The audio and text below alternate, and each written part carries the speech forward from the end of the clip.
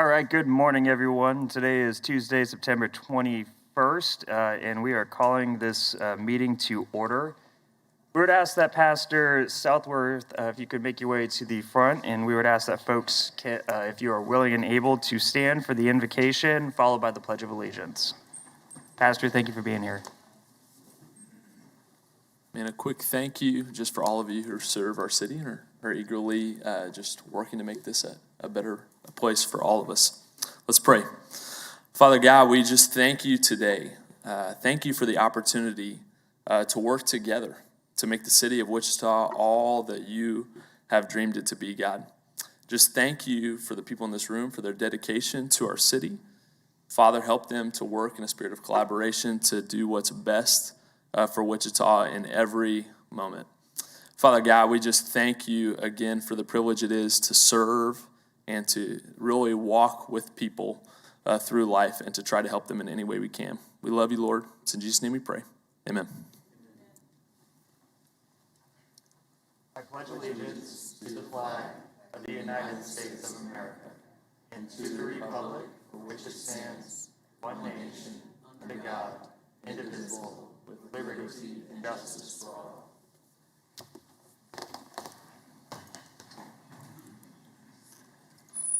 All right, Madam Clerk. Approval of the minutes of the regular meeting on September 14th, 2021. Has every member had a chance to review the minutes? And if so, is there a discussion on the minutes? If there is no discussion on said minutes, then I will make a motion that we approve the minutes as they are presented. Is there a second? Second. Motion is seconded by Vice Mayor Johnson. Clerk will open the roll. Members cast the vote. The result of 7 yeas, that motion does pass. Madam Clerk. Proclamations. Proclamations. Before we get started on proclamations, I'll take a point of personal privilege to recognize that we have the Honorable Representative Helgerson with us in the room. Thank you, Helgerson, Representative, for being with us. Is there I don't see any other elected, so we will move on to proclamations. The first proclamation will be Commercial Real Estate Week. If you're here to receive that proclamation, if you can make your way down to the podium, then please do.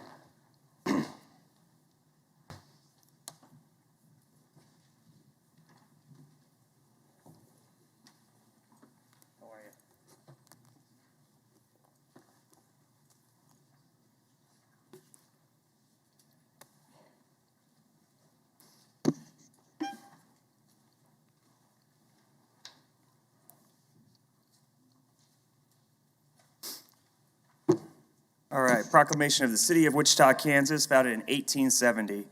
Whereas commercial real estate represents approximately 33% of the assessed property valuation of the City of Wichita, Kansas, and 26% of the assessed property valuation of real estate in Sedgwick County, Kansas. Whereas commercial real estate is a significant contributor to the nation's economic engine, contributing an estimated $118.4 billion to the U.S. economy, with Wichita commercial real estate industry contributing $153 million per year to the Kansas economy. Whereas commercial real estate consists of and provides many necessary facilities that contribute to the Wichita and Sedgwick County community quality of life, such as employment, factories, shopping, recreation and entertainment, dining, and retail or rental housing. Whereas commercial real estate is the province of commercial and investment real estate brokers to assist our citizens in the purchase, sale, lease, and development of real estate, and the performance of commercial real estate has historically been a key driver to economic growth in the long term. And now, therefore, be it resolved that I, Brandon Whipple, Mayor of the City of Wichita, Kansas, along with the Wichita City Council, do hereby proclaim September 28th through October 1st, 2021 as Commercial Real Estate Week in the City of Wichita, and encourage all citizens to recognize the importance of commercial real estate brokers. Thank you, Mayor Whipple and City Council members. My name's Kristen Stang. My business address is 608 West Douglas, Wichita, Kansas, 67203, and just honored to be here and to accept this on behalf of the local chapter of CCIM. If you're not familiar with CCIM, we are a commercial real estate organization. We represent over 200 commercial real estate professionals across the state of Kansas. Our mission is to be the voice of commercial real estate. We will be celebrating Commercial Real Estate Week next week. We will have some education courses, marketing sessions, a luncheon featuring a national economist, and a cocktail reception on Friday that evening. So thank you again for this proclamation, and hope to see you all there.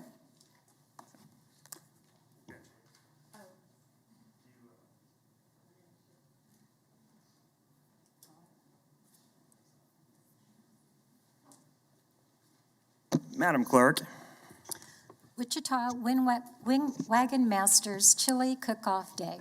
I'm guessing there's a few wagon masters in the auditorium today. If you can make your way down to the front, that would be appreciated. And we got a couple wagon masters on the bench as well. If we could get the wagon masters down to the front. And sadly, I am not a wagon master, but because we have a member of the elected body who is a wagon master, I would ask that Councilmember Fry come up here and go ahead and read the proclamation and make sure we pass it along. Thank you, Mayor. Wait for all the fellows to get out. Is anybody working today? So this is a proclamation from the city of Wichita, Kansas, founded in 1870.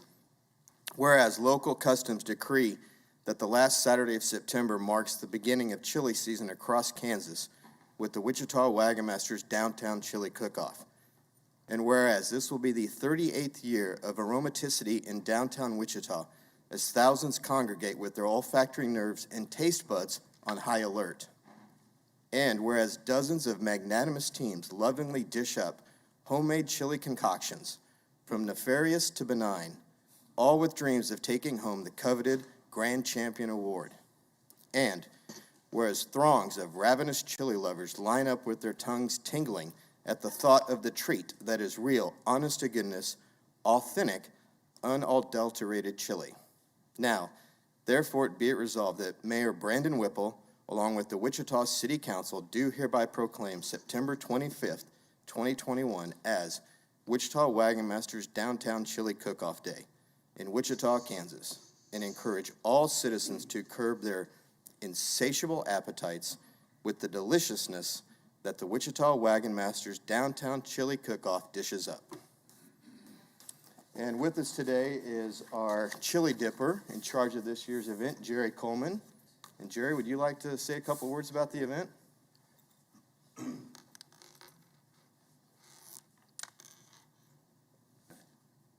Thank you, Brian.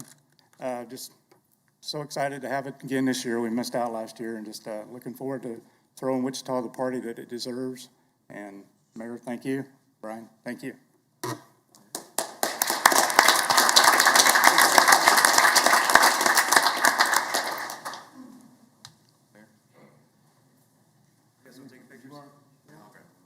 We got a documentary. All right, we got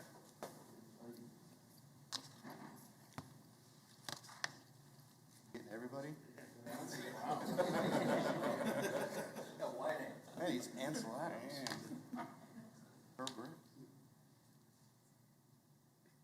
I don't know what's going on, but it's fancy. That's how we roll. Thanks you.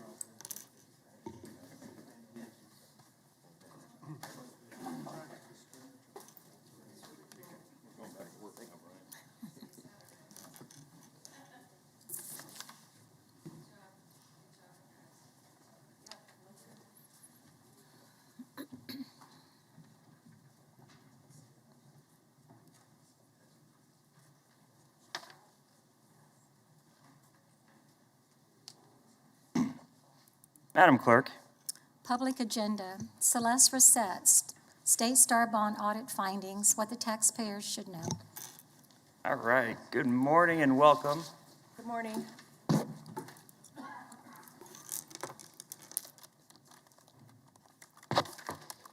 Good morning, City Council and Mayor. There are several problems with Star Bond projects, state tax and revenue bonds. Cities sell these bonds to provide cash for a tourism project. The bonds are supposed to be paid back over 20 years using the new sales tax brought from the development, money that could have been spent on healthcare, higher education, or quality of life. There are only 3 states in the United States that offer this type of economic incentive: Kansas, Nevada, and Illinois. And Nevada and Illinois stopped using this incentive. The Kansas Legislative Division of Post-Audit in Topeka just completed an audit of Star bonds. I read their report. Every one of you should read it too. Auditors are important, and oversight is critical. Auditors are so important that I'm going to remind you that I was a chief internal auditor and a certified internal auditor before I retired. This August audit report shows that Star bonds are not good. An earlier audit from 2015 found the same thing. A major weakness in Star bonds is the economic analysis. The 2015 state post audit found that cities creating their own numbers may be biased and problematic. Wichita's new ball stadium is a prime example of the problem that bias can cause. The Wind Surge project consultant Development Strategies came up with one set of revenue numbers for sales. However, city staff used their own numbers, which were higher. Actual revenue for the new ball stadium is half of what city staff projected. A second problem is Wichita's non-compliance with tourism numbers. 20% of visitors to Star bond projects should come from outside Kansas, and 30% should come from at least 100 miles away. Meeting these 2 goals is important because tourists are more likely to create new spending in the Kansas economy than Kansans. But the state doesn't track Star bond project tourism city spending, and Wichita doesn't track tourism numbers. So no one knows if tourism dollars are really being generated. The audit found that only 3 of 16 Star bond attractions they reviewed met the tourism-related program goals. Let that sink in a minute. Only 3 out of 16. Another problem is that 50% of project costs must be private investments, but that's difficult to predict. The 2020 Star bond report lists Jim Corrick's Fairfield Inn as a private investment. But as you know, our hotel guest tax that takes care of Century 2 was tapped to fund this project, making it a public investment, not private. Another problem is the Star bond projects don't deliver. The state audit found that it can take decades for the state to recoup the sales tax revenue it gave up for Star bond districts. The new ball stadium is not delivering on revenue. We are currently tapping into a previous Star bond phase to meet debt payments. This ends in 2027 when the earlier phase sunsets. Debt payments will be over $4 million a year. So where is the city going to find this money to pay this debt? Another problem is that development could have occurred without making it a Star bond project. The audit reviewed the Stryker Sports Complex. $71 million was issued in bonds. The audit found this sports forum does not draw out-of-state visitors and was likely to develop without Star bond financing. Many of the businesses existed before the bonds were issued. That means the state would have gained some of the sales tax revenue even without Star bond financing.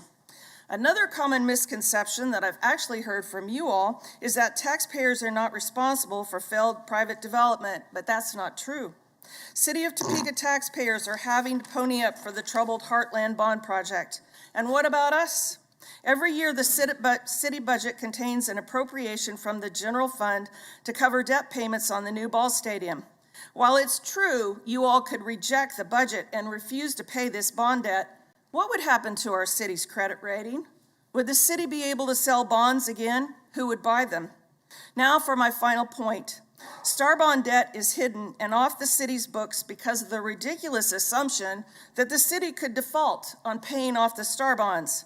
If this debt was reported on our financial statements, we would be at almost half of our legal debt limit. That's pretty scary because that doesn't leave room for issuing bonds for the new water plant, which you're going to have to start paying for pretty quickly.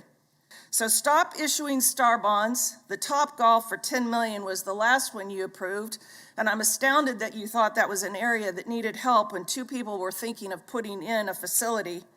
And stop pretending that we have no responsibility for this $110 million in debt. Taxpayers want fiscal responsibility, and it's time we got it. And I suggest you read the latest Star bond audit issued from the state of Kansas in Topeka. Thank you. Celeste, real quick, you Sure. mentioned 3 out of the 16 projects were in the report. In their report. In their report, they were performing at or above expectations. Which 3 were they? Do you know off the top of your head? Yes, but hang on a second so I can read straight from the report. And I'm glad you're asking. Thank you for asking because course. it's important you all follow this. One was in Kansas City. It was, let me get the name of the project because I don't have these memorized. And I apologize for putting you on the spot. I'm just That's okay. interested in checking them out. Kansas City Village West. And there was the Overland Park Prairie Fires so far kind of meeting it. So that's the other one. So there's a list here, and I would suggest you take a look at this list on page 4 and read the report. Yes, ma'am. Page 4. Good question. The report's dated August 2021 from the State Post Audit in Topeka. And legislators up in Topeka and I have been talking about the Star Bond program, and there will probably be a bipartisan effort to try to change it even further. Thank you. There's no further questions. You're welcome. Thanks. Madam Clerk. Shirley Stahl. Wait. Guys, thank you. In the very beginning, there's a video that talks about decorum. It's really my responsibility to try to maintain decorum, and that means we can't have, I understand people would want to clap, but if we allow clapping, then we're going to also evolve into other types of noise. That's why our decorum rules are pretty specific, that I am supposed to tell everyone to please, no clapping, no heckling, no shouting. We want to just continue with the business. So please make my job easy today. Madam Clerk. Oh, Councilmember Fry. Thank you. Just because we had a couple of statements that were made by the speaker, I'm hoping to get some clarification from staff, if we could. So, Mr. Layton, I know the speaker talked about our debt and how are we comparing to previous budget and so forth.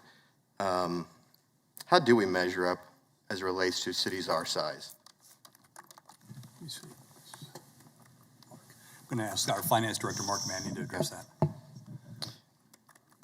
Chair recognizes Director Manning. Good morning, Councilmember Fry. Your question is, how does the city of Wichita's debt measure to comparable peers? Correct. That's a challenging question because every city is different and every city operates in a different environment. But what I would tell you is that our debt has been declining for the last decade. We measure our debt not necessarily based on the nominal level, but our ability to pay that debt. And we have a benchmark which you're familiar with. We target about 50% of our revenues for debt service. We are in fact below that measure right now. And again, we also measure our debt based on the state debt limit, which is statutory. We are at about 30% of the state debt limit right now. In fact, we're about $800 million below the state debt limit. So we've got a lot of capacity there. But generally speaking, our debt load is relatively conservative compared to a lot of other communities. So as a follow-up, there was also a statement made about our Star Bond debt not showing up in our ledgers and in our budget. Is that an accurate statement, or Well, how do as you you address know, that? we prepare our financial statements under the guidance of an external auditor who reviews them for conformance with generally accepted accounting principles. They review our financial statements and they make an opinion on our financial statements. And we have received an unmodified opinion, which means our financial statements are in conformance, in their opinion, with generally accepted accounting principles. We do reflect some of the Star Bond debt. We reflect the portion that is allocated to the percentage of the sales tax in that district that are attributable to the city of Wichita, which is about 4.27%. That portion of the Star Bond debt is reflected on our books. But again, the other portion is not, and again, that's in conformance with GAAP. So a couple of the Star Bond projects that the speaker mentioned, are they a threat to ruin our budget? Well, that might be a better question directed to legal counsel. Okay. Do we have someone here that can answer that question? Oh, I see Joe in the back. Thank you.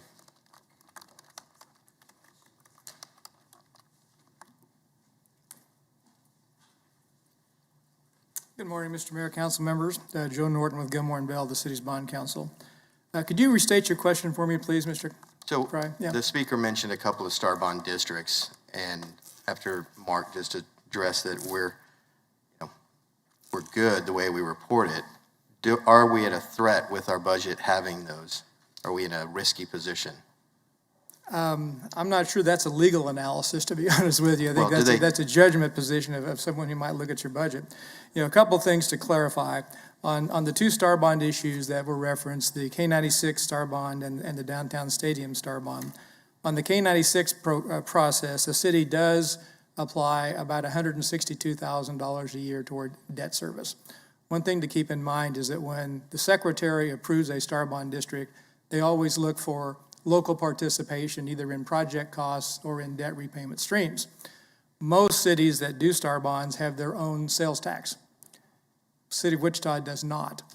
And so basically, the state is always asking, okay, what else could be used to supplement revenue stream, because you have one half of the money you get from your share of the county sales tax. So we're kind of down in the 20 to 30 mils of sales tax.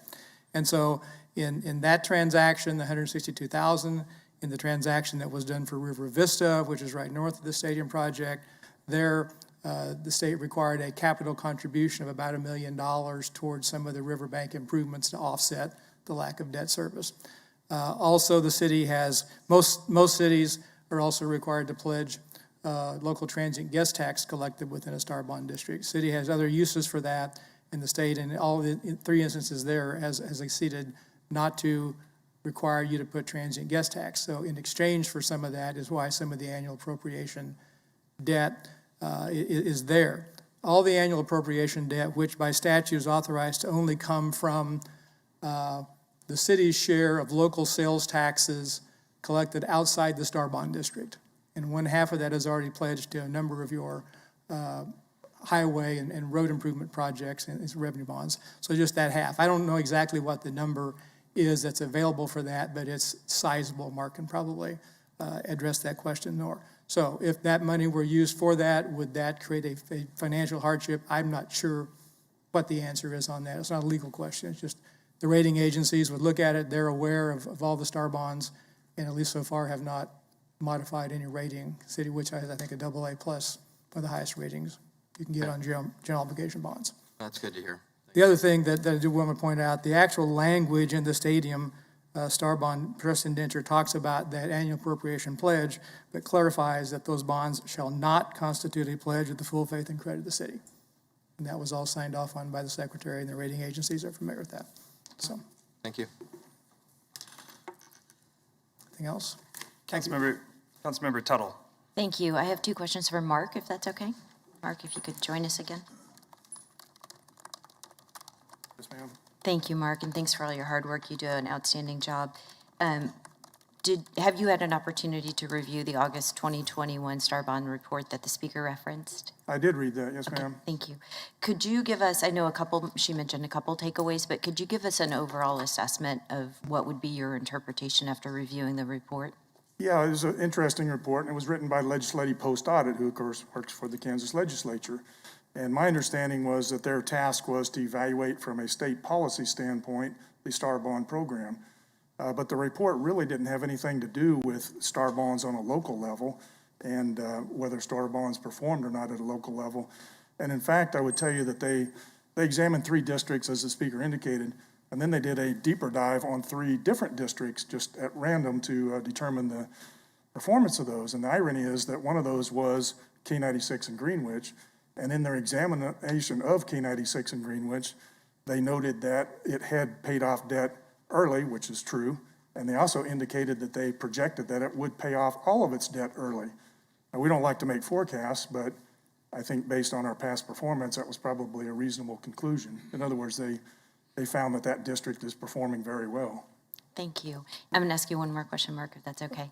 A message that we have heard several times is that our city is not doing what we should to ensure that our financials are accurate, that, we're not necessarily taking the steps that we should. I don't have a finance degree. Many people who are watching today or in the audience don't. In a way that my neighbor could understand, could you explain how we ensure that our financials are accurate? Thank you, Mark. Well, again, everything that we everything that we do is reviewed by third parties in a number of different ways, but probably most relevant to your question is our annual financial statements each year are audited by a CPA firm, and that's required by state statute. And that firm, again, does that audit, and they review everything we do. They test all our procedures. They review all our work papers, and then they make an opinion, a professional opinion as to whether we're following generally accepted accounting principles and whether everything is okay. And again, our opinion has been that we have an unmodified opinion, which is the highest level of opinion that you can get. So that's the third-party review of our financial statements, and I don't know if that answers your question or not. Councilmember Clayco. Thank you. Mark, I just have kind of a bigger question, kind of stepping back a little bit. We've talked about just the status of our bond rating. Okay. And can you explain how credit bureaus assess city finances, obligations, risks, all of those things that go into a bond rating? Yeah, we have bond ratings. We use Standard & Poor's and Moody's, and each has a methodology. They're similar, but a little bit different. But basically, they use both quantitative and qualitative analysis, but they look at different areas.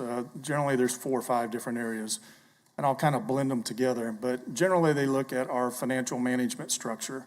They look at our management team, they look at our performance, and they make an opinion there. We generally score very well in that area. They look at our debt levels, and they look at what our debt levels are compared to other entities that they rate.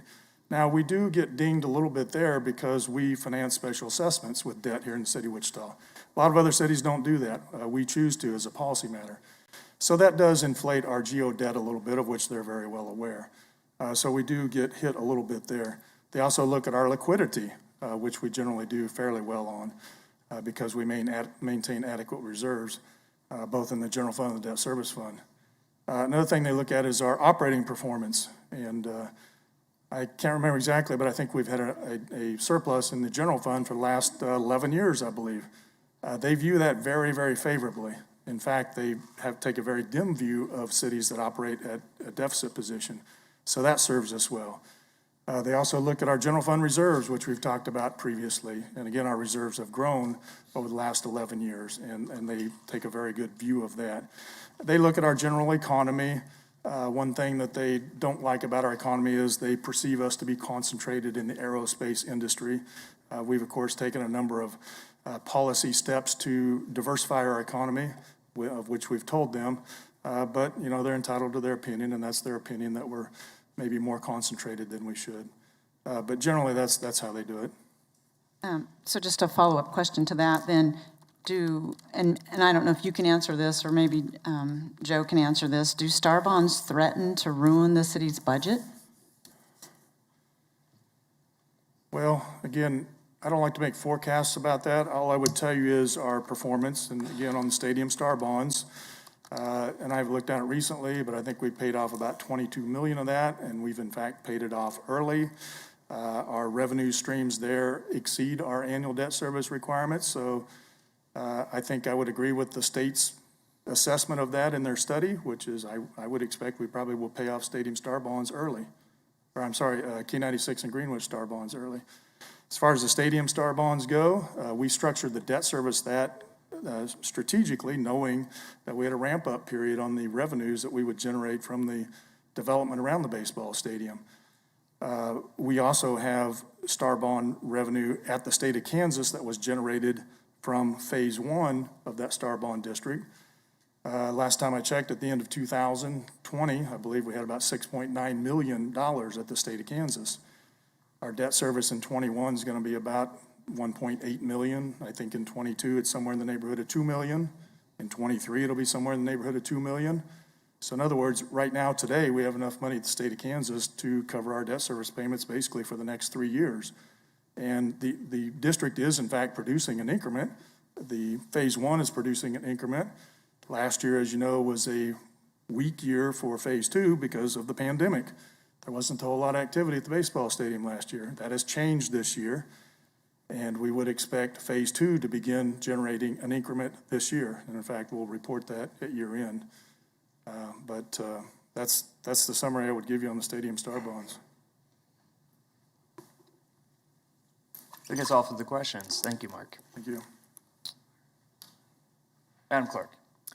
Shirley Starr, unhappy with how money is being spent. All right. Is Shirley Starr here? If not, we'll go on to the next speaker. David Griffiths, non-discrimination ordinance.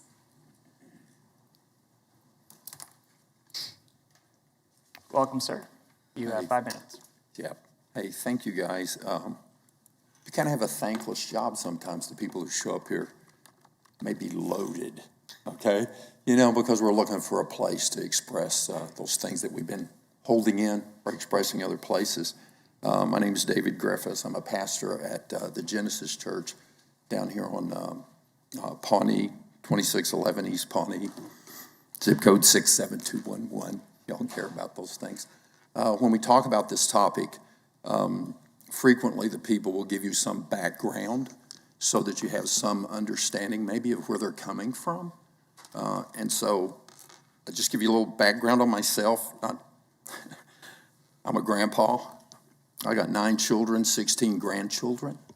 3 of those are biracial. I'm part of the Greater Wichita Ministerial League. Most of you guys are familiar with that. It's by and large an African-American ministerial league. I've been part of it for 20 years. I hold tenure. I've been a member longer than any person there right now. I also run one of the, for the last 15 years, another different ministerial here in town called Heartland Transformation.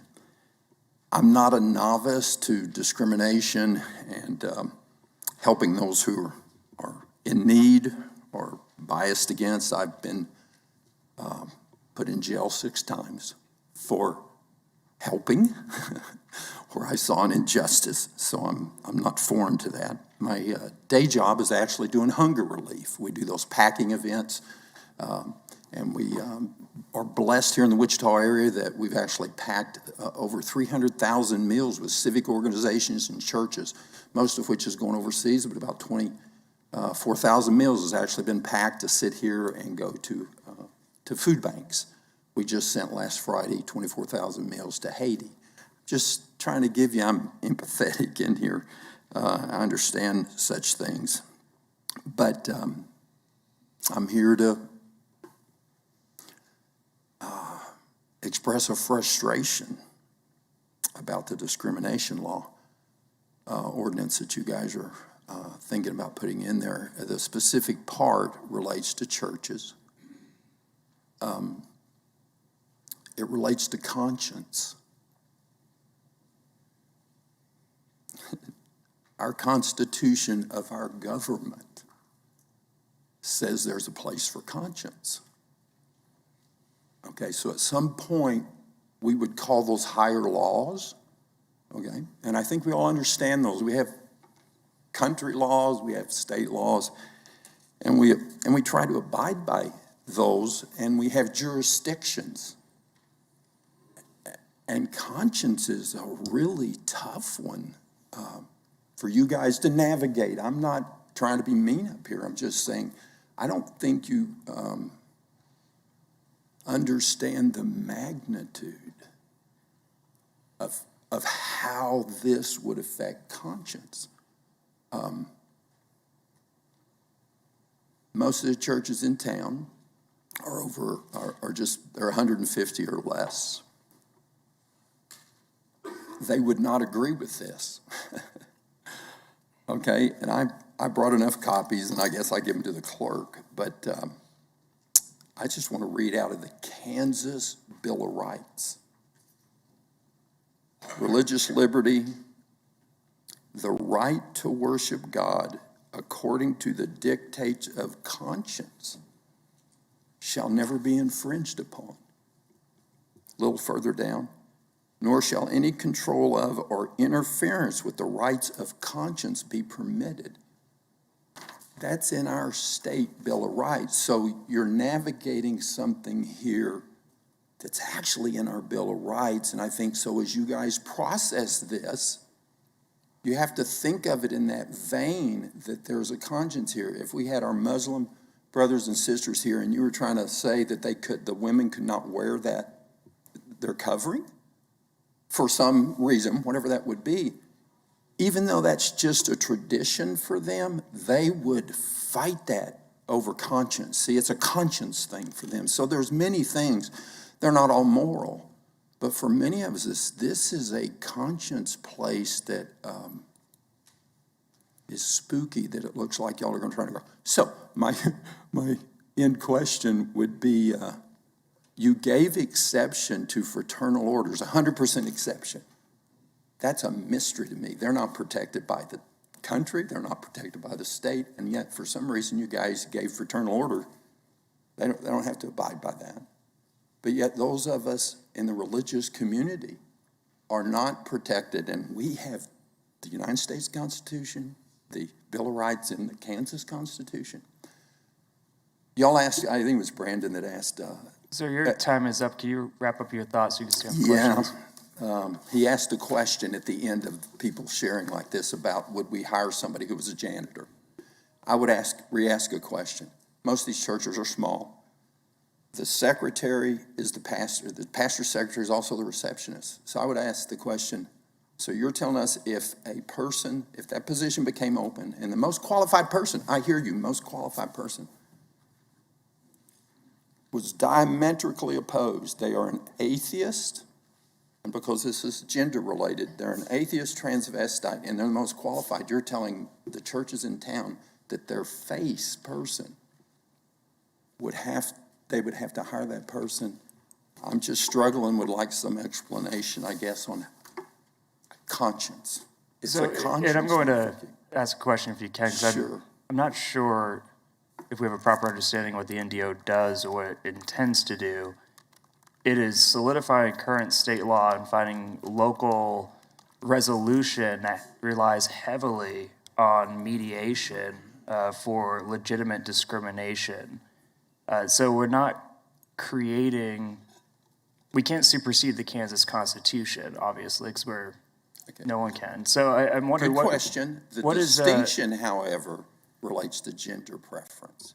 So this is the deciding conscience part. I'd vote, I think most people would vote for this as support of the state.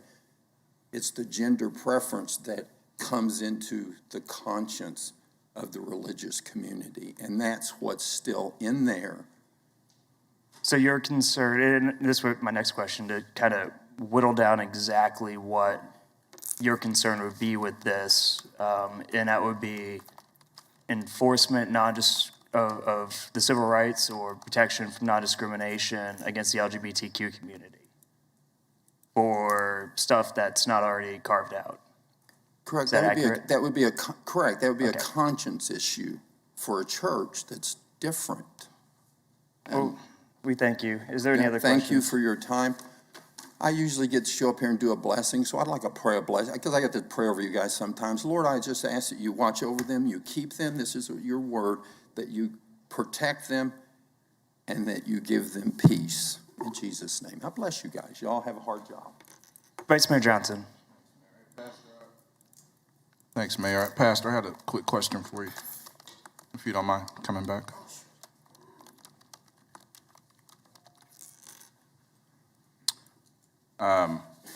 In this ordinance, if there was conscious conflict religiously around race, what would you say to that? Would that be acceptable? No. No, because there is a distinction between those. I don't think there's any church that has that would have that issue. See, we're talking about a moral thing here, and we have different moral ways, okay? But historically that's been a religious... Yeah, and that's a sad plight on us. But it's the same argument that you're using now. Most of your black pastors, if you talk to them, I'm part of the Black Ministerial League, they would say, I can't change my skin. Yeah. I can't change my skin, so that makes it a different distinction. I can't change. So it's this preference thing that makes the difference of, if the secretary I'm just, I'm not trying to be mean with saying it was a transvestite, but I'm just trying to say that would be a tough spot. The term is transgender, but that's not what I'm not saying that. Well, no, I was being specific. Your argument is a conscious argument, so I'm asking you consciously if there was a religious concern with race, is that acceptable? Because for you, it's a conscious thing. No, there are limits. I would absolutely agree there are limits, whether it's race, whether it's sex between male and female. There's all those things, you have them listed. It's the gender preference. Science, you're just asking me, so I'm telling you, science tells us if there's 8 billion of us on the planet almost, 100% of us go get tested, we're going to be male or female. That's not accurate. It's okay for people to have their preference. We're just saying the house of worship is a protected place via the Constitution of the United States and the Bill of Rights in Kansas. So it's just a distinction place. But the argument you're making, well, scientifically, not accurate, because there are people born with both male and female, and their DNA Right, actually and is if a you little check their different. genetics, they will be one. It's actually different as well, if you deep dive into Okay, that. well, But, you and I can pull up but our science people. We can, yeah. Okay. But again, you're making a conscious argument, and that's all I'm focusing on. So if consciously it's okay to discriminate against LGBTQ, what's the difference between discriminating against race? Because consciously, if I say my religion is saying, you know what, black folk, brown folk, Asian folk, we don't want to hire them, we don't want them working here, we want to fire them, and I use a conscious argument, by your definition, I could do that. This would not be the only conscience spot. If we had someone working and we found out they were an ongoing thief, okay, we didn't know they were stealing, our conscience would say we're not going to keep hiring. They can't stay as an employee. But there would be many places that conscience of our moral standard. So it's not just this one. Theft is an action, it's not a being. So that, to me, is different. Nobody's going to stop that female, that male. This is, I know you're trying to make it the same. And I would stand with you. Most of my black brothers in the Greater Wichita Ministerial League, I've heard them. They don't consider the preference of gender to be the same as a skin color you cannot do anything about. Gender's not a preference for folks. Well, so I don't know, maybe we're going to agree to disagree, but as you said. But why is this in here? But the concern is you are making a conscious argument. And I know, because I've experienced discrimination, that conscious argument I'm sure you have.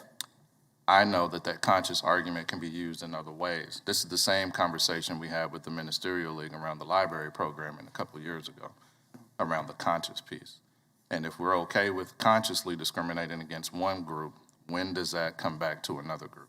That's the concern. Then my question is, what in the world is this doing in the Bill of Rights? Because somewhere our founders said there were places conscience matter. The Supreme Court of the United States decided, so you have the Supreme Court of the United States deciding that someone's conscience, most people know about the baking, the baker who his conscience, he didn't want to bake the cake. Supreme Court of the United States decided he had a right to his conscience. I guess you need to help me understand what in the world this is doing in the Bill of Rights and what conscience things it would relate to then. My last thing, because I don't want to take up a whole lot of time on this, was were you aware the Supreme Court with the 6-3 decision also said sexual orientation, gender identity was protected? Conscience gets to rule, though. Were you aware that the Supreme Court that you just cited did make that decision? Under a different ruling for a different situation. Okay, so I'm okay with that. All right. Thank you. I asked what does this mean then? And I'm going to leave you a copy. I just printed it off. This is straight out of the Bill of Rights. I'll leave it with the clerk. You explain to me what conscience means then, because I'm hearing we don't get to have one.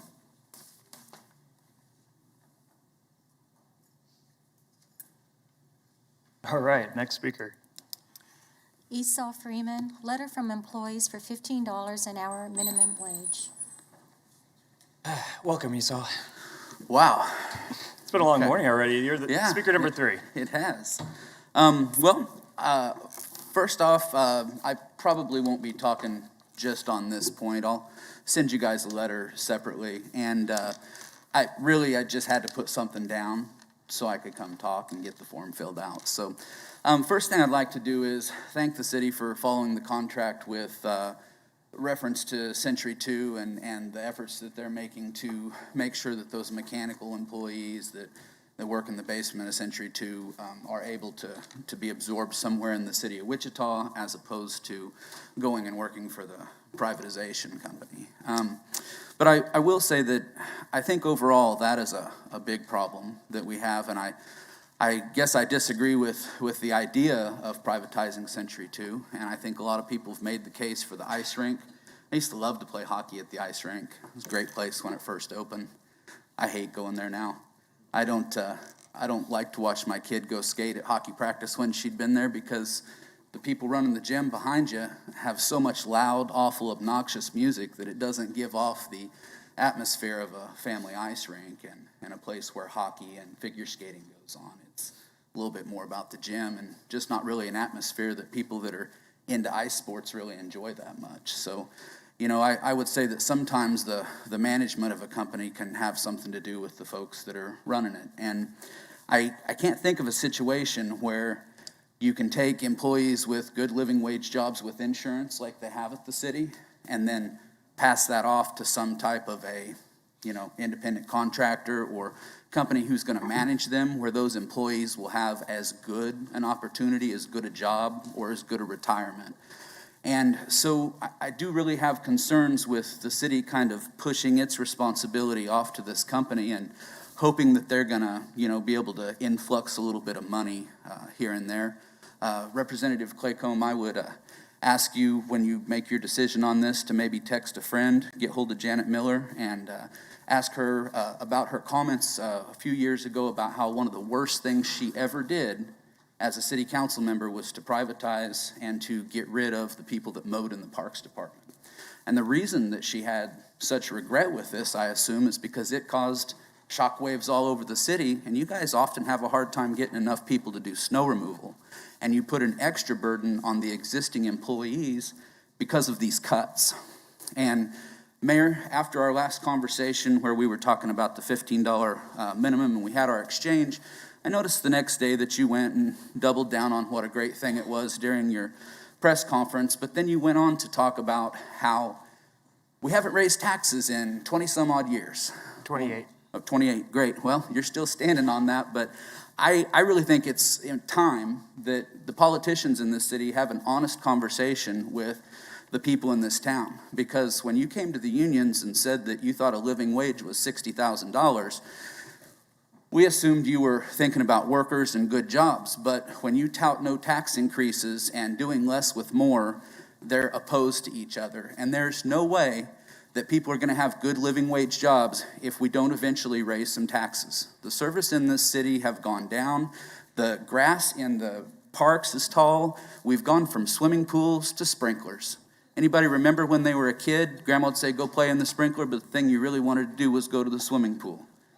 Now we've got a whole bunch of little sprinkle pads around town, and I know some people are happy about them, but quite honestly, that is a very good depiction of having big things that served everybody and then bringing them down and making them smaller and less good.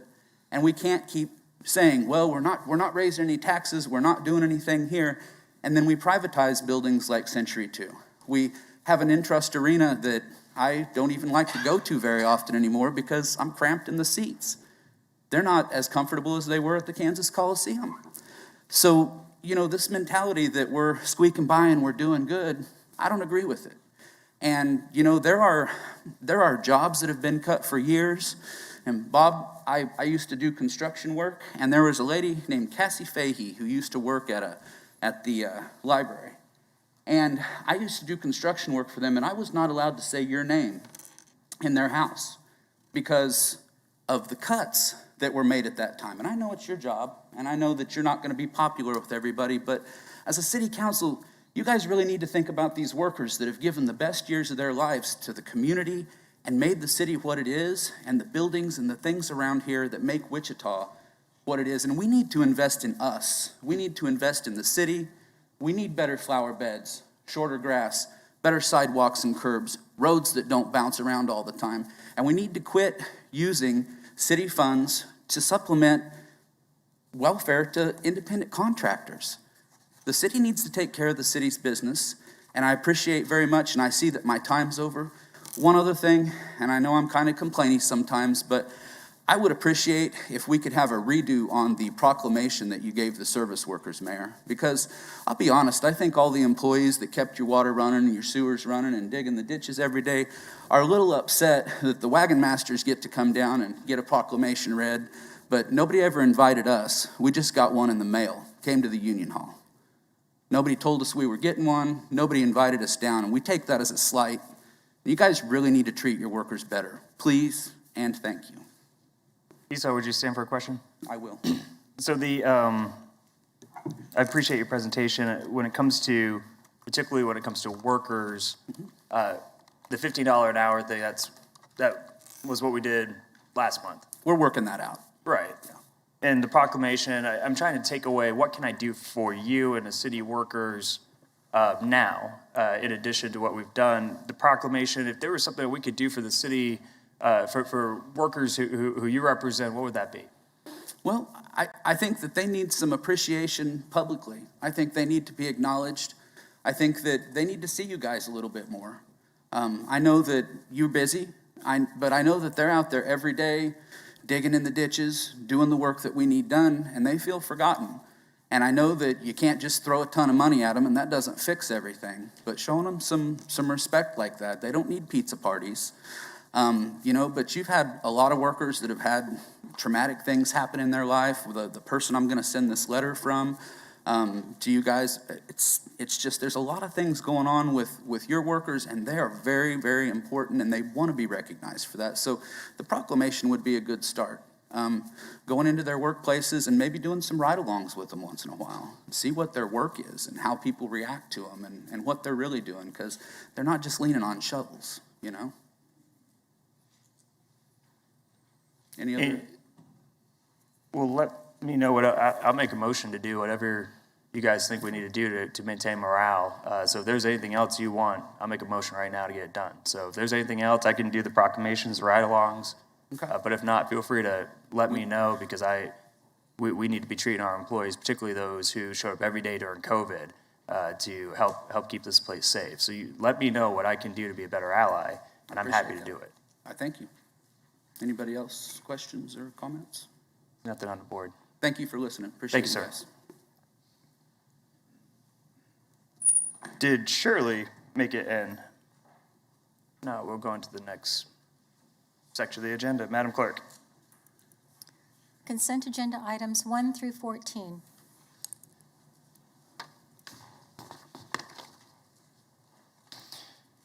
All right, has every member had a chance to review the consent agenda? And if so, is there any discussion on any of the items?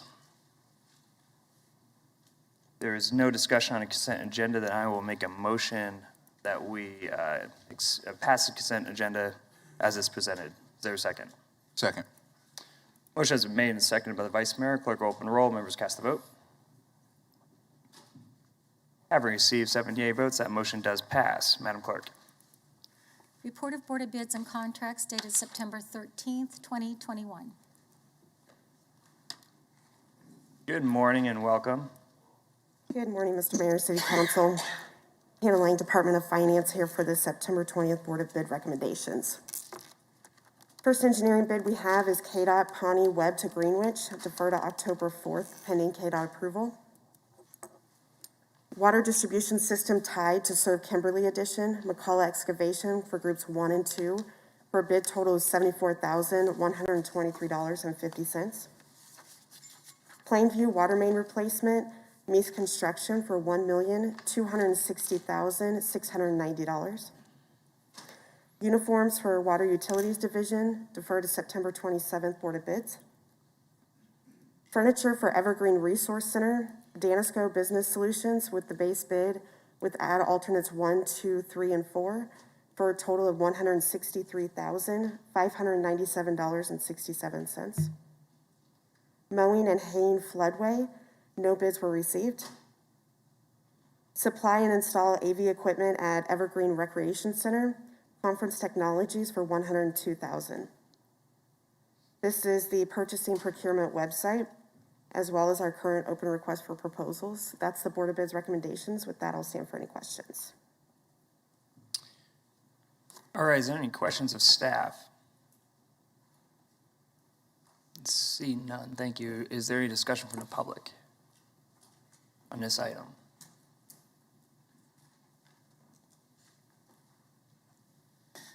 One of the items that was just on the presentation is that the Wichita Ice Center rink is going to be rebid on. Thank heavens, it's been 10 years in the making. You've just heard how awful that facility is. You heard in July from users of the Wichita Ice Rink Center how they have complained repeatedly to you over the years. And I'm just curious, when we do submit that for a new bid or write a request for a proposal, how are we going to collect almost $500,000 that's owed to us by Rodney, Stephen, and Genesis Gyms? Curious about that one. It's a good question for Yeah, staff. thank you. Mr. Manager, they don't let me go out there and collect debt, so. Mr. Mayor, actually, that's a legal matter that I'm not at liberty to talk about at this time. Okay. Thank you. Further input on this particular agenda item? Yes. Ms. Lehman? Welcome. Mr. Mayor and the City Council members, I, for one, am fed up with the appearance to many of us that a handful of contractors and developers are running the city. I'm angry that money that was supposed to go to the maintenance of Century 2 was stolen and diverted for other pet projects, while our Century 2 was allowed to disintegrate as appeared to be planned. Privatization is a nice word for union busting, and that's what's been going on. I know it and you know it. Every time we do this, we dump dedicated, hardworking citizens that have been working for us for years out on the street. They and their family don't have income. They don't have health care. They don't have insurance. They don't have anything except a desire to make a living, and we've just destroyed it. Yes, we may shuffle some of these folks from Century 2 off to other city jobs, but it still won't replace them. I'm going to challenge you. I'm going to challenge you to keep Century 2 under the control of the city as it should be, not given over to some damn private contractor. And I'm further going to challenge you to have the courage to allow the people that own Century 2 and the downtown library to actually have a chance to vote on what we would like to do with our buildings. Thank you. So we are on report of bids and contracts, and I'm only saying this because I know the previous speaker kind of drifted off into an item that is under new council business, item number 1, which is about Century 2. So if you are here to speak about Century 2, if you could please wait until we're on that item, that would be preferable. Any input on the report of bids and contracts that was just presented from the public? If not, we'll bring discussion back to the bench. Same discussion on this item. I see none. If there is no discussion on this item, then I will make a motion to accept staff's recommended action to receive and file the report, approve the contracts and authorize the necessary signatures. Is there a second? Second. Motion has been seconded by Vice Mayor Johnson. Clerk will open the roll. Having received 7 yea votes, that motion does pass. Madam Clerk. Unfinished council business, renaming of McAdams Recreation Center. Mr. Martin, welcome, sir. Morning, Mayor Whipple, members of the Wichita City Council. Dante Martin, Assistant City Manager. Here on behalf of our Park and Rec Department. As you know, our Park Department is competing at the American Academy for Park and Recreation Administration, competing for a gold medal in Parks and Recreation Management. So I'm pleased to make this presentation on their behalf. Quick background or recap of slides that were presented a few weeks ago. McAdams Park is a large community park with many amenities named for Emerson McAdams. It is over 100 years old and is formerly known as McKinley Park. Several of the attractions at McAdams honor community members. We have the Robert Bob Thompson baseball field, the Charles Goose Dowdy Jr. tennis facility, Antoine Carr basketball courts, the Barry Sanders football field, as well as the McAfee swimming pool, which was renamed last year, I believe. As far as naming facilities, it's set by council policy, and qualifications to rename the McAdams Recreation Center as the Carl G. Brewer Community Center is that Carl G. Brewer was the city's first popularly elected African-American mayor.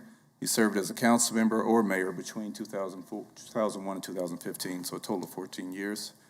He helped shape many of Wichita's key areas, including downtown development, the Advanced Learning Library, as well as the Wichita Eisenhower National Airport. As I mentioned earlier, City Council Policy Number 13 provides guidelines and requirements for the naming of public facilities. Those guidelines include the person must have made a significant contribution to the city. I point to former Mayor Brewer's public service as a council member and a mayor, being the first African-American elected mayor, and also a mentor to many of us in the local community. This slide depicts the Recreation Center at McAdams, the naming as Carl G. Brewer Community Center, and it's anticipation of some significant work that's being discussed and designed as it relates to the rec center. There are no financial or legal considerations as far as the renaming of the facility. The item was unanimously approved by the Board of Park Commissioners on August 9th. Staff's recommendation is that the City Council approve the renaming of McAdams Recreation Center as the Carl G. Brewer Community Center. I'm available for questions, and Vice Mayor Johnson, I know that you've been actively involved in this project. Do we have questions of staff at this time? If seen none, thank you. Is there input from the public on this item? We'll bring discussion back to the bench. Oh, please, of course.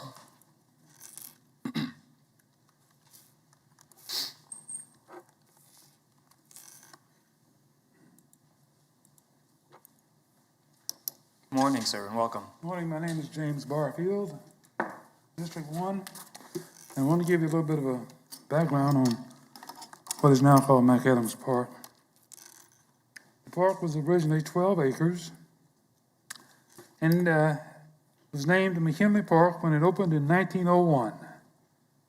Later, parcels were added in 1941, 46, and 1980. In 1966, the City of Wichita renamed McKinley Park to McAdams Park in honor of the late Emerson McAdams. McAdams, a former city police officer, served 27 years as director of McKinley Park.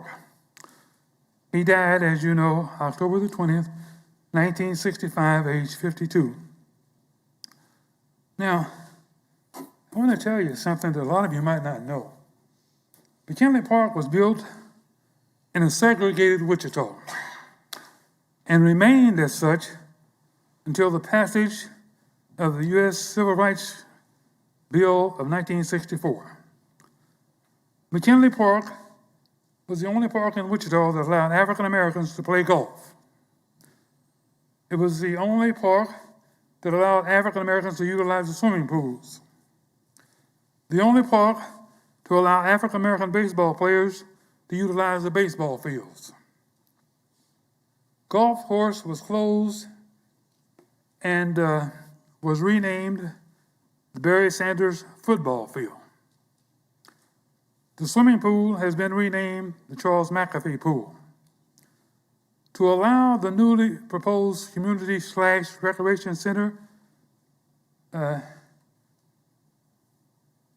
carry the name of Carl Brewer would be a disservice to both Mr. McAdams as well as Mr. Brewer. After all, we must consider Mr. Brewer served the entire city as mayor for 8 years. As such, he should not have to share naming rights with anyone. A. Price Woodard was the first African-American mayor in the city of Wichita. He has a park in downtown Wichita in his honor.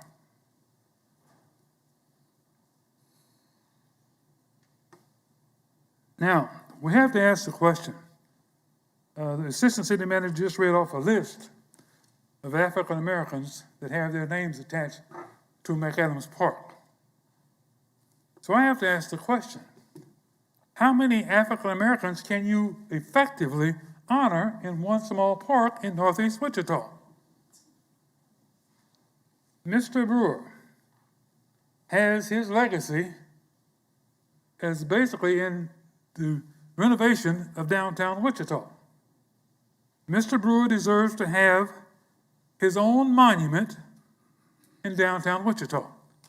After all, he funneled millions, if not billions of dollars into downtown Wichita. Mr. McAdams, I knew him. I loved him. Everybody in northeast Wichita loves and respects Mr. McAdams in his death today, just as they did in his life. You will not find a single individual that would ever say anything negative about Emerson McAdams. Now, if we name this rec center, what's left to be called McAdams? The only thing that's left is the baseball fields. That already carries the name of Mr. Thurman.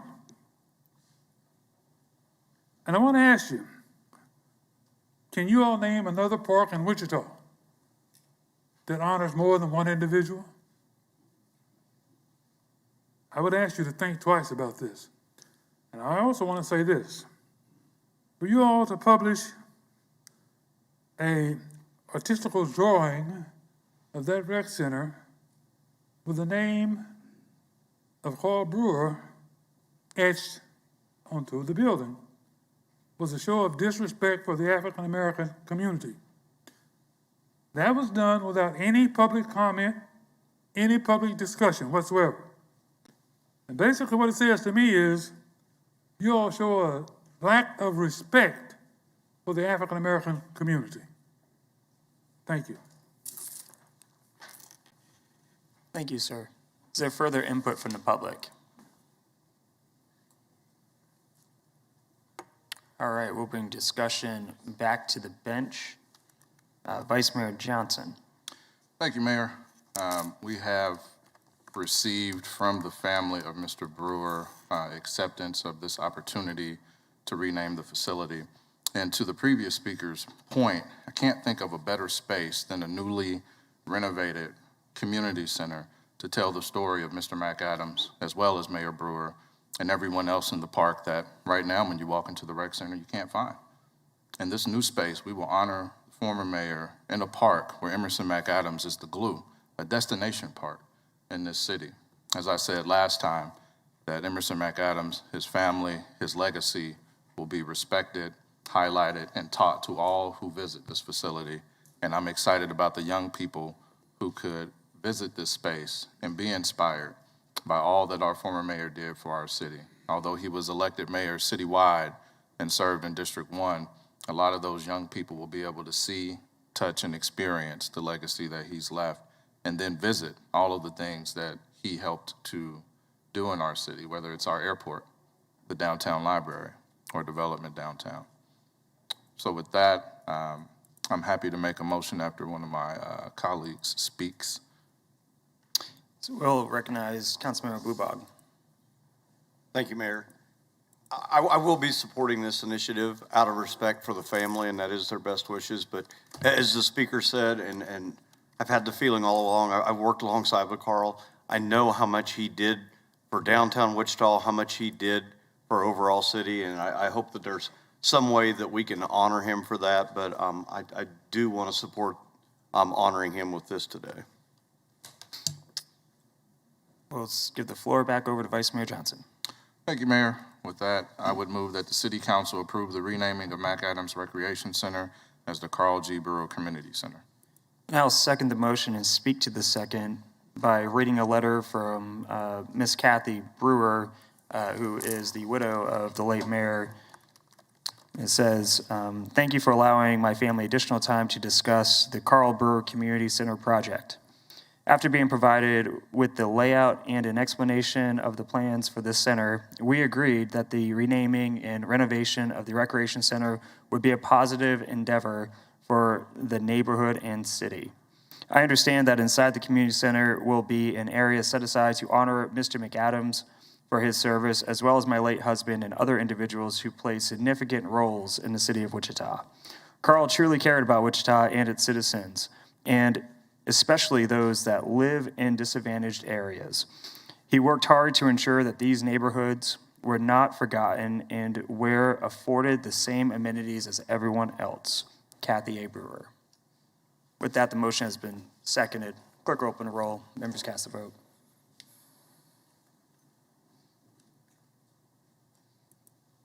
Having received 7 yea votes, that motion does pass, and the center will be renamed the Carl A. Brewer Center. Madam Clerk. A new council business, professional management services operating agreement for Century 2.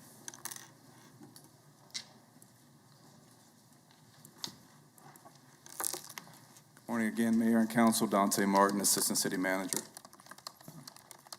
During the 2020 budget process, staff evaluated the current Century 2 management structure and the potential to improve outcomes.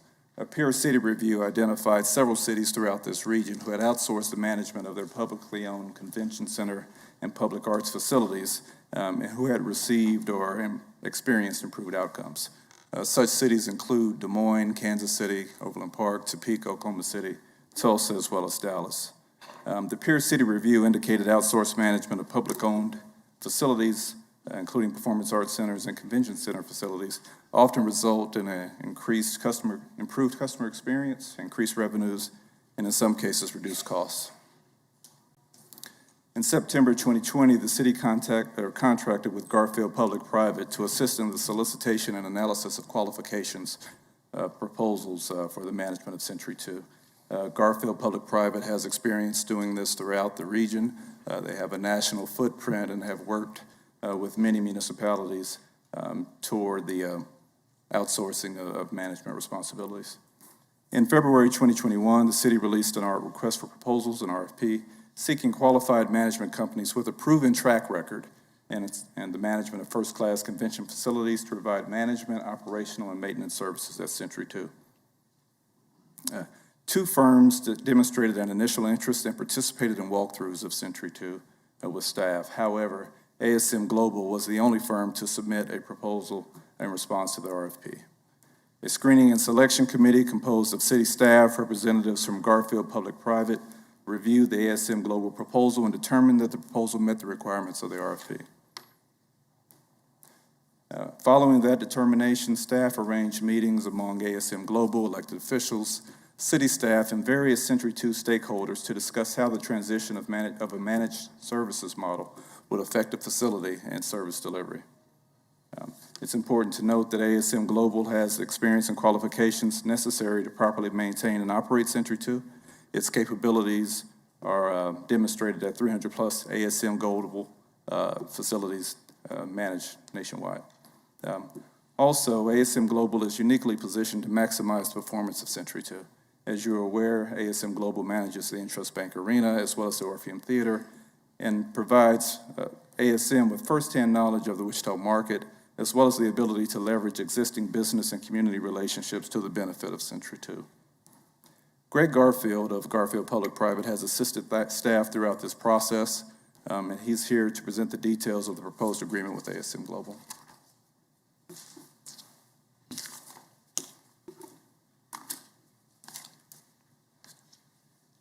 Welcome, sir. Good morning, Mayor and Council. It's great to be with you today. It's been a pleasure working with your staff, the city manager, Assistant City Manager Martin. Everybody on your staff has been great, professional, smart, reasonable, and we've spent many months having meetings, as Dante said, with stakeholders and user groups, contracted service providers of the Century 2, soliciting their feedback and input, having ASM involved in those conversations as well. And we do have experience with ASM in other markets, and have found on this particular proposal and negotiation, their proposed terms have been reasonable and market-based, and they're just, they're honest people and professional, and I think it bodes well if the city council elects to proceed with ASM as the operator of this venue. So I'm just going to walk through some of the major points, summary of the operating agreement, and I think the first slide here will be the term of the agreement. The term of the agreement would be, first of all, there's a transition period, a period that would run from October 1st through the end of this calendar year. And I'll talk about what ASM would be doing during that period in the upcoming slides. The initial management term would be 5 years from the end of the transition period. So that initial 5-year period would end on December 31st of 2026. And then there is a 5-year renewal term if the parties mutually agree to extend the agreement for another 5-year period. And so on the next slide, we talk a little bit about this transition period. Now, ASM has already done some due diligence. They have toured the facility, but among the things they would be doing during this 3-month period at the end of this year is working to transition current staff from the city to ASM and add additional staff if needed. I know ASM has had meetings with the existing staff, and ASM likes to use the existing staff where they can. You've got a great staff at Century 2. ASM's goal is to provide them the resources of a large international firm that has booking resources and capabilities, national and regional marketing and promotional support to make sure that you're adding events and high-quality events to your convention center and performing arts center, and wants to provide opportunities for staff, the existing staff at Century 2, to transition over to a career with ASM. Our experience is that ASM provides good pay and good benefits, market competitive pay and benefits. And I think Assistant City Manager Martin can probably tell you that depending on what the existing city staff decides to do, there may be some that decide, yes, we think this is a great opportunity, we'll transition over to ASM. There may be others that say we'd rather stay with the city. And Assistant City Manager Martin has said that he and the city manager would work to find positions for those that wish to remain as city employees elsewhere at the city. So during this period, ASM would do a more in-depth review of the facility and systems and advise of recommended actions, repairs and maintenance, capital expenditures. However, on their initial review, they don't see anything that would need a major investment, any investment by the city in order for the terms of this agreement to be consistent with the existing condition of the facility. In other words, the terms and conditions of the agreement that's before you are consistent with the existing condition of the facility. The initial booking policy is the existing booking policy that the city has, and there would be no changes to the booking policy without city approval. However, ASM may submit recommendations regarding modifications to policies and procedures that are in line with best industry practices, but ultimately the decision resides with the city, so the city maintains control. ASM would prepare and submit proposed operating budgets and capital expenditures plans. They would solicit and secure primary vendor services such as ticketing and parking and generating ideas to generate additional revenue streams to enhance the performance of the facility. And they would be booking and marketing and promoting events in the facility. So then we move to the management services, I believe is the next slide. And we first want to say that ASM is going to honor all existing agreements between Century 2 and third parties. So you have existing agreements for catering, concessions, facility services, decorating, et cetera. All those will be honored, and ASM will, at the expiration of those agreements, will make recommendations to the city on how to proceed forward with those services. They would continue to manage, market, book, and promote events at Century 2. I'm not going to read verbatim all these bullets here. You can see them. They would perform or subcontract for repair and maintenance at the building, as well as janitorial, cleaning, security, et cetera. And the goal would be to, in compliance with the booking policy, to operate Century 2 with a goal of maximizing revenue and minimizing operating deficits. And I've got a footnote at the bottom of this slide, so again, I want to reiterate. ASM will make best practices recommendations to the city regarding the booking policy, but it's the city's decision ultimately as to the approval of the booking policy and any changes that may be made to that.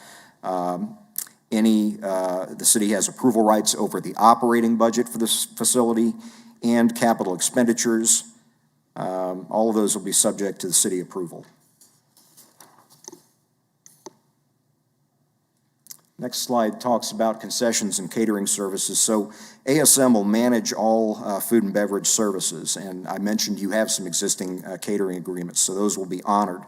ASM does have an affiliated company called Savor that does an excellent job of food and beverage service, and with 60 days advance notice and subject to city approval, ASM's affiliate Savor could provide F&B services for the building. ASM will also solicit and implement advertising and event sponsorships, and if approved by the city, they are able to secure naming rights for the facility or various components of the facility. Now that would be subject to city advance approval of ASM undertaking those services to secure a naming rights sponsor, and ultimately the terms and conditions of any naming rights agreement would be subject to city approval. They would obviously maintain accounting records and report regularly to the city monthly, and I'm my own worst critic. Forgive the typo here. I just found it while I was sitting in my chair. It's not monthly, it's monthly, quarterly and annually reporting to the city, and monthly meetings with ASM staff and the city finance staff and contract administrator to review financials and performance metrics for the building. Now, importantly, ASM has a requirement under this contract to operate the building in accordance with what we call the operating standards. That's a defined term in the agreement. And the next slide talks about what the operating standards are for the building.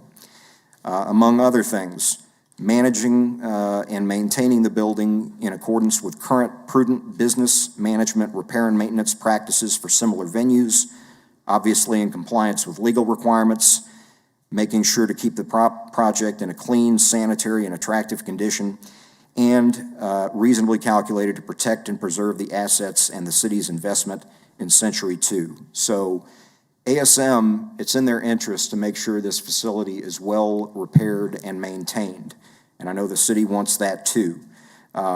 If the operator were to fail to undertake the ongoing repair and maintenance in accordance with the operating standard, they would be in material default of the agreement, and the city could terminate the agreement. So there's no incentive not to repair and maintain the building to the operating standard. The next page talks about capital expenditures. So again, at the top, the operator is responsible for routine repair and maintenance as part of the operating budget. The city would be responsible for capital expenditures. Those are generally expenditures that are major renewals or replacements, and where, you know, any one of those individual renewals or replacements exceeds $10,000 for any individual item, or has a useful life cycle of greater than 1 year. And the city retains the authority to perform, direct, and supervise capital expenditures. But the operator will present, along with the operating budget each year, will present a 2-year budget for recommended capital expenditures for the city. And the city ultimately has approval over whether you undertake capital expenditures. And then the operator would only be excused from compliance with the operating standards to the extent that if the city says we don't agree that we need to undertake this capital expenditure, if that impacts the operator's ability to meet the operating standard, they would be excused in that case. We talk about city events here. We've reserved the right for the city to reserve and book Century 2 for up to 10 what we call owner events each year. They would need to coordinate any such use in advance with the operator and not disrupt scheduled programming at Century 2. The city would have the right to delegate any of those 10 events to any third party, provided such third party is subject to the same requirements as any Century 2 user, such as insurance requirements. And there is a distinction here that the city or its delegated third party may not present popular entertainment events without operator approval, which is not to be unreasonably withheld. Some other key provisions of the agreement here. If there is a dispute, ASM and the city would work for the first 30 days to try to resolve that in just one-on-one negotiations. If that doesn't solve the issue, then the parties have 60 days to mediate, and thereafter either party would be able to pursue litigation. We include a radius restriction.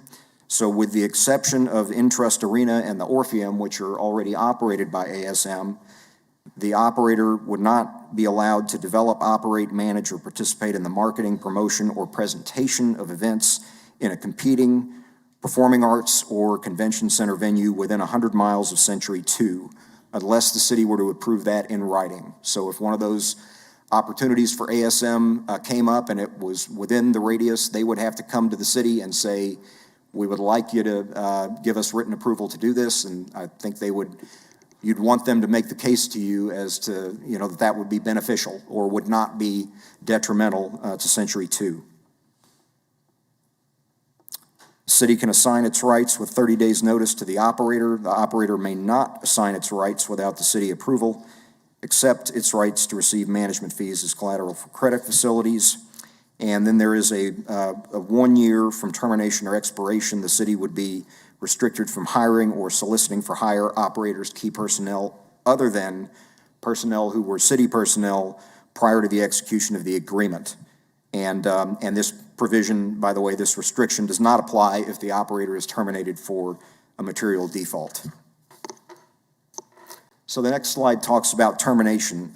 Either party may terminate the agreement if the other party commits a material default and fails to cure within the periods that are set forth in the agreement. Either party may terminate upon material damage to the building. That's a defined term in the agreement, and that means damage to the building that is in excess of $1 million over the insurance proceeds. And either party may terminate when force majeure, that's an act of God, prevents the presentation of 20 consecutive events safely and in compliance with legal requirements, and that does require 180 days advance notice. In addition, the city may terminate if council were to elect in the future to discontinue the use of Century 2 as a publicly owned convention center and performing arts center, and that would require a minimum of a year's notice to the operator. So during the term of the agreement and the renewal term, if any, the operator has to continuously operate and not abandon Century 2.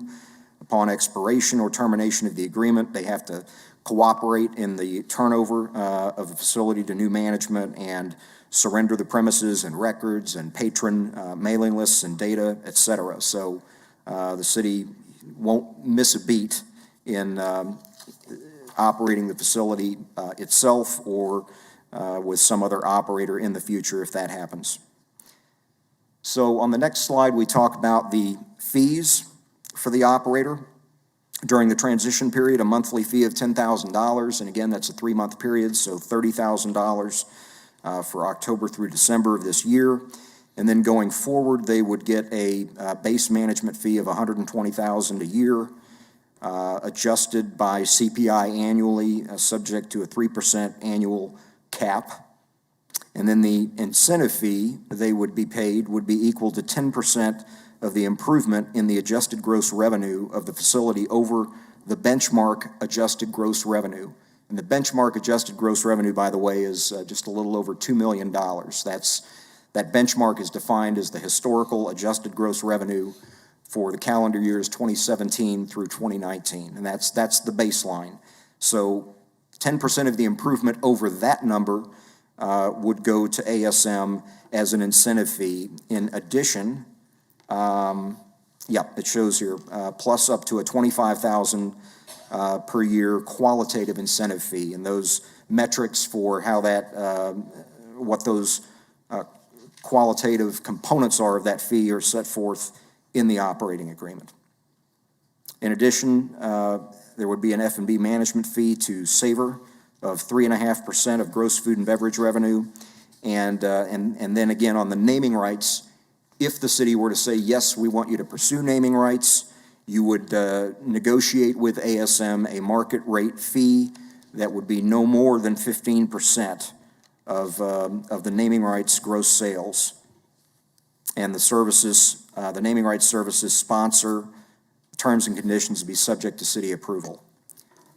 And then the final slide I've got here are the financial terms. ASM is proposing, ASM would make a $400,000 capital contribution to the city that would be deployed as directed by the city. Now I've got a footnote here. The parties would attempt to mutually agree on how that $400,000 would be applied. And the goal would be revenue generating enhancements to the building. But ultimately, if there's a disagreement between the city and ASM as to how that money should be spent, the city gets to say, it gets spent this way, this is where we're going to have you direct that contribution. That capital contribution would be amortized on a straight line basis over 10 years.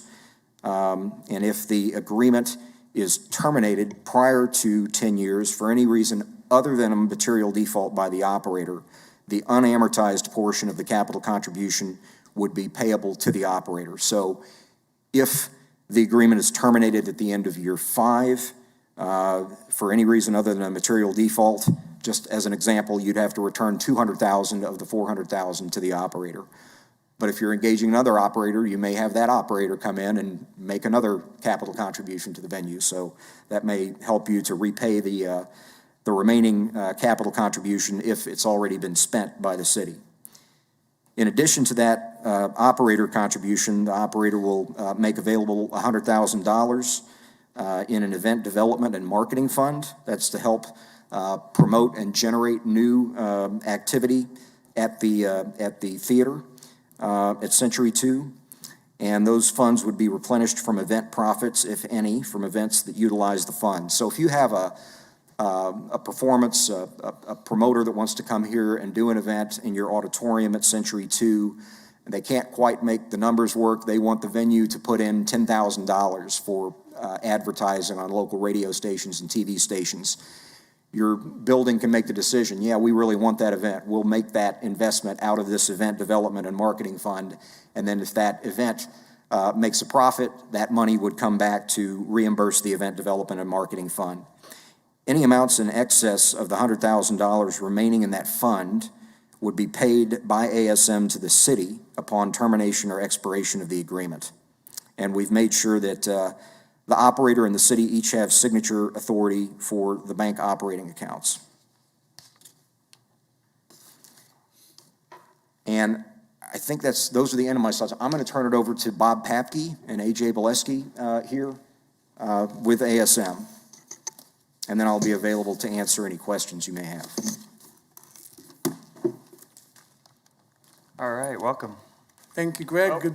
Before we get started, thanks, Vice Mayor, for pointing that out. I got did you want to wait till the end or? Okay, excellent. Sorry, we had a member on the board, but he is going to wait till the end of the full presentation before he takes the floor. So. Well, good morning, Mr. Mayor and City Council members. My name is Bob Papke. I am the Vice President of Theaters for ASM Global. I have been with the company 31 years as of last August, and nice to be with you today. We're excited to be here and excited about the potential of becoming stewards of Century 2 Complex. A little bit about the company. We were formed in 1977. Our first venue that we managed it's now the Caesars Superdome in New Orleans. It remains a client for us today. We have grown through the years through mergers and acquisitions. Our most recent was in 2019-2020 when we merged with AEG Facilities and formed ASM. We have 61,000 employees worldwide. We host about 164 million people yearly. We manage about 2.4 million seats, and 186,000 of those are theater seats. And we manage 23 million square feet of convention space. As I mentioned, I run the theater division. We have approximately, here's the button. Am I going the right way on this? Yes. We manage 79 theaters as of today in performing arts centers, 25 stadiums, 189 arenas, and 87 convention centers. I want to stress that we manage those facilities. 95% of those are municipally owned facilities. We manage all of those facilities on behalf of the client. We work for you. The policies and procedures, as Greg pointed out in his presentation, are all subject to city approval and to your direction. We will make suggestions, we will talk about best practices, but ultimately the decision on how we proceed with management terms and management conditions is yours. The network, I mentioned the network. We manage a lot of major facilities. We're in New Orleans, we're in Los Angeles, we're in Hong Kong. The vast majority of the facilities that we manage are in places like Wichita. The vast majority of the markets that we manage are secondary and tertiary markets. The theaters that we manage, the 2,100 seats that we have in the concert hall is right in our sweet spot of theaters that we manage. The square footage, about 192,000, if my math is right, for the exhibition center is comparable to a number of the markets that we manage and the venues that we manage throughout the country. So with that, I'm going to pass it on to AJ, and he's going to talk a little bit more about our presence, our long-standing presence in Wichita. Vice Mayor Johnson, you're in line? Okay. Good morning, Mr. Mayor. Good morning, City Council. My name is AJ Boleski. I'm the General Manager for ASM Global, and here locally, General Manager for Intrust Bank Arena. We also manage the Orpheum Theater, so we're super excited to be here today. Appreciate your time to speak with you. As Bob mentioned, we came to Wichita for Intrust Bank Arena and have been working as a partner with Sedgwick County since 2007. So going on 14 years since we contracted with the county. The arena opened in 2010, so we're going on our 11th year currently. It's been a raving success. We've had a pleasure of working with the city as well on several of the major events that we've hosted there. The Garth Brooks that bring in 76,000, and the NCAA men's tournament that we've hosted, the women's NCAA tournaments we've hosted. Appreciate your partnership on those events.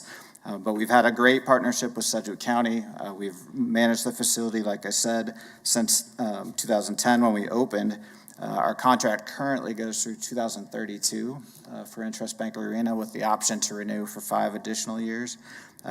During that time, our staff at the arena, we've been very fortunate, fantastic staff. We've been able to accomplish a lot of great things. We've averaged in the top 50 of the U.S. in arenas for ticket sales. We've also averaged in the top 100 worldwide for ticket sales for arenas. We've won a couple of Venue Excellence Awards, which are one of the only buildings to do that in our industry. Those Venue Excellence Awards are based on other things, not ticket sales. They're based on how we operate the building, how we maintain it, how we keep it clean, how we're involved in the community, how we develop our staff, how we keep a safe and secure venue. So we're very proud of those 2 awards that we've won back in 2013 and 2018 at the arena. We've also been fortunate to, Bob mentioned how our company has grown and the facilities that we manage in the markets that we're in with multiple venues. Here, that example that it already exists is with the Orpheum Theater. So we've managed it since 2013, and I've had a great partnership with them and just renewed that agreement, which goes through 2025. So we're very excited about that. Also, it was mentioned earlier, Savor, our food and beverage division, was fortunate to work with the Wichita Wingnuts and operated food and beverage for about 7 years at Lawrence Dumont. So we've worked with the city in that aspect as well. So very proud of the history we've had in Wichita to date as a destination marketing company and organization. Proud of what we've been able to accomplish. Very proud of the community for supporting our facilities and looking forward to the opportunity to speaking more with you about Century 2 today. As you look at the next slide, you'll start to see, I'm going to turn things over to Bob, but you'll see a few facilities in the Midwest. He mentioned some of these secondary markets that we're in, but close by us, we've got Tulsa, Oklahoma, where we operate multiple facilities, Sioux Falls, South Dakota, and also Peoria, Illinois, which I would consider all somewhat peers of Wichita and also neighbors, where examples of where we successfully operate multiple facilities. I'm going to turn things back over to Bob. To further elaborate on that, a number of the venues, a number of the markets where we have a number of facilities under one management contract. All the facilities owned by one entity, but similar to this situation, there are a number of markets where we work in concert with multiple different owners under the type of scenario that we're proposing here for Wichita. We do that in Jacksonville, Florida. We do that in Albany, New York, where the city owns the arena and the state owns the convention center. In Richmond, we work for the city. We work for a not-for-profit organization. We work with the Washington football team to manage their training facility. We do the same thing in El Paso, where there are different entities that we work with. So the idea that we're working with the county, we're working with the city, and we're working with the Orpheum board in the same market with some of the same employees is not a foreign concept to us, and it's something that we have proven that we can do successfully and efficiently throughout the country.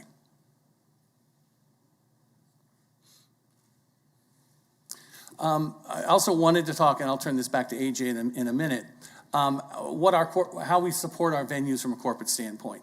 For every function that there is in the building, whether it's HR, or operations, or marketing, or booking, production, there is a regional support mechanism, and then there's a corporate support mechanism. A lot of what we bring to the table as a management company is the peer-to-peer relationships that develop through the operations people, through the marketing people, through the booking people, that are the folks when they come on to an ASM facility from a scenario like this, they're not on an island anymore. If they have a question, they can call.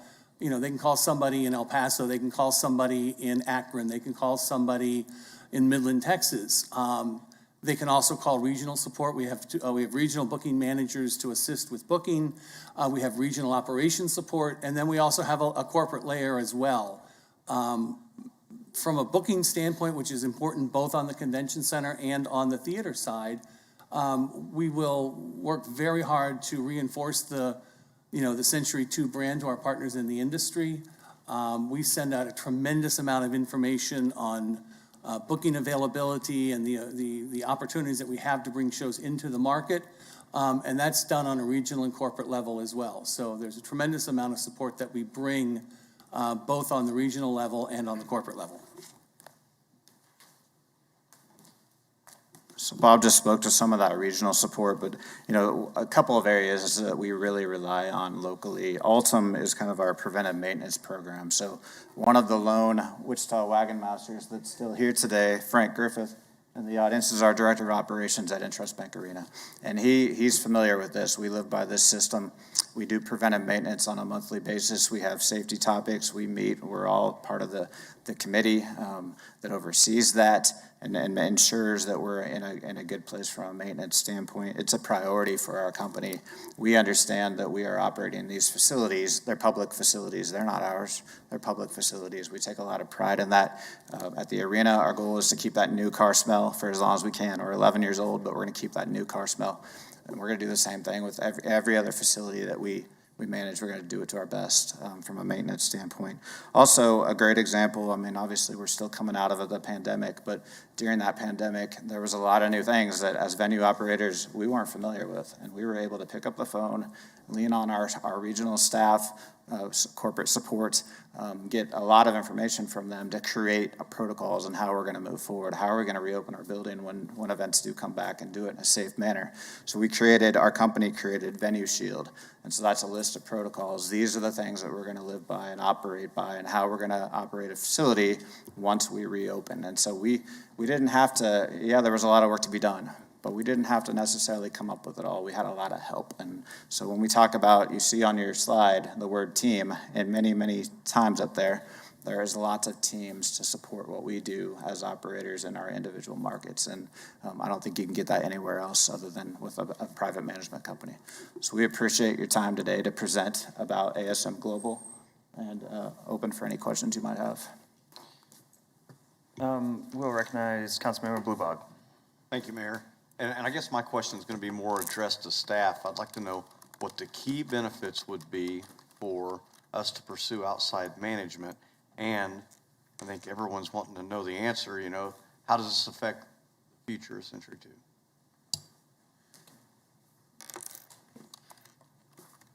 Good morning, Councilmember Blueball. First part of your question, one of the greatest benefits of working closely with a privatized or outsourced management company is access to not only local, regional, but national networks. ASM, through its experience of 300 plus facilities that it manages, has access to conversations. They're in rooms that we're frankly not in. We have great staff that does an excellent job locally, perhaps regionally. But as we start talking about bringing national level shows and having conversations around shows coming to Wichita, ASM puts us in places that we're currently not in.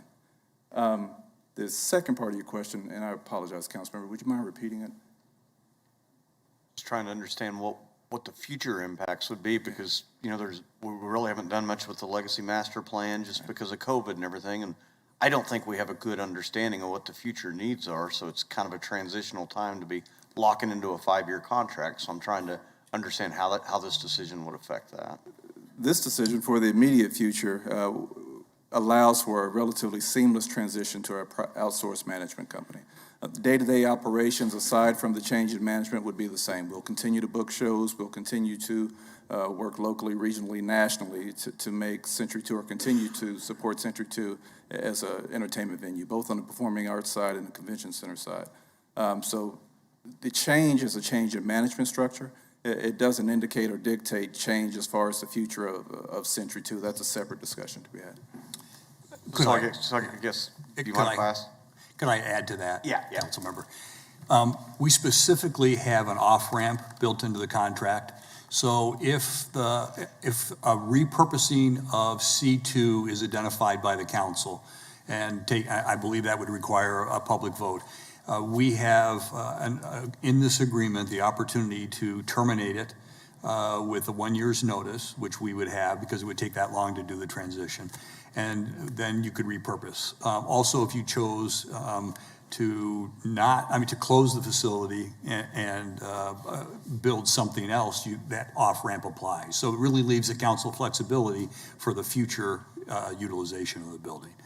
So are there certain perils that allow us to go down that off-ramp, or is it anything the city's not satisfied with, we could terminate with a 1 year? It's okay. So those are two different issues. If there is a performance issue that is brought to ASM's attention and they do not address it, then we have the right to terminate the agreement. And we can, Greg can talk about that as well. However, if you decide to change the use from a convention center and a performing arts facility, that's when you also have the right to terminate with the 1-year notice. So we're trying to, there's multiple reasons for termination, and I think they're all covered in this agreement. The other thing I wanted to mention was, what are the benefits? And I think there's a strategic piece of this, and that is, we've not had the full discussion about the future of this building, about the legacy master plan. And I don't know how long that's going to take, and when we'll get a community consensus. In the meantime, I think we owe it to our users and future users to maximize the opportunities at this facility, and that is to best utilize the asset that we have. And that's why we pursued this approach. That's why we're comfortable recommending ASM. I'm not sure that any other firm would bring the right talent and knowledge that would help us maximize uses and revenue and really to get the most out of the facilities that we have right now. Make sure that our improvements that we make to the facility benefit the users, and those are not just our permanent users, who I think are represented here today, but also those who are conventions that we're trying to attract and work with Visit Wichita. So that's the strategic reason for going forward, and why I think the transition makes sense today. Let's maximize our opportunities and our benefits immediately. If I could piggyback on Manager Layton's comments, with respect to the term of the contract, terms of less than 3 years for this type of contract are really uncommon. In fact, I think there's only one that ASM could think of out of the 300 plus venues that has a term of a year or less. So 3 years typically. I mean, it's virtually impossible to attract and retain a good workforce if you know your contract can be terminated without cause within a year. So we do have the off-ramp, as it was termed, if the city decides they want to repurpose Century 2. You give them, and you'll know, I think, well in advance, when that planned repurposing would take place. So, a year of advance notice seemed to be a reasonable compromise on that. But termination without cause is not that common in these types of agreements. But we do have the termination rights that were outlined in the slide that I provided before. So termination in terms, if there is a material default, if there's material damage to the building, if there is a force majeure event that prevents a certain consecutive number of events from being able to be held in the venue. But these contracts, and by the way, we're advising 2 other cities right now that are considering transition of operations from the city over to private operations. One of them is looking at a 7-year initial term with a 7-year extension option. The other one we haven't gotten as far as discussing the term of the agreement, but these agreements sometimes can go for 10 years or even 15 years of operations. So we think the 5 years is within the range of typical terms for these agreements. I know you mentioned it was uncommon for a smaller contract term, but we're in an uncommon time. So can you tell me a little bit about, overall, what are you seeing 2019, 2020, 2021 as far as the occupancy or as far as the utilization of facilities? Are you like 50%? What are you seeing over the past couple of years? Well, and I'd actually probably want to ask, Bob and AJ, who are in the business of operating these venues, to tell you, what they're seeing in terms of the industry coming back. But there are several venues we've been involved in developing that are operating. The Buddy Holly Hall in Lubbock that just opened up earlier this year. It's obviously been a difficult year. We've had a lot of local community programming. We have had some concerts and comedy acts come to the venue, socially distanced, with people wearing masks, et cetera. But things are looking to really come back. In fact, we're looking at a lot of activity starting in October, and the booking activity for 2022 is very positive. But obviously, 2021 was a very difficult year. Which is why we established the benchmark as being the historical 2017 through 19. Sorry, 2020. 2020 was the year when everything was shut down. So that's the reason for establishing 2019 as the end of that 3-year average for the historical benchmark period. But Bob? Oh, there you are. I would be remiss if I said I've never been through anything like what we've been through from a booking standpoint and over the last 16 or 17 months. Where we see the business coming back, it's a very regional thing. We're, back in July when we saw what we thought was the end of the end of the pandemic, a lot of business booked for fall 2021 and into 22. We've seen a little bit of retrenching on that as people are reticent to tour right now. And part of the reason people don't want to tour, especially bigger shows right now, is that it's very difficult to keep a touring entourage safe on the road. To keep 200 people or 400 people that tour with Garth Brooks, all those people that are going from market to market, keeping those people safe and not getting sick and infecting the rest of the crew. So on the theater side, we're busier than the arenas are right now, but we don't see shows canceling. We see shows moving into 22 on the arena side. So once this is behind us, whenever that happens, hopefully sooner rather than later, there's going to be a tremendous amount of touring shows out there. We see 22, 23, 24 are going to be very strong years. We just need to get there as an industry and as a people.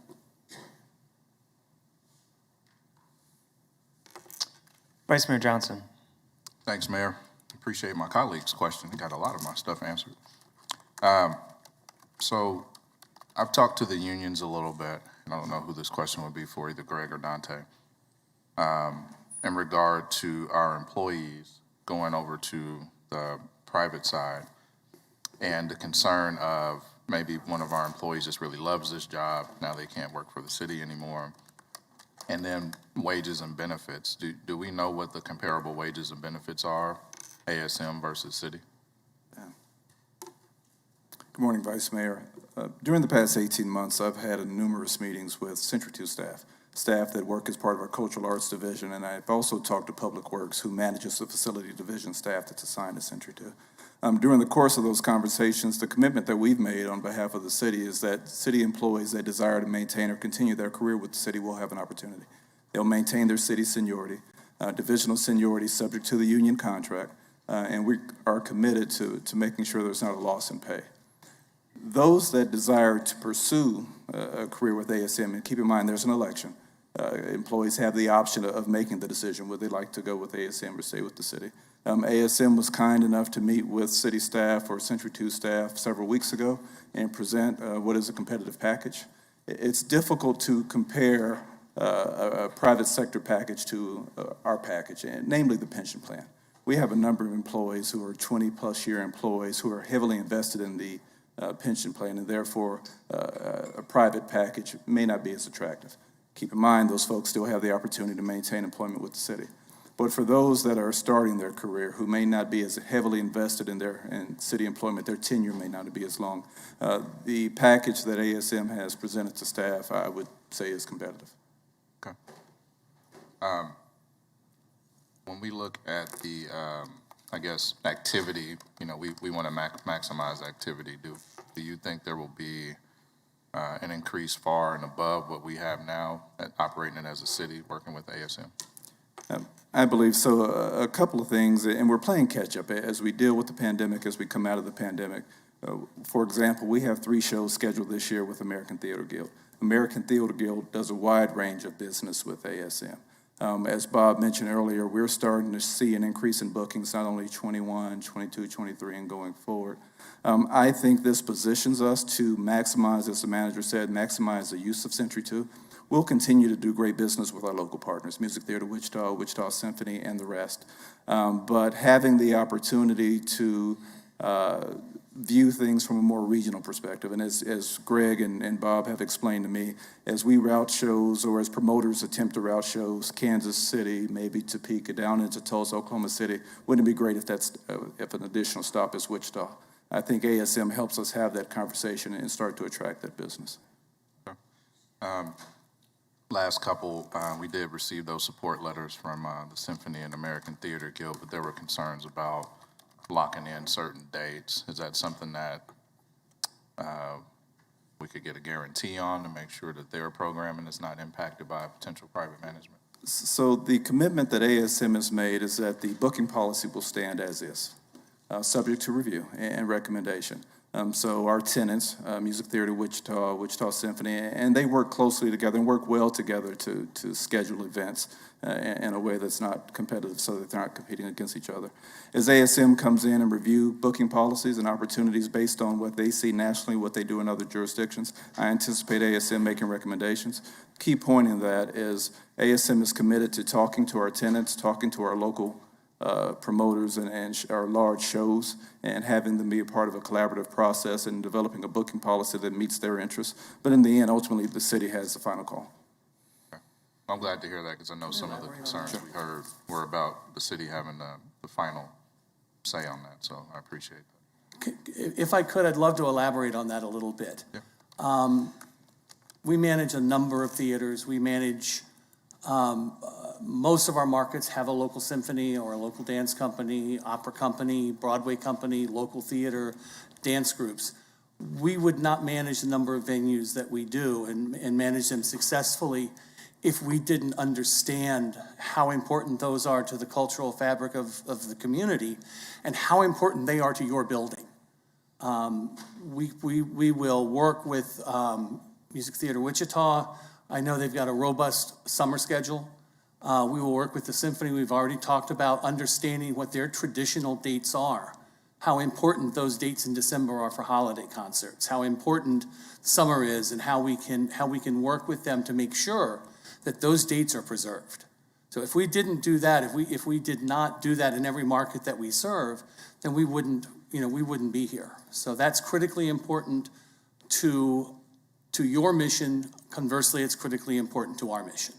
And the good news about that is, as we have a booking strategy and a booking structure, those dates go in the calendar first. So we know that those dates are locked in, and you can't use those dates. Broadway goes next, and then we have about a year and a half that we can book everything else. So it lays out well on the calendar. We understand what the rules of the road are in terms of priority of booking, and we try to fill in the dates that are open. Thank you. Thank you. Councilmember Clayco. Thank you. I have a follow-up question to that. Maybe it's to ASM and staff. So do we have assurances that we won't push out current tenants? I understand what Bob just said, but if I look at the agreement, I think the city has a say in the booking policy. Correct? Good morning, Councilman Claycomb. That is correct. To answer the first part of your question, ASM has agreed to assume all existing city contracts, so those would be contracts with tenants as well as contracts we have with the Hyatt. As those contracts come up for renewal, typically they're structured a one-year contract with 4 one-year options. At each decision point, that's a conversation between ASM staff as well as the tenant. ASM will make recommendations, but once again, ultimately the city has final say. Dante, just to follow up to that, you stated that the contracts for potential tenant organizations will be year by year. Is that currently the practice? That's correct. So typically, Mayor, we do 5-year contracts. So it's a 1-year contract with 4 one-year renewal periods. That's typical. It's typically what the structure of all city contracts. So that's what you'll see at the Hyatt. You'll see with our tenant agreements. You'll see with our culinary agreement, our catering agreement. And that's when we contract with an outside organization. It's 1 year is typical, but currently when the Century 2 is being managed by the city, is it 1 year or 5 years that we contract with our nonprofit and other community organizations? So 5 years total, but after each year, there's an option year. There's a decision point that the city makes whether to renew. So for a total of 5 years, 1-year contract, 4 one-year options. Thank you. Thank you. Councilmember Tuttle. Thank you. I had a question. I had a question from a community member, so just wanted to make sure that we get it addressed, and it's probably for Bob or AJ, I'm guessing. But so Century 2 is unique, and maybe not compared to across the nation, that there could be multiple events going on at one time, right? There could be something in convention, and there could be, so So two questions. Does ASM have experience managing that type of facility that has multiple entities happening at one time? And then also, I think there's about 16 staff left at Century 2, if I read it right. And so what would be the that's a pretty small skeleton crew that's there. What would be the transition process with them to get as much information from them that we could in the process of transition if this went forward? Thank you. Well, in terms of multiple events, those are our favorite nights. Is figuring out and making sure that people get into wherever they're going on time. It's organization. It's having enough event staff and making sure that it's been my experience as a venue operator is you want to greet them as soon as you can and make sure they're headed in the right direction.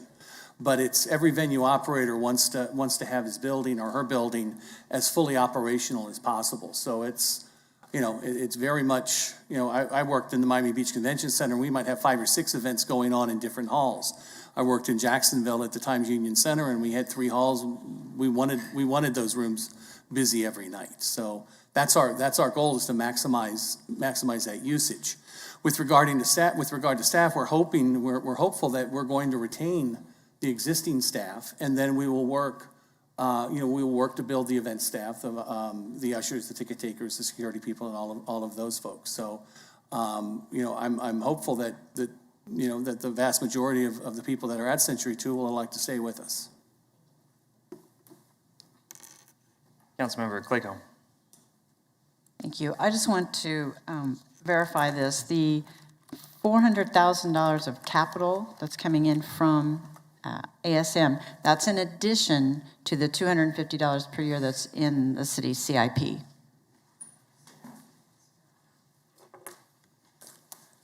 Correct, Councilmember Claycomb. The CIP that council recently adopted includes $2.5 million through the 10-year CIP, $250,000 a year. The $400,000 is private contribution from ASM to the city for capital expenditures. So, Dante, just to follow up to that question, in the presentation it was mentioned that if we don't renew for another additional 5 years, we would owe $200,000 to the managing operator. Is that coming out of that $400,000, or because for some reason during the presentation I linked those two together and now Right. I'm looking. If you don't mind, Mayor, I'd like Greg to clarify. Thank you.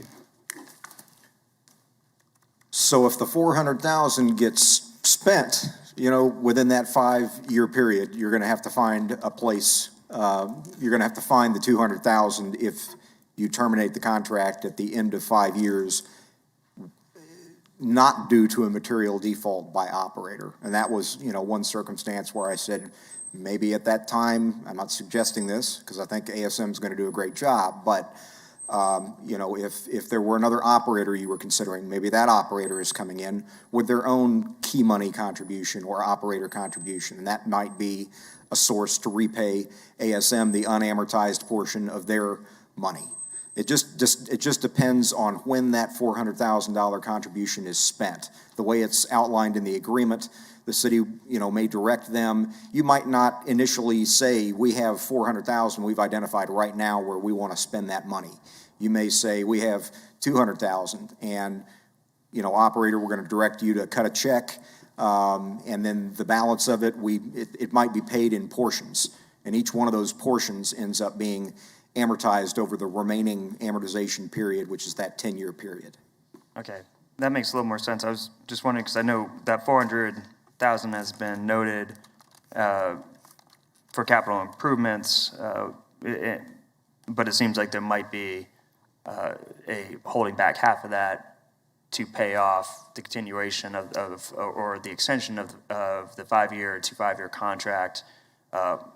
Also, if the manager chooses to do that. I guess that's a policy decision for the city, but, if you just wanted to say we're not going to spend more than, $40,000 of that $400,000 every year because we always want to make sure we've got enough in reserve to pay it off, I mean, that's a policy decision. That's above my pay grade. But this amortization of a key money contribution is very industry standard. We see it in hotel operating agreements, convention center operating agreements, performing arts centers, et cetera. You've got to return if the operator is terminated other than for material default. If they materially default and they don't cure it, they've lost their rights to all that money, and the city gets to keep it. Okay. There's no one else on the board at this point, but I do have a follow-up question. I'm interested to know, this last year as presented in your presentation, that over 90% of the facilities you all operate are municipal-owned or government-owned. With that, what was the balance this last year when it came to COVID? Were cities able to utilize those facilities for COVID relief? We depended a lot on Century 2 this last year, so I'm just wondering, God forbid we have another spike in the pandemic, what that relationship with how, with your organization and how these municipal buildings have been utilized in emergency situations for the past year. Well, once again, it's your facility, so you would direct us how to use the facility. Certainly with our, we would be happy to provide whatever guidance you might need. Our facilities have served as hospitals, as testing centers, as relief depots for supplies.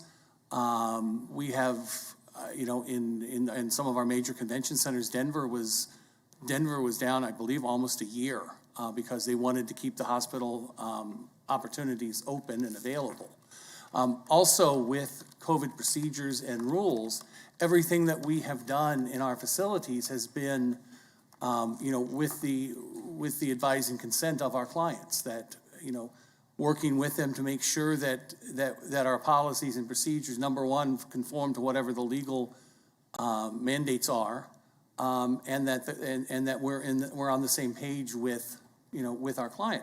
In some places, they have said you're a private organization managing this facility, so you have a little bit more leeway in terms of what your protocols are. But everything that we have done through this pandemic, we have done in lockstep with our clients, making sure that they're completely informed, involved, and approving what we're doing. It's been uncharted water for everybody, but it's been, it's certainly been something that we wanted to make sure that we were inclusive with our partners and the people that own the facilities. Yeah, and my question stems more from our county-owned arena when AJ and I first met, or at least my first memory of AJ, I was putting out chairs in front of the arena because elderly folks who were lining up to get a vaccine had to stand outside because there was other events going on the other side. My understanding, they were balancing events at the arena that I believe was managed by your company with the public health crisis, and eventually we moved them into our previous library, which completely municipal owned, an available space, and we were able to speed up that process of vaccines. So it seems like there was a continuum of operation as business as usual and trying to balance with the health crisis. And I'm just wondering, I'm a little worried about that. Have you been in a situation where, services with the health crisis wasn't delivered to the fullest that they could have been because you were also trying to balance maybe a private show or private function? I would defer to AJ on that. AJ, by the way, was very accommodating by helping me set up chairs. So. Thank you, Mayor. So thank you for the question. I remember that day fairly well. That was a pretty nice day outside. The very next week, when temperatures were predicted to drop, we found a way to get the ice covered. The team was out of town.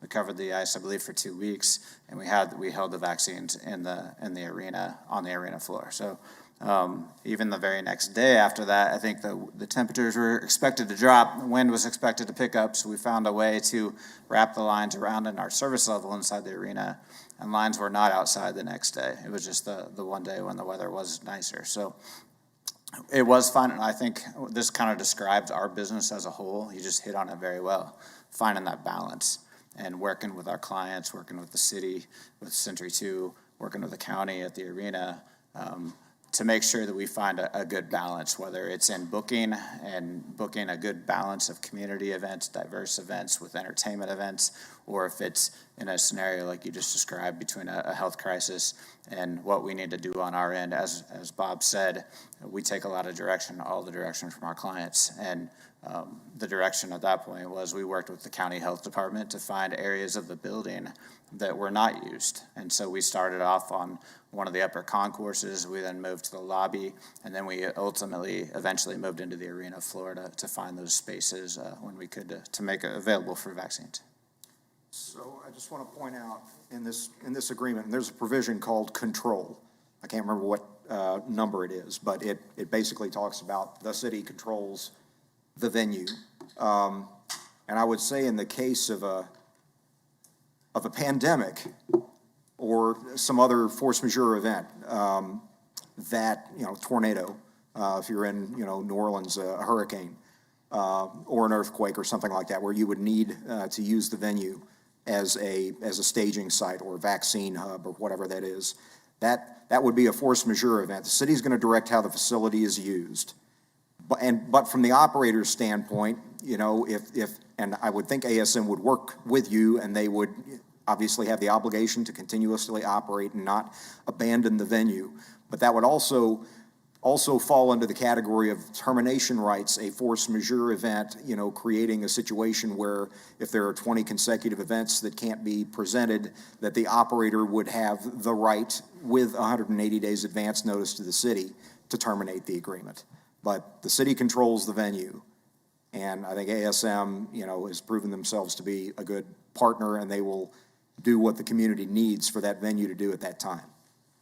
So in a presentation, I believe it was 10 days that the city gets to direct usage for those 10 days. And I could be reading it wrong, but would such a health event or crisis come out of those 10 days? No, the 10 days are specific uses of the building for city events, or if you want to designate a community group, a nonprofit organization, and say, we want to make sure you've got an event in this building, that you would have the right to schedule those dates on the calendar. That doesn't relate to this type of circumstance where, if there's an extenuating circumstance, you got to use the building for something you weren't, your normal day-to-day operations of the building, like a vaccine hub or a field hospital or something of that nature.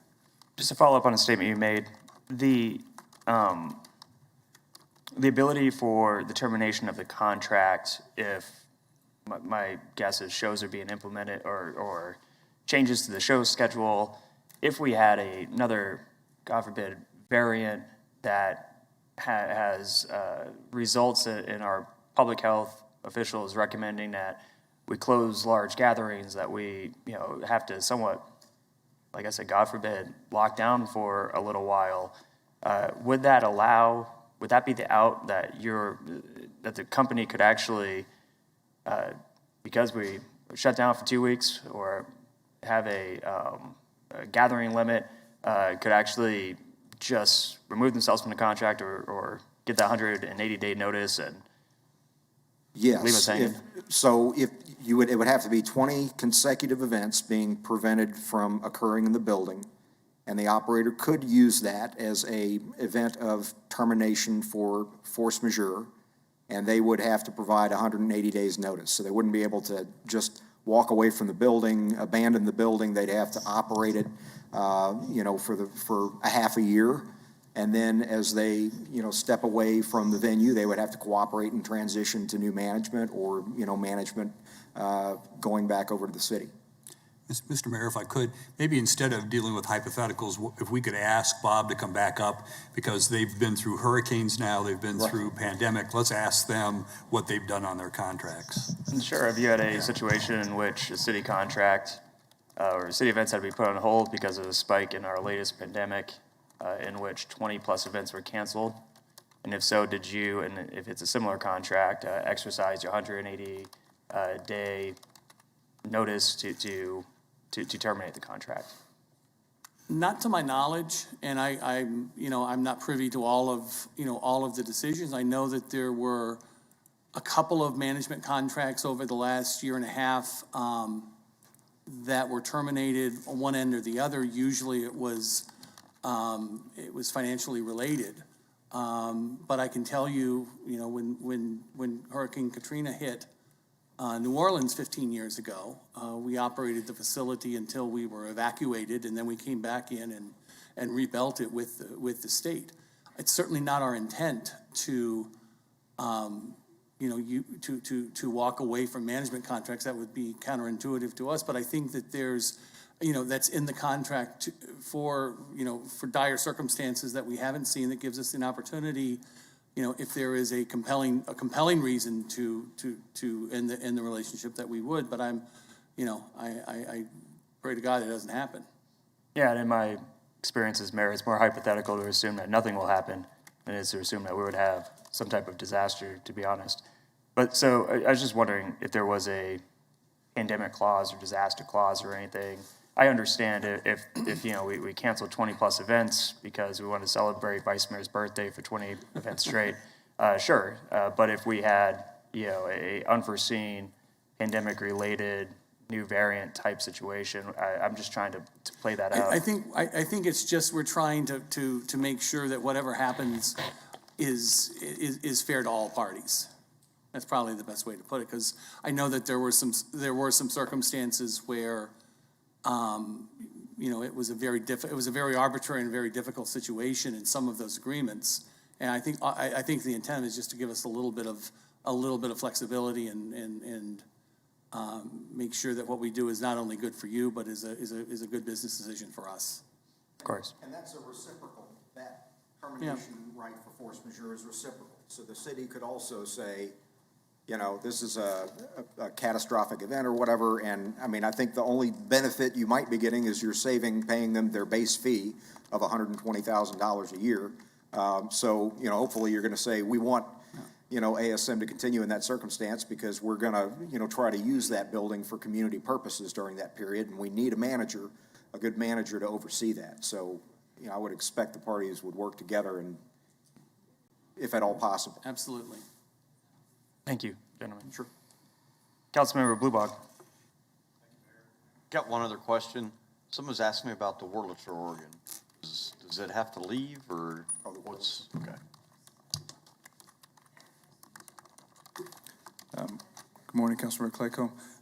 Excuse me, Councilmember Bluebog, I apologize. Had numerous conversations over the past 18 months with the folks at the Wurlitzer.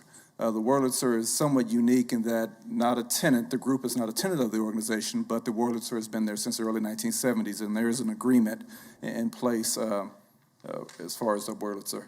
I talked with Michael Coop with Wurlitzer last week. We tried to arrange a meeting to get together on Friday. We couldn't. He's out of town. We've committed to when Michael Coop gets back in town, that we'll get together with ASM and discuss the future of the Wurlitzer. As many of you may have been contacted in the past couple of years, I know during the interim period that I've been a director of cultural arts, I've worked closely with Wurlitzer. There's some concern about the Wurlitzer going forward, and not concern as it relates to this agreement, but just the future of the Wurlitzer in Wichita and its place in Century 2. And so ASM and staff have remained committed to working with Wurlitzer and honoring the agreement we have.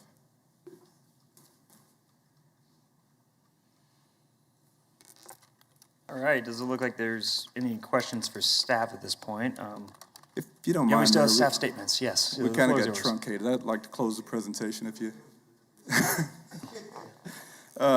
Just a couple of more slides, and Greg has covered much of this. So in 2019, the operating loss at Century 2 was approximately $1.4 million. In anticipation of outsourcing Century 2 management, the 2022 adopted general fund budget does not include revenue for expenditures related to Century 2. However, the 2022 adopted budget does include $800,000 from the Tourism and Convention Fund to help offset deficits at Century 2. As Greg mentioned earlier, the city retains responsibility to fund capital improvements for Century 2. The approved CIP includes $2.5 million over the next 10 years. An additional $400,000, which we've discussed, will be contributed by ASM Global. And then finally, ASM Global would receive an annual fixed fee of $120,000, adjusted annually per the Consumer Price Index, capped at 3%. During the transition period, it's $10,000 a month. for the period October through December 31st.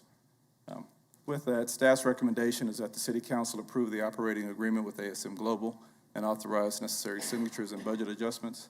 Staff, ASM Global, Greg, we're all available for any questions. All right, let's go ahead and open it up to public input or public comment or questions. So with that, before we get started, we got a lot of folks who probably want to speak. Everyone will have an opportunity to speak. It's 5 minutes. We ask you keep it at 5 minutes. If you hit that 5-minute mark, my goal is to let you finish your thought. I might tell you that you're at your time. We usually people just come up after the next person, and sometimes we form a little bit of a line, but there's really not a need to form too much of a line because, again, we will make sure we get to everyone. With that, the floor is yours to the first speaker. Thank you. How can you vote on this today? I heard numerous questions you had about the contract. I have numerous questions myself about the contract. The Wurlitzer was not contacted. There's a representative here today. How can you vote on this and make it effective in a week? That's incredible. So I'm going to start by saying the public saw this contract. It dropped yesterday where we could access it and look at it. Less than 24 hours to read this contract and try to discern what the terms of the contract meant. And yet you are rushing through this contract to give management to this private company. Century 2 was voted on by citizens. We had a choice, we had a voice, we had a vote. Century 2 was chosen that name by Wichita citizens. Now the name could be changed to Jim Corrick's Music Hall, or Dave Burke's Performing Arts, or Ruffin's Roundhouse. The agenda item as presented today is wrong. This agenda is incorrect. It states, and I quote, "In the past, the city has funded the costs of operating and maintaining Century 2 from the city's general fund." That is an incorrect statement. The hotel guest tax was created through a charter ordinance which you are to operate under, and you should know your charter ordinances, number 221 if you want to read it. That hotel guest tax was created to first take care of Century 2 Performing Arts. Read it. There will be 9 Century 2 staff members and 8 Century 2 staff members, public maintenance, fired with this contract. A city manager should be running these public buildings, and yet for the past 12 years, he admitted to letting this building become run down. A city council member told me last night that he didn't worry about the contract. That was City Manager Layton's job. This same city council member said the city hasn't taken care of Century 2, so it needs to go into private hands. Wow. So if City Manager Layton doesn't do his job, which includes taking care of taxpayers' public buildings, we just hire more people to run our buildings and take over, keeping the building open and things going according to plan. I'm going to correct. You guys have a good job of misrepresenting what I say when I leave, so I'm going to correct you right now with what was said about your finances.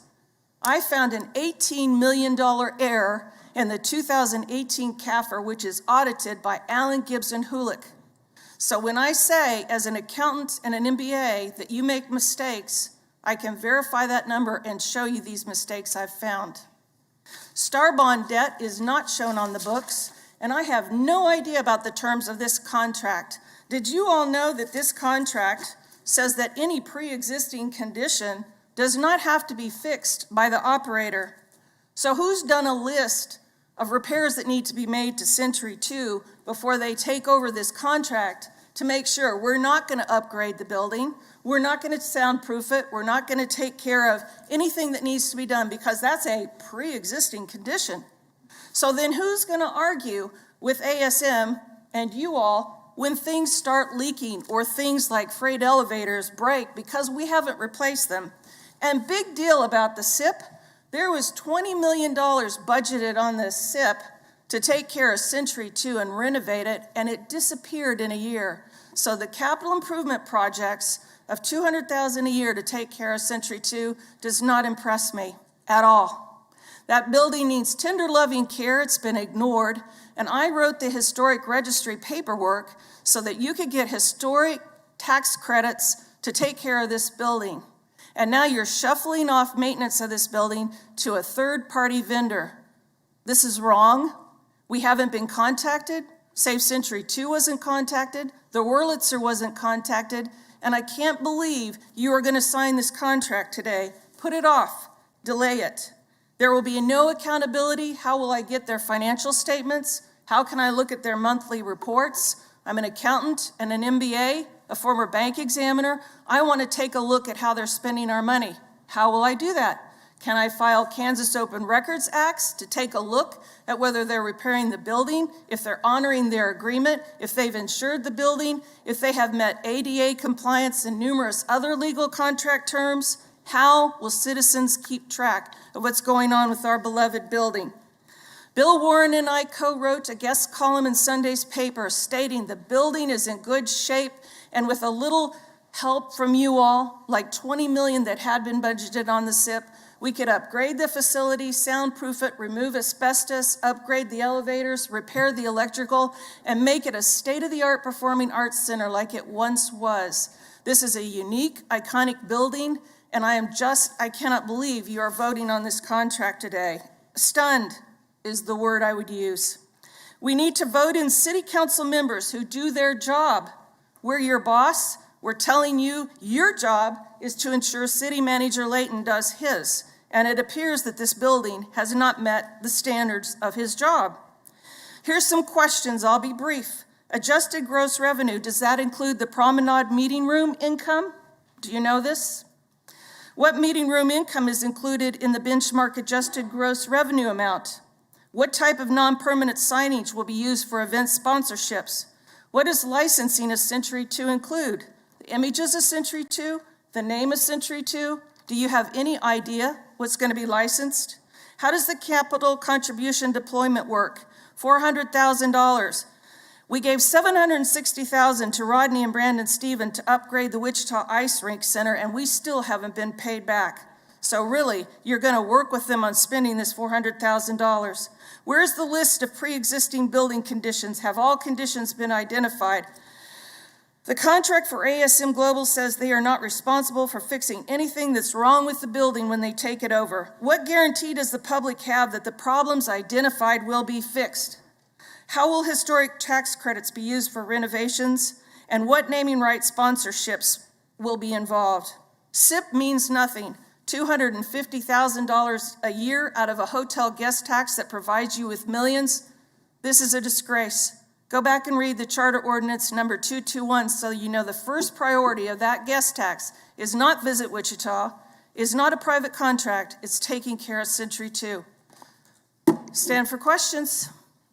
Just, you bring up a lot of really good questions, and I'm just wondering, was the Safe Century 2 group or any of the other groups that you mentioned, were they invited to meet with the contracting agency or Nope, and the only way this? I knew, thank you for that question, I'll try to slow down. The only way I knew about this today was seeing the contract dropped yesterday. I had filed a CORA, and I found out that 2 years ago, City Manager Layton and Dante Martin had reached out to ASM before anything was done. No RFP was written yet, no, this company who's the intermediary, nothing. They had already reached out to ASM and started talking 2 years ago. I didn't even know that. I thought we had just approved an RFP in February, just started this process. It's been in the works with this company for over 2 years. 2 years. Just a final follow-up, and then I'll give the floor to one of my Maybe, colleagues. can I say, maybe that's why this is the only company that has responded, is because they knew they were the one that this was specifically written for. Hypothetical question.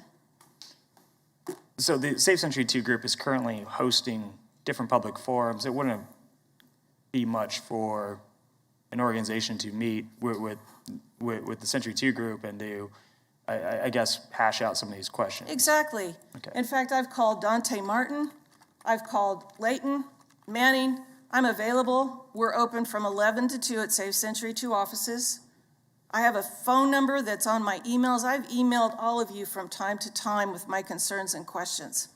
We're not hard to find. We were not contacted. Thank you for asking the question. Because obviously with 17,265 signatures on our petition, this is an issue that's near and dear to citizens' hearts, and that I spent time as an accountant to write the National Historic Registry and learn what a parapet is, shows you we are dedicated to taking care of this building. Councilmember Cirillo, please. Thank you. I just want to clarify some of the accusations that you made. I never told you that it was not my responsibility to review the contract. I told you I had reviewed the contract last night, and I told you that, yes, Bob, as the manager, I should rely on, pardon me, I should absolutely rely on his guidance and abilities as the manager. Do I think that means that he's my boss? No. But you wholly misrepresent what I said to you All right, last night. that's good that we talk like this, because And I wish further, we did that when I spoke. Further, Celeste, Yep. you also misrepresented a few things to the audience at the neighborhood group meeting that we have. Sure, Further, are we gonna hold have on. it? Let's, I'm ready. Celeste, Okay. you've had your 5 minutes. No, So- no, Celeste, if you're gonna you bring will up have time something that to happened last respond. night. I will give you time on the floor to respond, Okay, of course. thank you. I won't let I appreciate someone- that, because lots of times I sit down and then this occurs. All right, I'm Of course. listening. Thank you. Mm-hmm. Further, you misrepresented a few things that I would have gladly had a conversation with you last night at the neighborhood meeting, but you left abruptly. You knew it was my turn to speak afterwards, and you left. So I did my best to tell the people that nobody was going to be laid off, that people would have the opportunity, workers would have the opportunity to either stay with ASM or go on to work retain their employment with the city, and that nobody would take a pay cut. I fully intend to ask Esau about those questions if he would stand to be asked those questions today.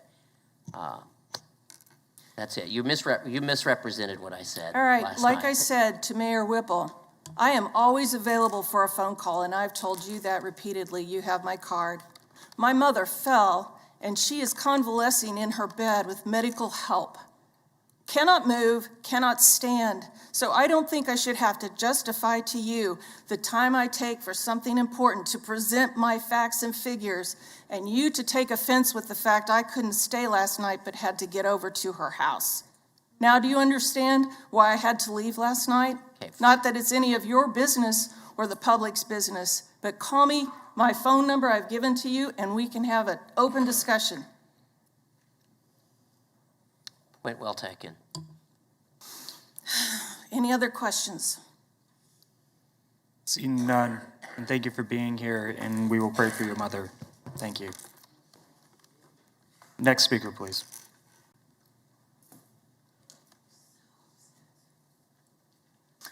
My name is Alan Trineri. I live in North Riverside. I'm a member of the North Riverside. This issue just really burns me.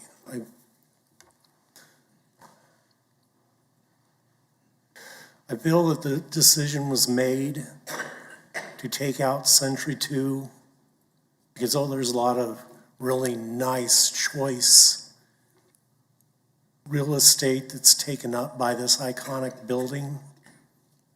My grandparents lived in Wichita. I grew up between Denver and Wichita. To me, Century 2 is like Notre Dame Cathedral. It's a landmark. And whether or not it can be run at a profit is second to the point that it's beautiful. It incorporates symbolism of the Native Americans. And it just tears my heart out. I've been attending these meetings since they started. And when we were walking around and people were chit-chatting and stuff, I overheard some statements that just, if I hadn't been really trying to keep my cool, I would have gotten in a lot of trouble. Because there was a gentleman that was saying that Century 2 is a monument to Robert and JFK, and that it needed to go. And he made statements about people of color when he was talking about taking out this monument to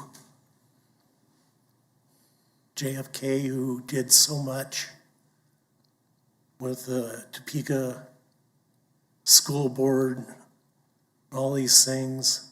One of my best friends in the entire world is a Vietnam veteran who was in the Battle of the La Drang Valley, was injured fighting the Viet Cong. He's a huge black man. I admire him. And when this man was saying these things, saying that JFK was a such and such so-and-so lover, I had a really hard time not jumping down his throat. This building means a lot to a lot of people.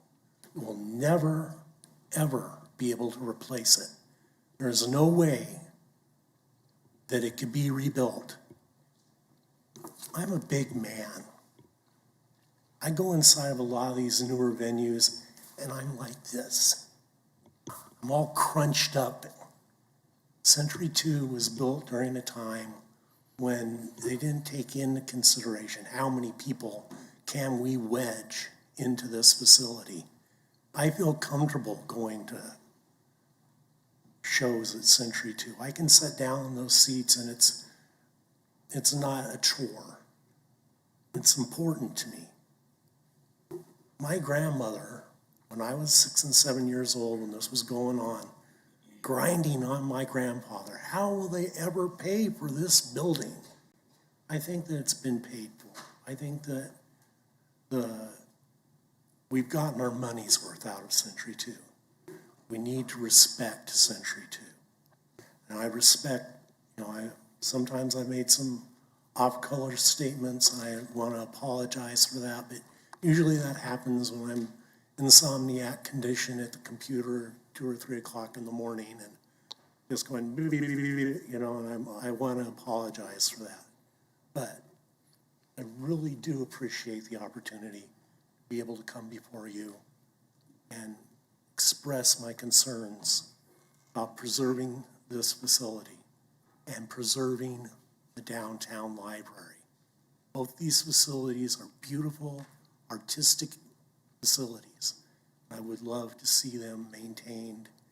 I really feel that there was a concerted effort at one point to allow Century 2 to decay so it would be possible to say, oh, well, we might as well just knock it down. We'll put in some hamburger stands. No, please. It's very important. I thank you for your time. And with that, I'll stand down, and I'm sure that you don't need to question me because you know where I'm coming from. Thank you so much. Thank you, sir.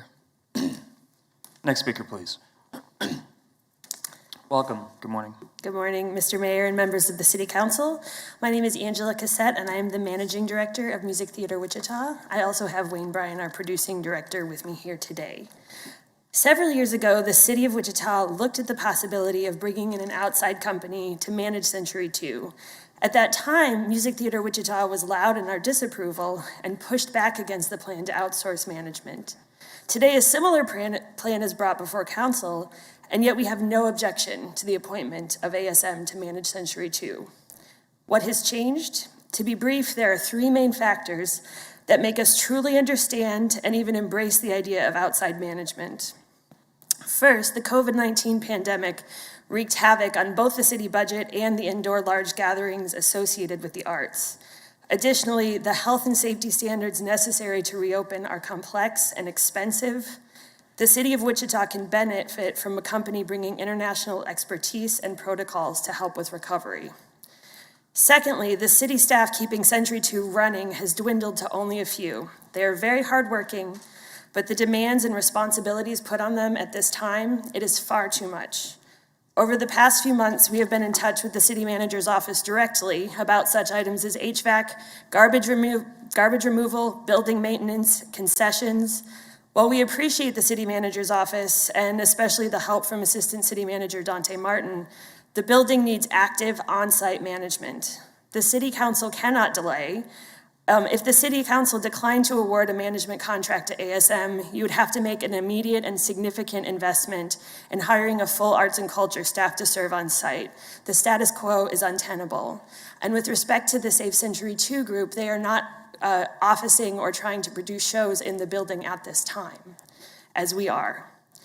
The city manager has assured us repeatedly and proactively offered in the press that Music Theater Wichita's MOU with the city will remain intact, which is something that is borne out in the contract with ASM. We believe that he and that you on the council will shield us from some of the risks of outside management, like the potential for any steep increases in rent or the loss of priority booking, as is outlined in our current MOU. We know that ASM is a well-known facility manager who has been successful in multiple markets, including our own city, and it is our hope that ASM, as manager of Century 2, Intrust Bank Arena, and the Orpheum, would use creativity and flexibility to provide an improved experience for tenant organizations, outside organizations, and patrons. Thank you for your time. Thank you. See no questions. Thank you. Next speaker, please.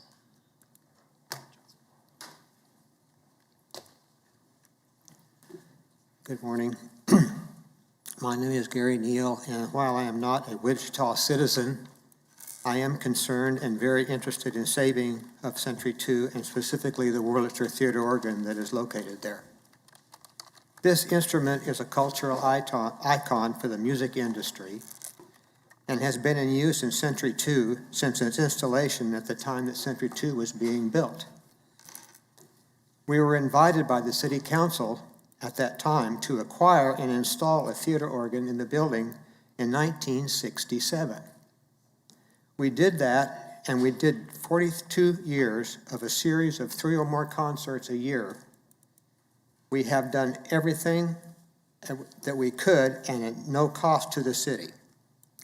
It's probably one of the best kept secrets in Wichita, as there are many people who do not know of its existence. When there is a concert or a silent film presentation, there are first-timers that marvel at this instrument and its amazing abilities to create orchestral sounds. There have been a great number of wonderful performers that have played this instrument, and they are highly impressed by the wonderful sounds and devices that were originally used to provide the entertainment and accompaniment to early silent films. Many of the early silent film accompanists came to Wichita in the early years after it was installed, and there are recordings that exist of from these performers that are sadly no longer living. The early performers all agreed that this instrument sounded better at Century 2 than it did when it was at the New York Paramount Theater. It was originally installed in the Paramount Theater in the mid-1920s and remained there until the theater was closed. It was then removed and sent to a buyer in California. The California buyer put it in storage where it languished for a while before the Wichita Wurlitzer Group purchased and moved it to Wichita. This is a 66,000-pound instrument, that's 33 tons of organ, plus the necessary electronics that enable this instrument to continue to perform. The organ people have need to have access to this building to maintain and rehearse and provide training to up-and-coming musicians. This is not a simple task, and it requires building, maintenance, and tuning.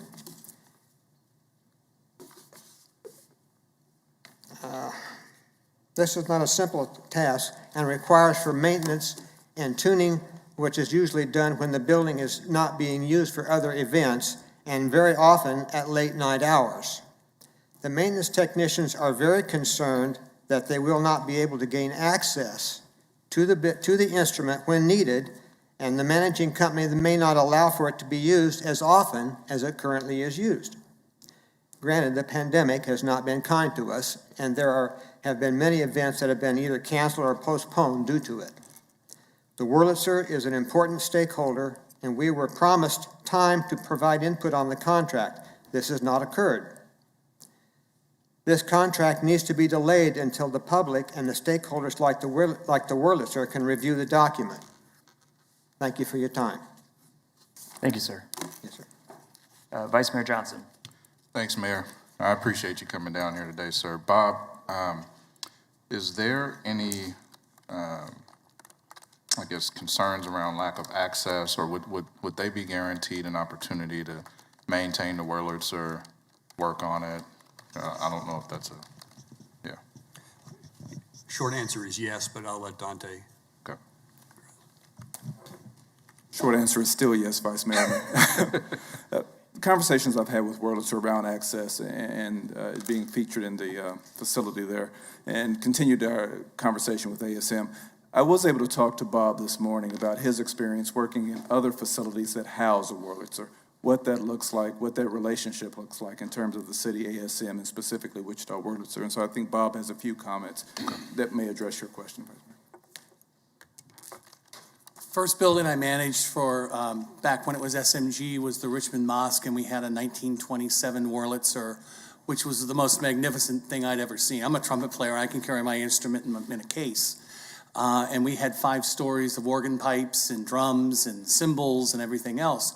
And we worked with the Virginia Theater Organ Society to make sure that the organ was maintained. We also helped them fundraise to renovate it. When I moved on to Jacksonville several years later, we had a dedicated symphony hall, Jacoby Symphony Hall, that had a 1903 Casavant church symphony organs. A big difference between symphony organs and theater organs, as you don't have as many cool things on the symphony organ. But we understand, as the gentleman referenced, that they require special care. They require special temperature. They require special humidity. People need to be able to come in and take care of it. That's certainly not a skill that many of our folks have, and we wouldn't presume to do so. So in terms of the care and maintenance of it, we would work with individuals to make sure that it was taken care of. And we would also, they're incredible instruments. They need to be played. They deserve to be played, and we would work with them to make sure that the organs are continue to be a vital part of the Century 2 experience. Awesome. So follow up, because he mentioned in a non-pandemic opportunity, would have 3 events a year. Would they be able to do that, and would that count against the 10 days for the city? I would think that they would stand on there. However the city would do that. I would hope that they would be events that we could help them publicize and become successful. But however the city wants to do that, we would certainly accommodate the events, and would love to get more organ fans in the building. Great. Dante's behind you. If I could add to that, Vice Mayor, Bob's correct. So although Wichita Wurlitzer isn't a tenant music theater, Wichita Symphony, subject to our current booking policy, we do allow Wichita Wurlitzer to book dates going forward, and that would continue. Awesome. I'm glad to hear that. That was something I hadn't thought about. I'm glad it was brought up.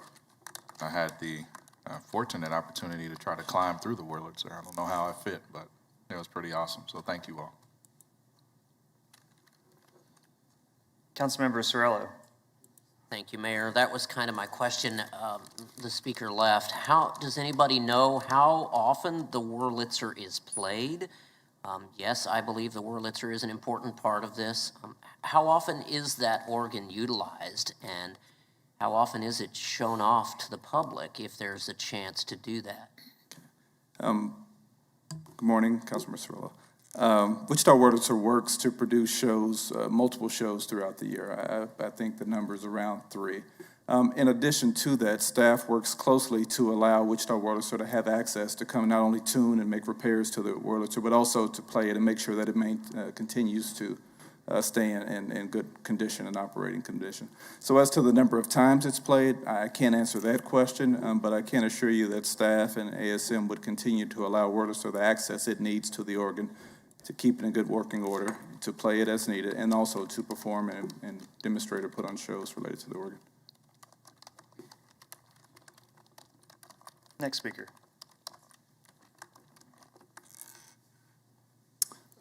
Thank you. Doug Ballard, 920 Buffalo. Well, I've several statements and a few questions to ask that are all, of course, related to this subject.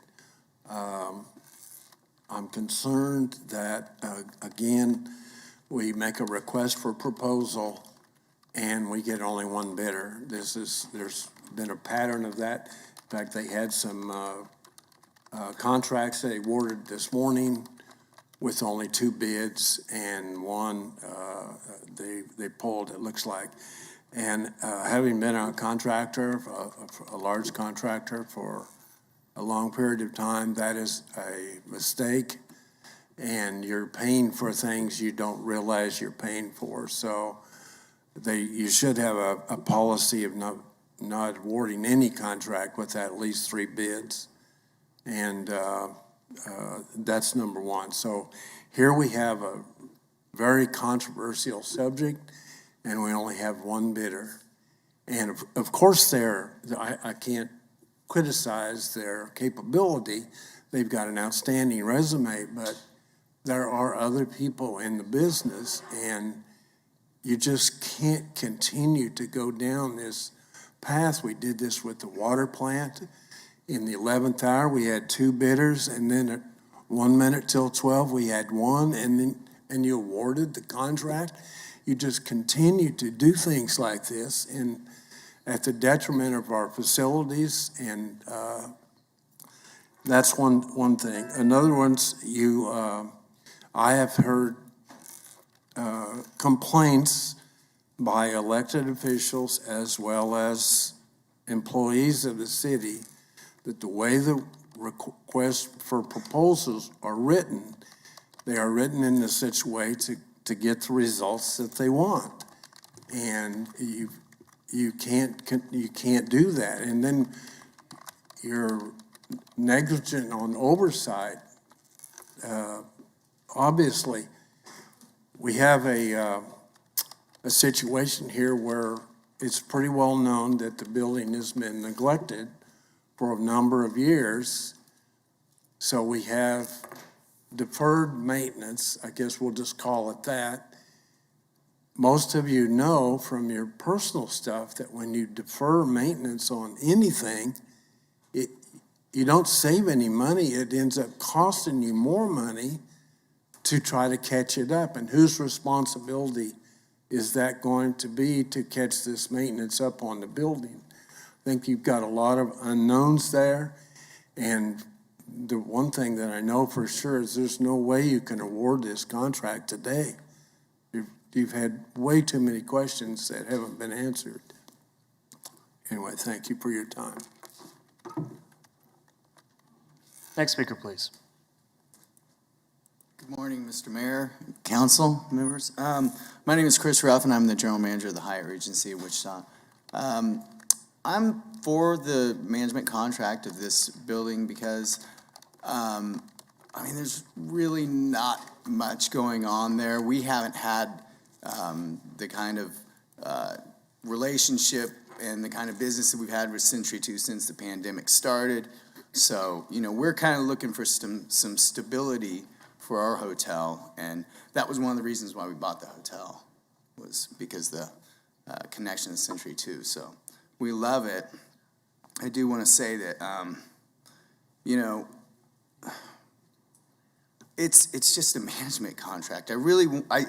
With nothing happening, and I'm excited about the fact they have a marketing department and what that can bring to Wichita, because I think they can add a whole lot.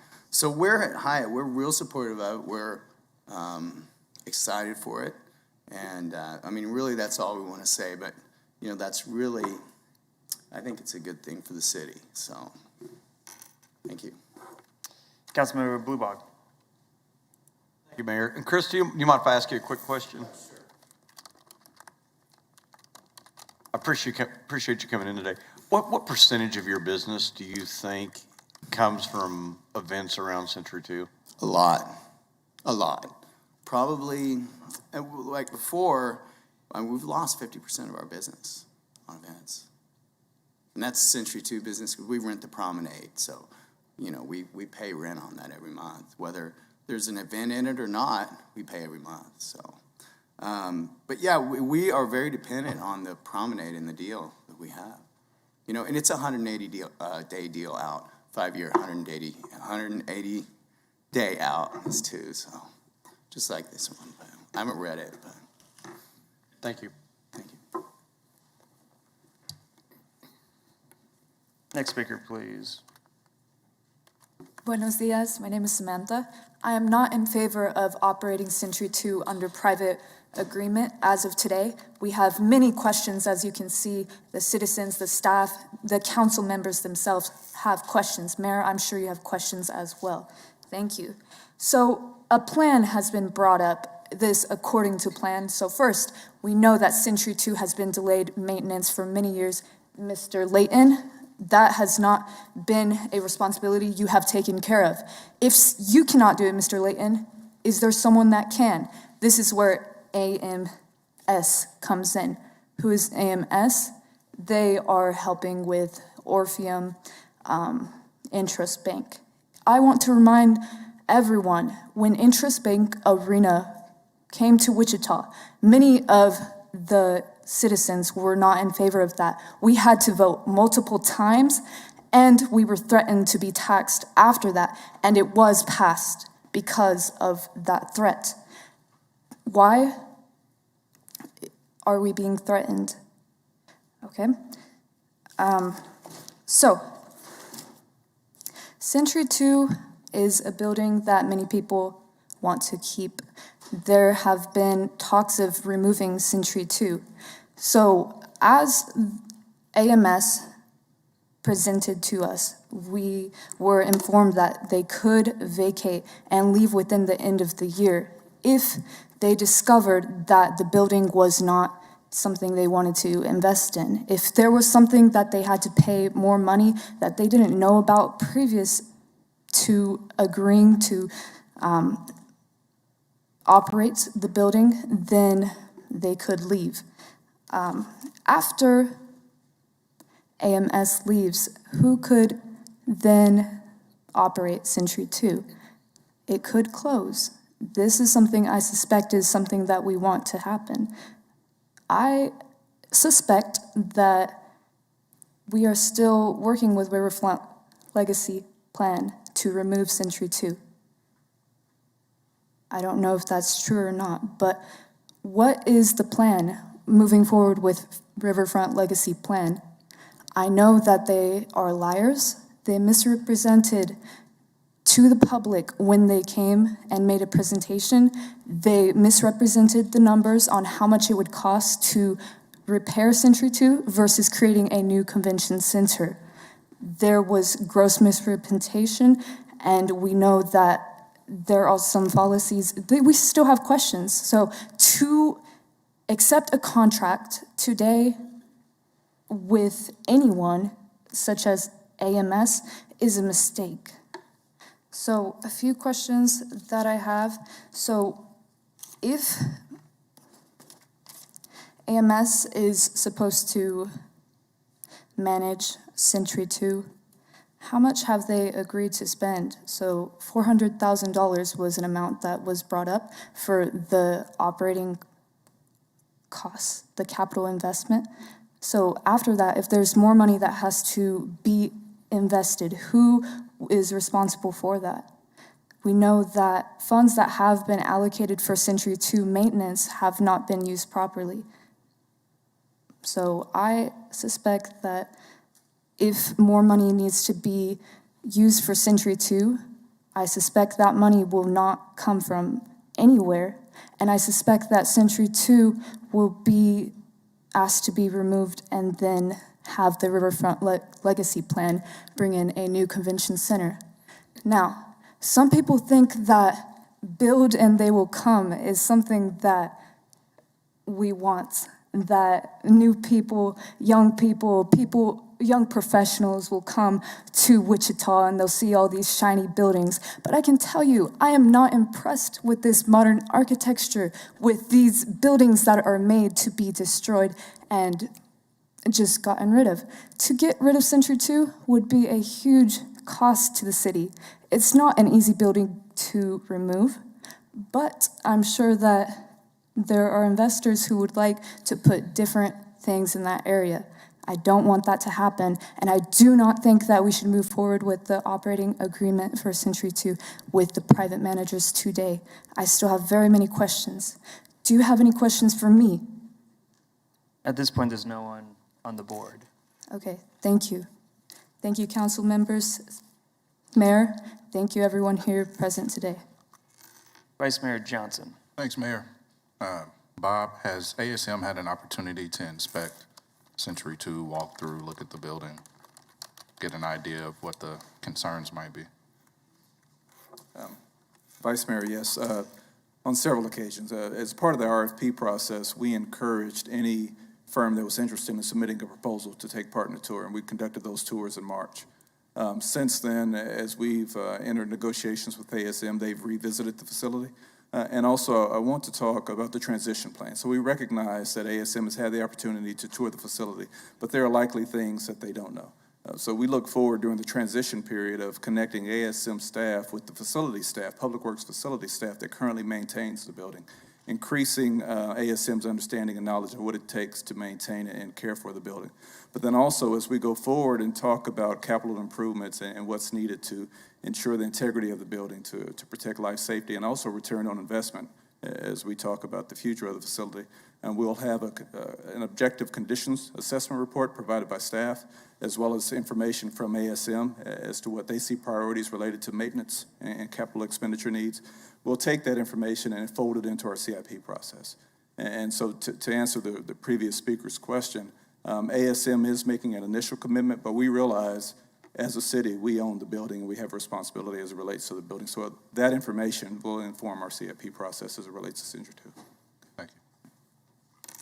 Councilmember Bluebog. And I think I'm kind of hung up on some of the language on the pre-existing conditions and, you know, any kind of punch list or anything like that we've got, because I would think 90% of any repair issues, you're going to relate back to a pre-existing condition, aren't you? Or Right. What we're talking about is they don't have the liability, right? They'll still have responsibility to work with us on capital projects. Greg, if you want to talk about that provision.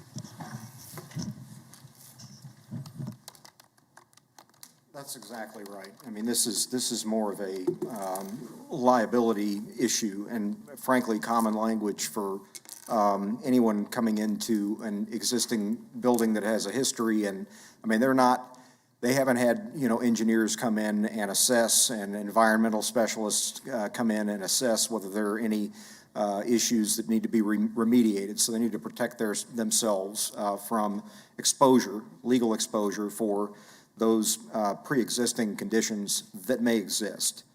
And so, and we added language, by the way, that in this section, we wanted to make sure that the section where it says underlying real property conditions that are caused by or arise from sources outside of C2, we added the language other than operator or its affiliates. So if ASM and as the operator or its affiliates or their personnel create an environmental condition, we're not excusing them from liability for that. We're only excusing it for conditions that are really outside of their control. So that's the purpose of that section.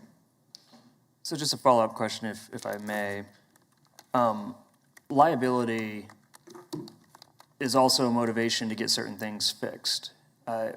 Will the company, how do we know that, you know, something that you wouldn't be liable for would still be brought to our attention if we need to repair it, and opposed to something else that might be recommended for repairs that you would be liable for? Well, that'll be part of the ongoing building assessment. First, the initial, you know, more detailed building assessment that ASM will do during this interim period, the transition period between October and December, to, you know, identify if there are any such, you know, major issues. related to, environmental or, other conditions of the building, conditions that need to be addressed for safety issues. Those are going to be, if they're repair issues, they're going to get repaired as part of the repair and maintenance line item in the budget. If they're capital expenditures, which are greater than $10,000 per individual item, or, have a life cycle of estimated to be greater than 1 year, those become capital expenditure recommendations that are made to the city and the public works staff, and those would be prioritized on the capital expenditures plan. And I would think you have to prioritize the things that are safety issues or remediation issues before others. So that process, ASM is going to work with the city staff and the public works staff on a monthly basis to be monitoring building conditions, to be flagging issues that need to be addressed, so the city can make a decision as to how to proceed.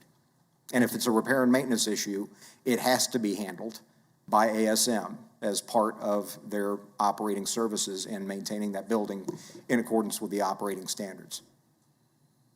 So the last comment about how the company has to do the repairs, does that include repairs that we are liable for? Does that include all repairs, or is it just the repairs that you might be making as part of the company? It'd be all repairs, all repair and maintenance that is required, and it would have to be paid for out of the revenues, generated by the building, or, ultimately if the revenues generated by the building were insufficient, then by the city. Okay. Thank you.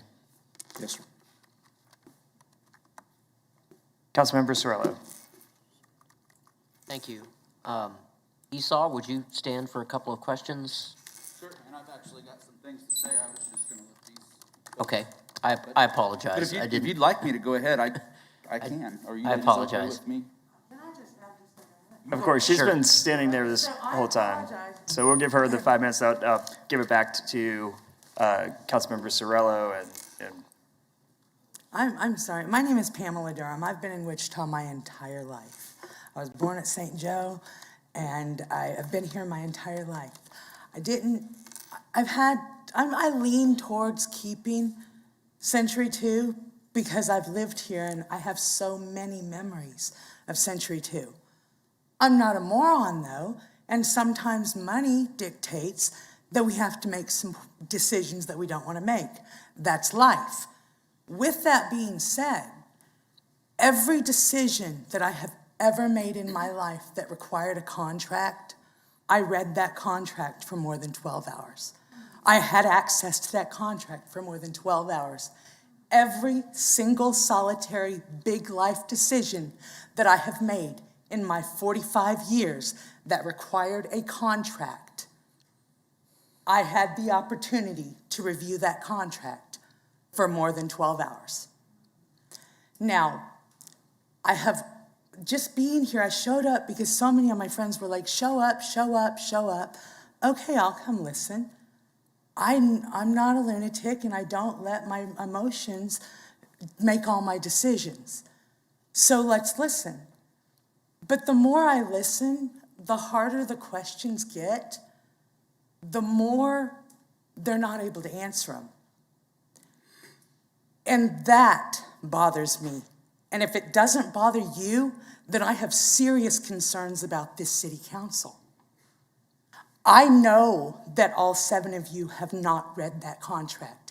If you tell me that you have, you are lying. You've had access to it for less than 24 hours. So I am imploring you, I am begging you to set this aside and take a second, step back, because when Intrust Bank Arena happened, I remember it.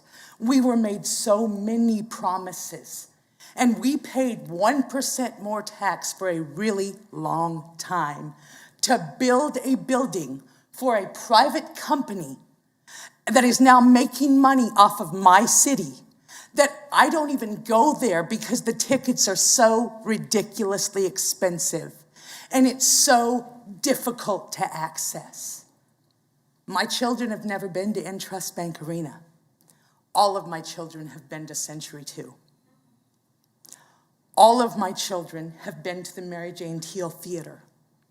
I remember going to the theater when I was a child. It was my favorite field trip. I grew up in Plainview. I was very poor. My parents were not able to take us to many places, but we always went to River Festival, and we always got to go to the car shows at Century 2, and we always got to go to the women's show, and we would go to the home show, and all of those things. They can't afford to rent space at Intrust. They can't afford to rent space at the private things. So all those things that are more affordable for those of us that you guys don't think are as deserving are going to go away if Century 2 goes away. I'm deeply concerned that our Century 2 has been let go to the wayside. 12 years we haven't been keeping up with it. I just bought a house. If I had a management company, I had a plumbing problem, I paid a plumber $200, but if I would have hired a management company, I would have paid $600 because they would have found me that, and they would have done this, and they would have done that, and I would have been paying a fee to have them. Sometimes it's a good idea, but I really, really, really implore you to look at this contract because they keep tripping up their words. They're not giving you direct answers. The yes and no questions that you are asking them are long bullshit answers. They're not yes and no answers. When that happens, it feels really, really predatory. This feels like a payday loan. I'm just saying. Thank you for taking the time to listen to me. I love this city. I only want what's best for this city. And just give it some time, guys. Come on, you haven't had time to look at this contract, and they're stumbling over their words. They are stumbling over their words. And if you don't see that, then you've never dealt with a teenager. Thank you. So we got a couple people on the board, but I did say I was going to go to Jared, who is retaining a spot of floor because he got the floor last time. So let's go to Jared, who just called up Esau. And then we'll go to... I'm sorry, Mayor. I will relinquish my time and Okay. Therefore, Chair recognizes Councilmember Tuttle. Thank you. I just want to make a comment. I see the speakers bolting out the door, but that's okay. We'll make it for the community as well. I want to make a statement, and then I want to ask a question for Dante or for the manager. My statement is just to reiterate again, I think it's been said, but I think we cannot say it enough, obviously. This is about approving an operating agreement for the management of Century 2. This is not about the future of Century 2. So again, this is about an operating agreement so that we can figure out how to best maintain the facility, best market the facility, let the community utilize the facility. This is not about the future of Century 2. The question was brought up by the speaker, Bob or Dante, that we've had this agreement for 12 hours, 24 hours, and that we haven't read it. First of all, I've read it. We've had it for more than 12 hours, 24 hours. Could you maybe just give a little bit of the timeline of, we've had meetings about this as council members. Can you just make sure and assure the community, and especially the past speaker who I see has joined us again? Thank you. No, you were leaving. That's okay.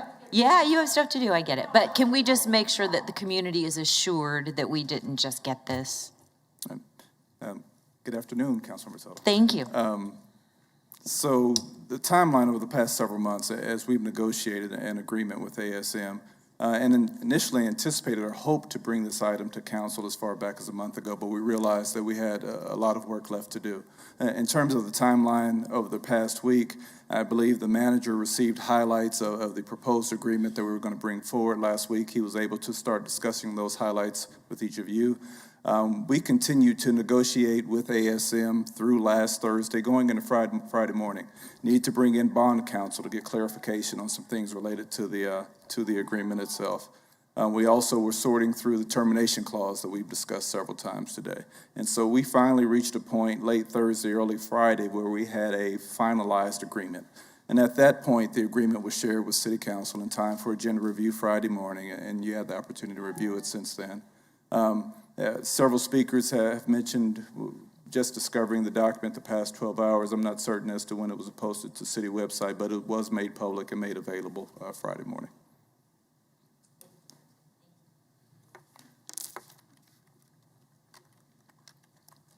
All right, back to Councilmember oh, let's go with Teresa. There we go. Come on up. Next speaker, please.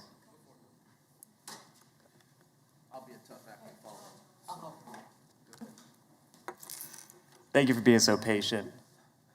The floor is yours. Hi there. Good afternoon, Mayor, City Council. I just wanted to share my thoughts with you about listening to the conversation today and to ask if you would just give it some time. So we're talking about something that's important to all of us as the citizens of Wichita.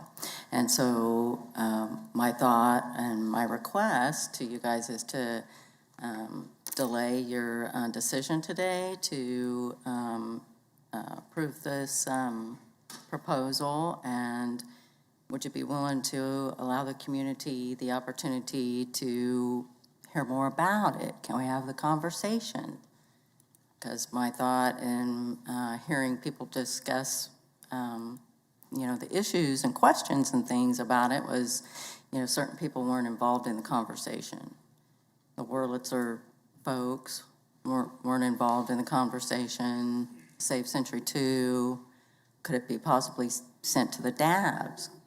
Could we have more community discussion, thoughts? They have the questions directed and discussed. So that's just my thought that I wanted to visit with you all about. If we could continue the conversation, could we be a part of the conversation? Because it feels like we, everyone that lives in the city, we weren't allowed to be a part of the conversation. I think that's really important. I think you guys really try to do well at doing that, saying, want the citizen involvement and participation and what are you thinking? And I appreciate you guys doing that. I really do, because we all live here. We all want to try to work together to make our community better. It's not just you guys saying, okay, this is what we're going to do, and then, mandate it. I think you really are trying to do better at having that discussion and allowing us to have a voice and to share our thoughts about decisions that you guys are making that affect us all. So that's just kind of my thought, is if you would please just kind of give us some time to have a conversation about it. Could we all be involved in the discussion? So anyway, that's all I had. Thank you. Thank you for being here. Have a great day. Next up, I see Mr. John Todd making his way to the podium. Sir, welcome back. Good afternoon. John Todd, 1559 Payne, Wichita, Kansas. Mr. Mayor, members of the Wichita City Council. Dante Martin mentioned that the stakeholders were involved in this process. A large portion of the stakeholders, I don't believe, were, and those were the people, the 17,000 people who signed the Save Century 2 petition. So I think that was important, that it was an opportunity to get those folks involved in this process. And then the first that I saw this contract was yesterday online. I have read most of it. I think springing stuff like this on the public without a little time is a real mistake, because basically without the public input, you don't get public buy-in, you don't have the transparency that's needed, and build the public trust moving forward. So having said that, I'm going to talk about, I believe that you should delay this process until we've had some chance to have public input into it. Having read the contract, one of the first things that really stands out to me that I find objectionable is naming rights. So we want to rename Century 2? No, we do not want to rename Century 2. It's our historic building that we love. The citizens named it to begin with. So why is that written all over the contract? I think this is a terrible mistake, and it's one that can be rectified if you have to spend a little time doing it. There's a clause in here, owner. The owner is the city of Wichita. The owner may assign this agreement and its rights or obligations hereunder without operator's approval, but with at least 30 days prior notice to the operator. Why is this clause in here? Anyone thought about that? Does this mean that you can assign the building, convey it to someone else, and you give the operator 30 days notice? We need to talk about some of these things. A little small issue, they talked about drywall patching. Well, I happen to be fortunate enough to supply all the plaster for that building when it was built. It has no drywall in it. It's built with the metal lath and plaster, which is a far superior product to drywall. I read the RFP. It's a fairly lengthy document, and the request for proposal. Ruffin Company was mentioned prominently in it. Ruffin had the exclusive right to the food and beverages. I see no mention of Ruffin in this, so I guess the question, has the Ruffin contract been amended? And how does this mesh together, the promenade and the rest of the building? My point basically, I think we're premature on this. I believe that public input's important. I think you're rushing this. I think that if you'll delay it and you'll have some real input from the public, that you can build on public trust. And frankly, with the Save Century 2 movement and being a big part of it, there is a real need to build on public trust as we move forward in our community. Thank you. Thank you, and I think you raised an interesting question. Perhaps Bob could help with this. What if previously the Ruffin Corporation had the contracts for food and beverage, and now this is changing that? What's the balance there? Are we paying money to break those contracts? Can we I guess, get some more information to help out the previous speaker and those at the bench? I'll let Dante address that, but all of our contracts are remaining in place. Okay. So starting there, Mayor, our contracts remain in place. Bit of clarification. We do have a contract, city has a contract with Hyatt. It was mentioned in the RFP because we wanted to be open and transparent for anyone who was interested in developing a proposal, what contracts they would assume. With the understanding, the expectation would be from the city that proposals would include the assumption of contracts. As it relates to Hyatt and catering, Hyatt rents the promenade rooms and provides as an option catering to promoters who are conducting shows at Century 2. Promoters also have the option of electing to pursue catering through culinary catering, the primary caterer at Century 2. So I just wanted to clarify, the Hyatt doesn't have sole catering obligations or responsibilities as it relates to Century 2. Depending on the location of the meeting, depending on the preference of the show promoter as to which avenue they choose to explore as far as catering. But under this agreement, and the reason Ruffin or Justice of Symphony and Music Theater Wichita aren't listed in the contract, and we've talked about that, it would create an exhaustive, a lengthy document, but instead we incorporate those agreements into the document. So the document covers any existing agreements the city has with the Hyatt, Music Theater Wichita, and others. Okay, thank you. Next speaker. Welcome back, Esau. Me again. So I'm going to have to agree with the earlier speaker who referred to this as bovine excrement. I think that this process should be voted against to begin with. I'd also like to point out that Dante just mentioned that all of the contracts would remain intact. However, I believe SEIU has a contract with the city to represent employees, and those are employees that you guys are wanting to just pass on to this management company if they want to go there, but that contract doesn't follow. So I would say maybe that's one place where we've been a little bit misled this morning. Maybe it was an omission. But originally, when this whole thing started, it was explained to me by your HR department that when those workers had the choice or opportunity to go work for the private company, that union representation would still exist.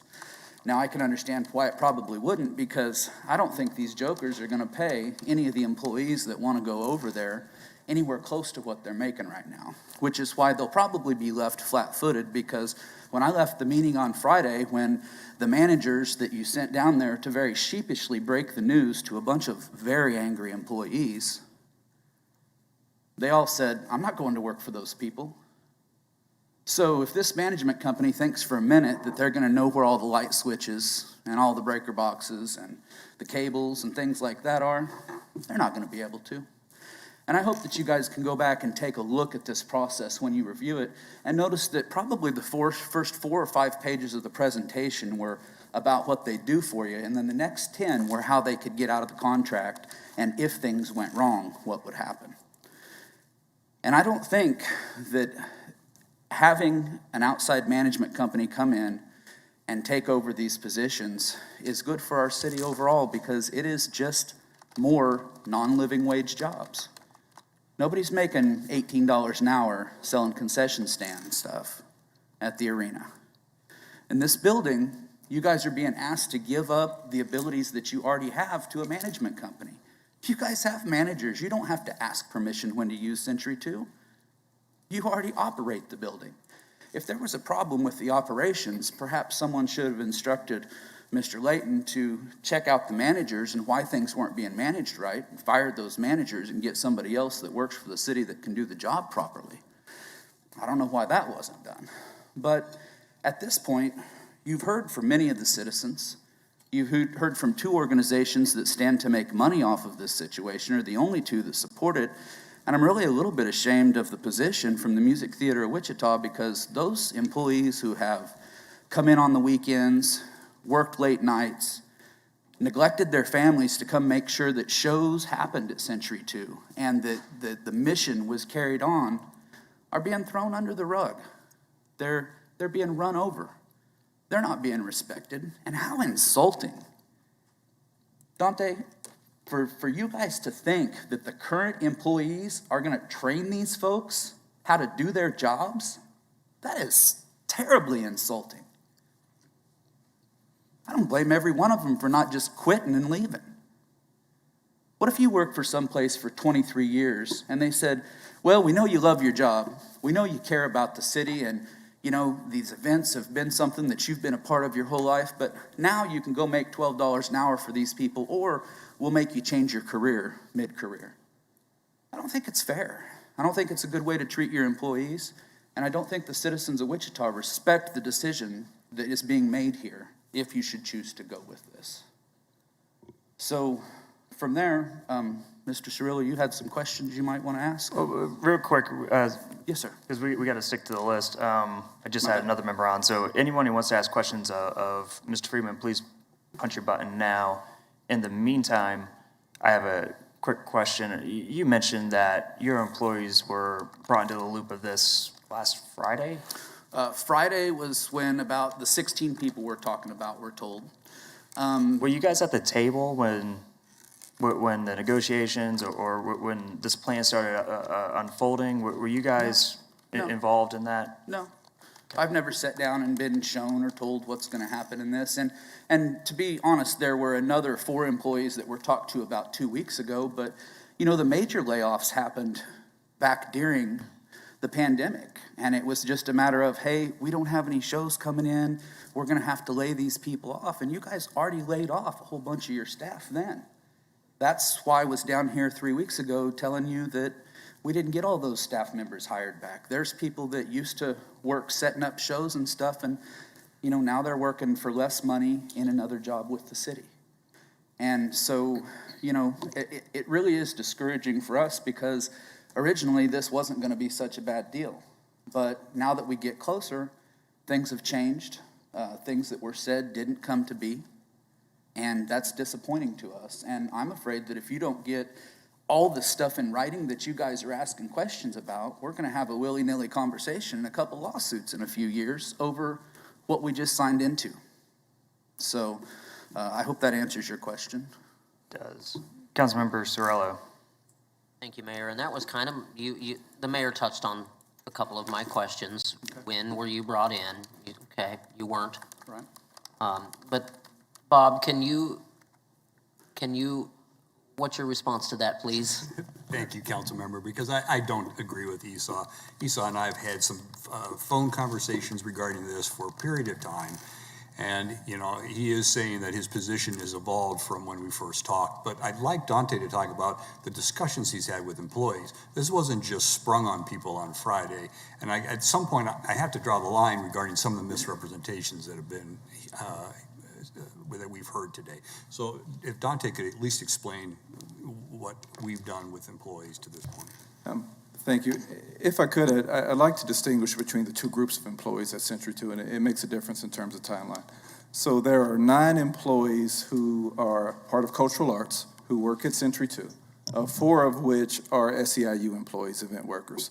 I've had conversations with Century 2 employees going back to December of 2019, when we first started having conversations about potentially outsourcing the management of Century 2. Throughout this process, I've had periodic group meetings with those 9 Century 2 employees, walking them through how this would affect them, how it would impact their work, answering their questions and providing information. As the RFP was released, as we started to negotiate a contract, in addition to group conversations with those employees, I started to have individual conversations. How does this affect you? What are your thoughts? If there are opportunities with ASM, is that something that might interest you? If not, what would be your preference as far as remaining with the city? Are there other opportunities, other jobs within the city that you are aware of that you'd be interested in? And those conversations with employees have been helpful because it provides me with an opportunity to take a look at our organization from a global perspective and figure out where we might place these employees who desire to continue their employment with the city. And so as a result of that, I've talked with HR, I've talked with Public Works, I've talked to Park and Rec, a number of departments that are potentially provide job opportunities for those positions. The other positions are the facility maintenance positions, Public Works positions. Those are the folks that primarily take care of not only Century 2, but our cultural arts facilities. 8 positions, 7 people, one of the positions is currently vacant. I've had conversations with Public Works, finance, facilities management as to what it would look like if management of Century 2 is outsourced, if maintenance is outsourced. What would that mean for employees? How many people are we talking about, and how can we provide a soft landing spot for them? I don't directly manage or supervise those employees. I would assume the meeting that Esau is likely referencing is Public Works staff talking to their employees, having similar conversations, wanting to talk them through this transition, address any of their concerns, answer any questions they have. But throughout, we've been consistent in making employees aware. Should the employee make the choice to work with ASM, I'll write the reference letter. I will support them to whatever degree they need to be supported. Should the employees desire to remain with the city, I will be their biggest cheerleader and do everything I can to provide a soft landing spot. Seniority, they will retain, a division seniority subject to the union contract, and the commitment that the manager's made is that soft landing spot will result in same wages, that we don't want employees to unduly bear the burden of this potential outsourcing of management. Hopefully that helps. No employee will take a pay cut who chooses to remain with the city. Is that correct? That is correct. I've made that commitment. Councilmember Claycomb. Thank you. Thank you, Esau, for being here. Bob, this is a question for staff. In the SEIU contract, does it explain how to handle a situation like this? I mean, in terms of, here comes Dante. Sorry, Jennifer, I'm probably going to put you on the spot at some point. The SEIU contract talks about seniority, it talks about city seniority, and then also divisional seniority. It also talks about changed circumstances, if you will, within and I can't remember the exact language, but changed circumstances, and how those processes should be handled in terms of transfer, in terms of seniority as it relates to transfer. As employees who have been long time, in this case, we're likely talking about facilities employees, what their seniority rights would be in a new job. And so the contract does speak to how to handle seniority, both city seniority and divisional seniority, and how to handle transfers under changed circumstances. Councilmember Claycomb, if I could follow up on that, please. There is language in the contract that deals with transfers, but nothing that deals with this type of a privatization issue. And so, you know, that's more of what our concern is. Yes, and that's why I originally came up and thanked the city manager and Dante for making sure that those employees that they're talking about now are getting those jobs, but we laid a lot of people off during COVID that haven't all come back. And when we get to talking about divisional seniority, if these people have worked in this division and the division's going away to be managed by someone else, is there really any divisional seniority? Okay. Any other questions for me while I don't see any on the board. So again, thank you. Okay. I encourage you all to vote no. Thank you. Oh, Miss, we're supposed to only have one bite of the apple when it comes to publicly speaking, and I think Sorry, what was that? we were only supposed to have one chance for each person to publicly speak to each individual item. Oh, okay. So technically, I can't give you the floor at this time. Okay, thank you. I'm sorry. Next speaker, please.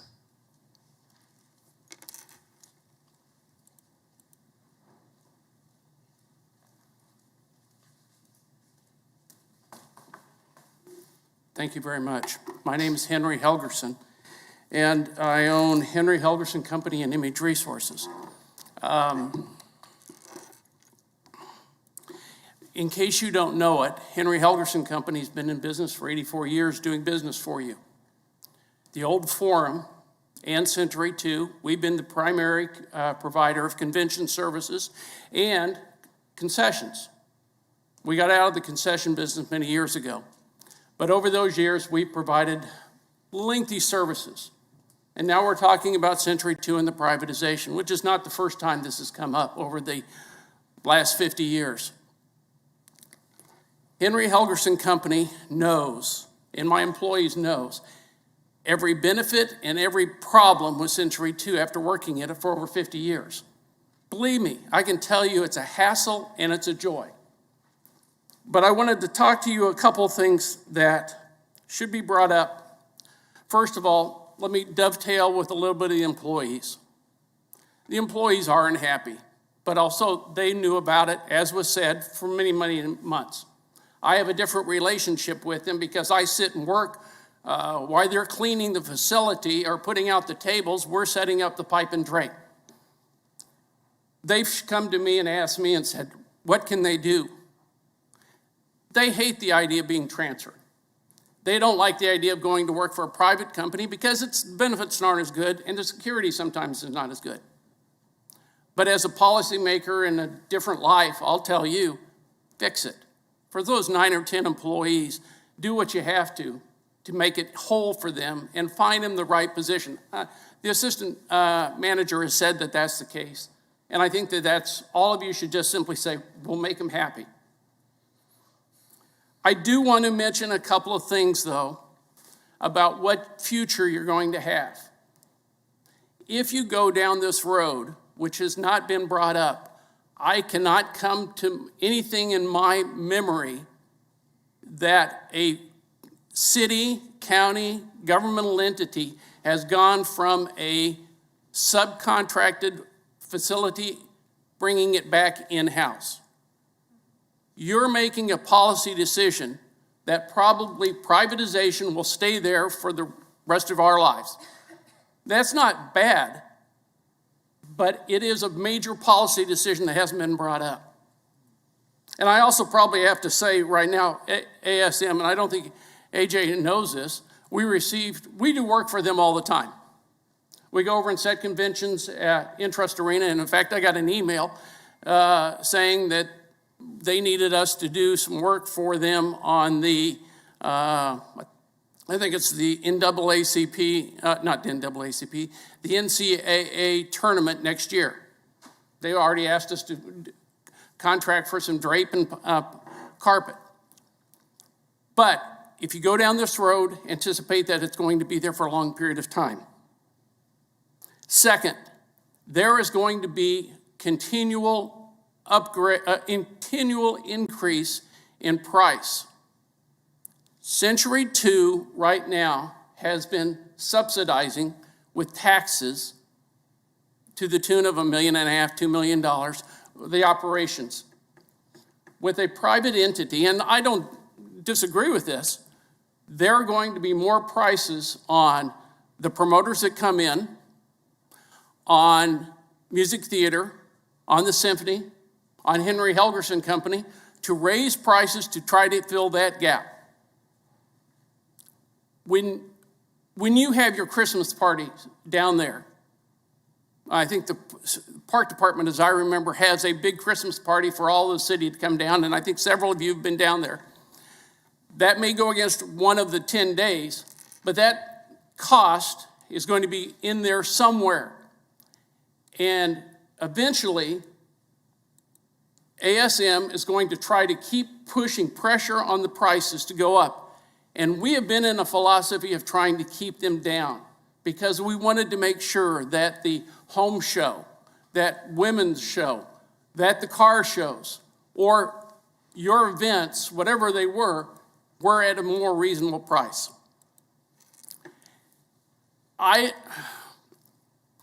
now, we have crews in 3 different towns, Overland Park, Hutchinson, and over at Century 2, working today.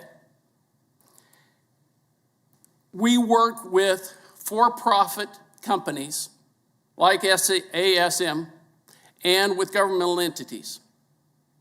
Over the last 84 years, we have had companies that were well-run. We have also had cities and counties that were well-run, and we've had just the reverse. We've had cities and counties that had no management experience and did a horrible job running the facility.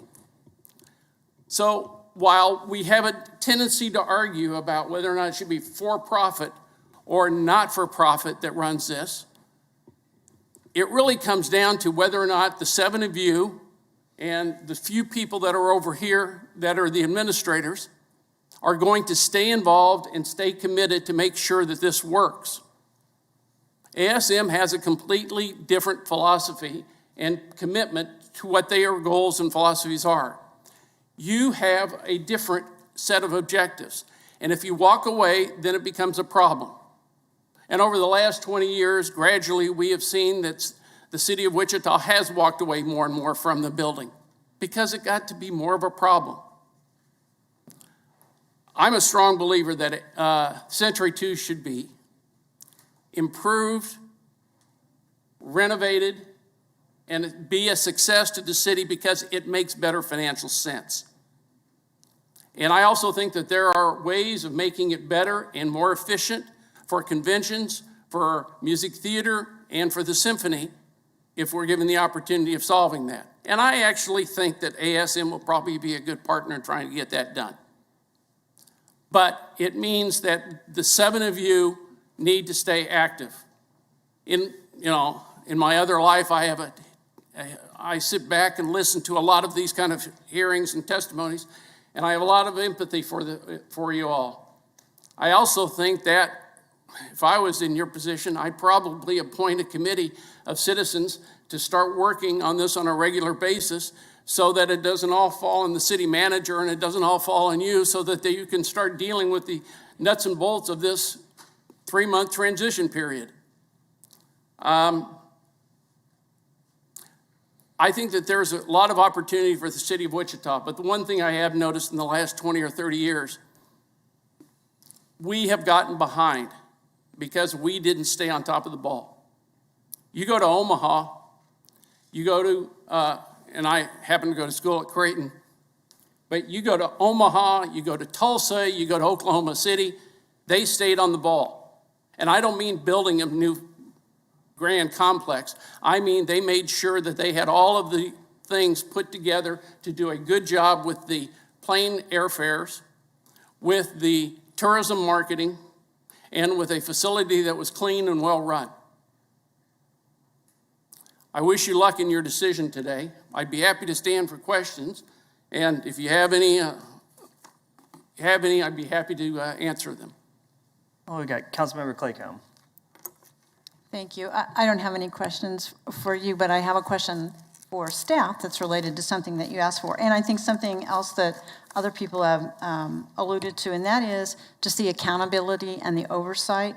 So I'm comfortable in the contract, within the agreement about the monthly reports and all of that. But what I would request is that, as was suggested, that the council stay involved, and so that we get periodic reports at city council. I know ASM provides those to the county. I don't know what the how often they are, but I think we ought to establish a process where city council sees those reports in a public setting. So thank you for reminding me of that.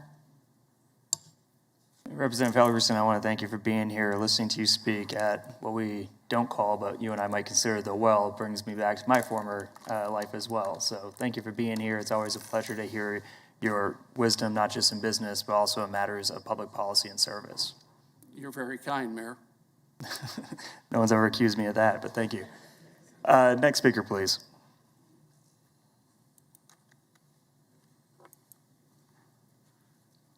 Next speaker, please. Well, okay. If there is no other public input, we'll bring discussion back to the bench. Discussion back to the bench. Councilmember Claycomb.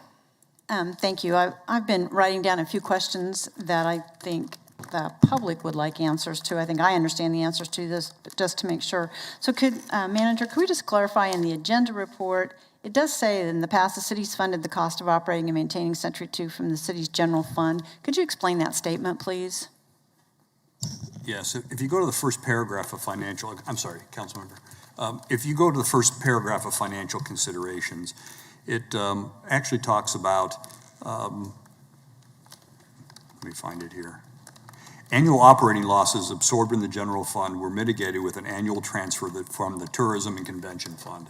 And so it's actually been the Tourism and Convention Fund that finances the operations of C2. And again, you just have to catch that in the report. Thank you. And then there, has a city selection committee ever turned down an RFP submittal when we only had one contract? Or I guess really the question is, has a selection committee just ever turned down, just said, there are no good proposals here, we're not going to take any of those? I'm not sure I can remember examples, but yes. And the same thing with bidding, right? There are times that we'll have one bidder who we deem not to be qualified or the price isn't appropriate. Yeah, we see that on our Board of Bids, right? Right, exactly. Several times, okay. And then on this, there was a question about the naming rights, and that's not mandated. That just provides us flexibility. That's correct. In fact, the wording in that agreement was a little stronger, I think, in the first draft. And what we wanted to make it clear that could be an option, but the council would have to give authority to that at the front end before they ever solicited for naming rights. We made it clear from a staff standpoint that we didn't envision that the building itself would ever be open for naming rights. And if the council wanted to make that clear in the agreement, we could do that. But it was, again, that decision will be made by you at a later date. They are not to move forward on any naming rights opportunities until the council authorizes it. Yeah, so it would come back to this body with public comment and all of those things. Right. So. That's correct. And then I think this is my last question, again, that came from the community, and the option of assigning rights. Again, that protects the owner. It protects us. Do you want to speak just a little bit to that? I think I'll let Greg talk about that. Yeah. Well, I think that's right. I mean, the origin is that the owner doesn't want the operator to be able to assign its rights to just some other company, because so much of the reason that you would be hiring an organization like an SMG, and by the way, we encouraged a lot of companies to respond to that RFQ and RFP, and either I or Dante or both followed up with all the leading companies in the industry to try and get them to respond. So this was not baked for anyone, I can assure you. Sorry, I don't envy your position as politicians, because when your integrity is called into question, as I feel like mine has a couple of times today, and I'm just a consultant I don't have a stake in, the outcome of this here. I've been hired to help you determine, the way to best proceed with your convention center and performing arts center. So I'll just stop there. The question is about the not assigning rights. Right. So you want to make sure that the operator cannot assign their rights to some other company because you have hired them based on the strength of their organization, their capacity, their ability to do what you want them to do here. And so that comes into this contract, and then you add the provision that the owner has the ability to assign its rights. You might want to assign it to a governmental entity, a separate, governmental entity controlled by the city that for whatever reason you might want to transfer control of Century 2 over to that entity. This allows you to do that. That's the purpose of that. Greg, if you just stay for a second. I want to go back to a question you asked regarding getting a single proposal. This is a negotiated process to get to this point with the contract. And the reason we have Greg involved is to be able to make sure that it's in alignment with industry practice and what's going on in terms of management fees and other arrangements around the country. And if you have any questions regarding that, that's again why we have Greg involved in the process. This wasn't a matter of they submitted a proposal, we had to accept it or turn it down like it would be a normal bid process. Councilmember Tuttle.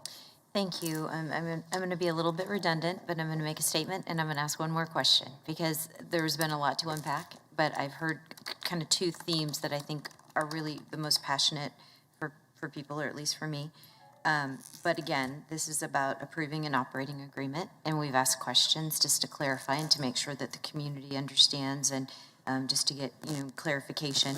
But this is not for the future of Century 2. This is an operating contract, so I just want to make that statement. My other question is for Dante. I'm going to make sure you get your workout today. But Dante, do you have your step counter on? Yeah, I know you should have your step counter, for sure. One of the things that I'm most concerned about, and I've heard resonate with my colleagues and also folks who have been kind enough to come and share their thoughts with us today and ask questions, but just to make sure the 16 employees have the opportunity to receive, now they may go to a different job, and I understand that, and that's not ideal always, but they will be able to maintain the same pay that they have, and they will not lose their seniority within the city of Wichita. Is that correct? That is correct, Councilmember Tuttle. Okay, thank you.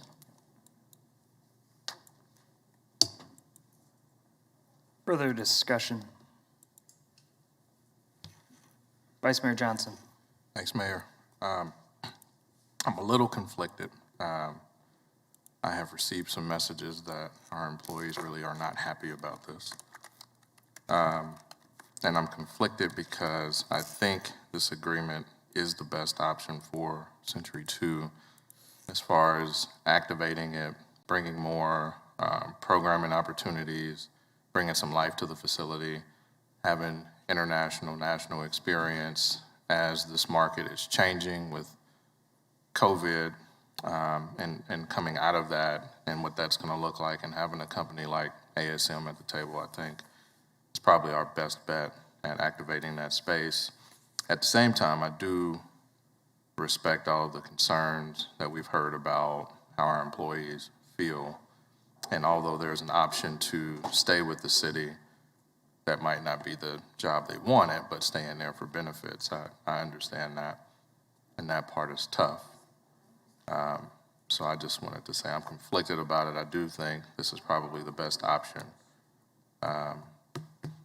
But that part is tough, just knowing folks that may have wanted to retire doing what they're doing, but now even having to go to a different department or work for ASM. That was all.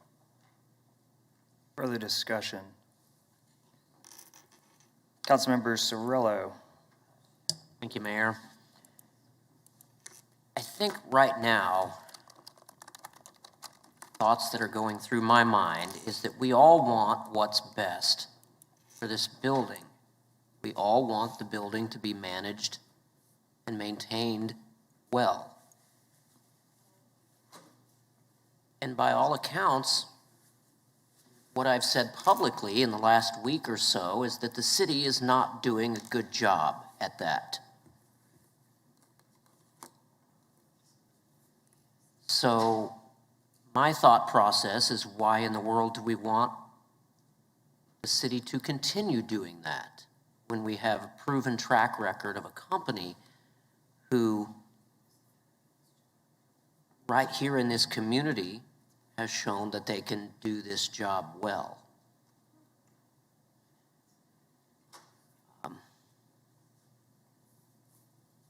My thoughts are, if we as the city can't do the job, shouldn't we want someone who is capable of doing it? I struggle with the unhappiness of the employees. I get it. I was faced with a terrible career issue in my own life as well. But I'm confident that what we've been told is that the city employees will not take a pay cut if they choose to remain with the city. Confident, and I have to rely on that. Those are my thoughts. So just follow up to that. If you are an employee who's been working 20-plus years at Century 2, what type of job would you be offered within the city? What's a good transition or likely transition that maybe, if you are having those conversations turning into? It truly is, Mayor, an individual conversation. So Century 2 is undoubtedly a unique place and a unique place to work. But as I've talked to employees, what I've discovered is that they have a wide range of experience and expertise. So maybe the entire 20 years wasn't spent at Century 2. The commitment that the manager and I have made is that there's going to be similar level of employment. Say, for example, I have an employee who handles sales and ticketing for Century 2. She pitches shows. The conversation the two of us have had is how that could transition to being part of our new Cultural Arts Park and Recreation Department. What skills does she have? She has an accounting background, for example. We have a need in our Parks Department, and so there's a perfect match there. I've talked to a number of other employees who maintain the facility who are, at least what I've heard, what they've told me, would welcome the opportunity to maintain our airport. They take pride in our airport. And so it really is an individual conversation, individual determination, with the understanding and the effort being that it's going to be a similar level of employment. It won't be the same job, but the pay will be the same and it'll be a similar level of employment. So you won't see a professional mid-manager employee now working in an entry-level position, if that speaks to and answers your question. Yeah, and that gets really to the heart of the question. Thank you. Councilmember Frye. Thank you. First off, I want to thank all of our employees that have been working at Century 2, whether the Convention Center or the Performing Arts Center, for the last 50 years or however long they've worked there. It's no doubt a challenge with the condition and the state of the facility. They lack the resources, the abilities of the connections on the regional and national scale to fully make it efficient and truly effective.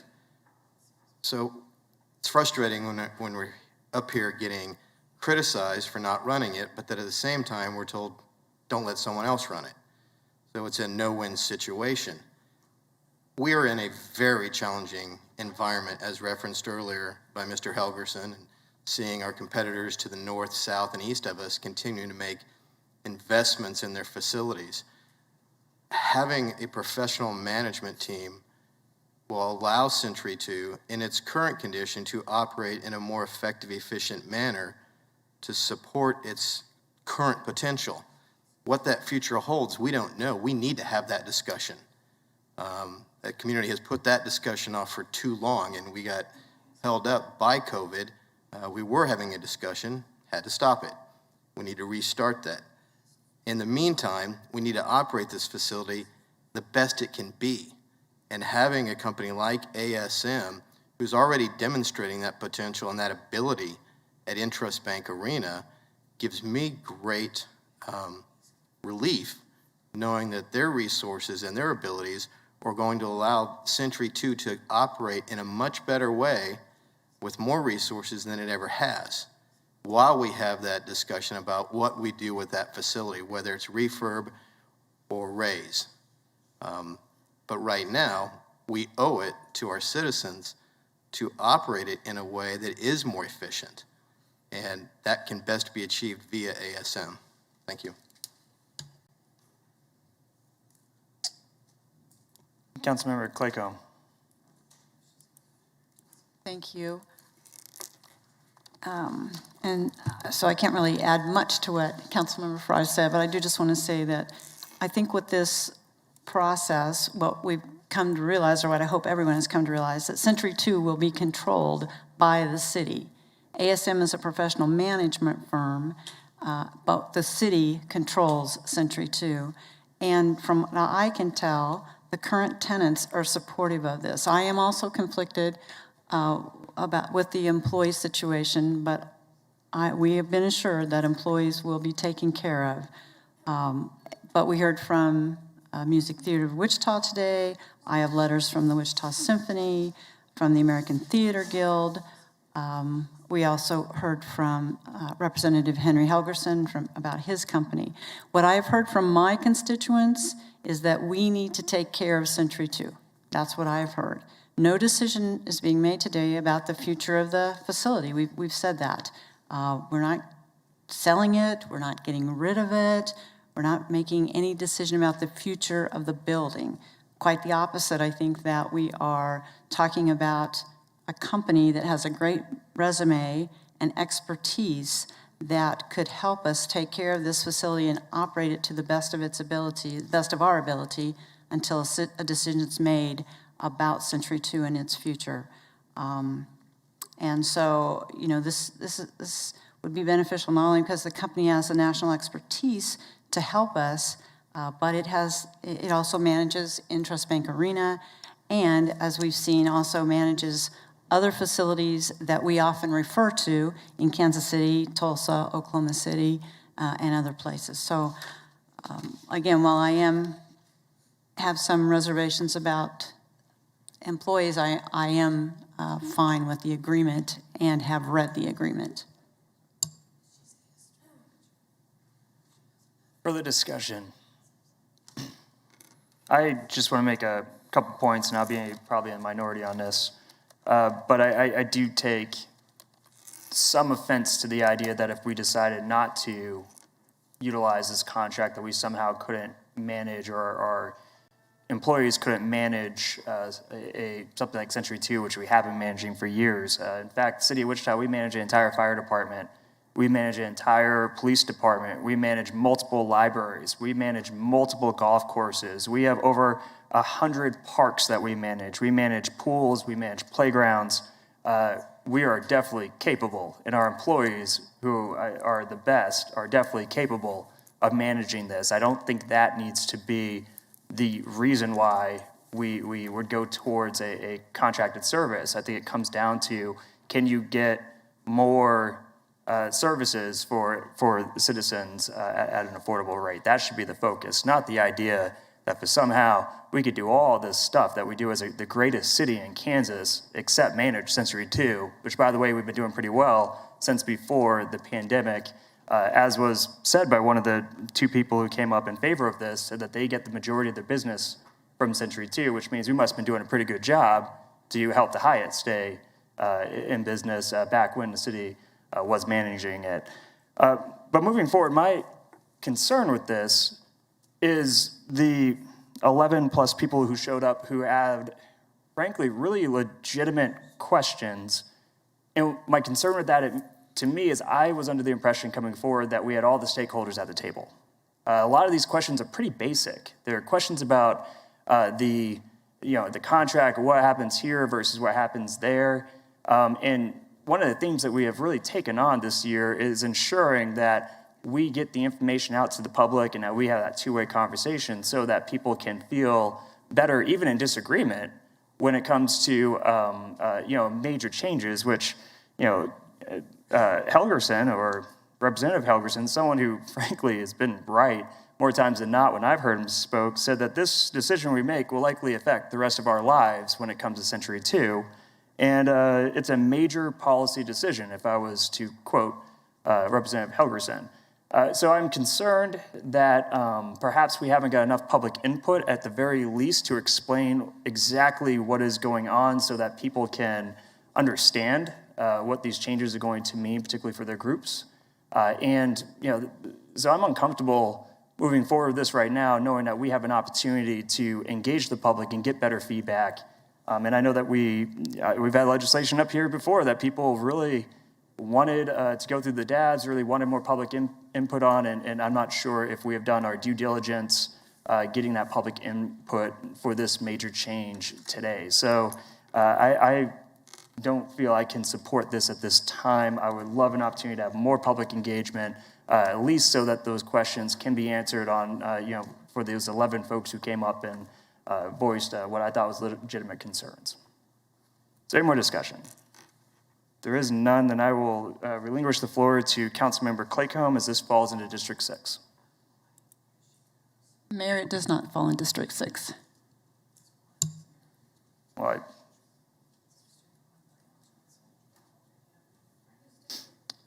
okay, I'm sorry, my professional management service operation for Century 2 says District 6 to me, on my form, so maybe I got it wrong. Councilmember Fry, if you want to jump in for a motion then? Yes, I will. I make a motion that we approve the operating agreement with ASM Global and authorize the necessary signatures and budget adjustments. Second. Motion has been made and seconded. Clerk will open the roll. Members cast their vote.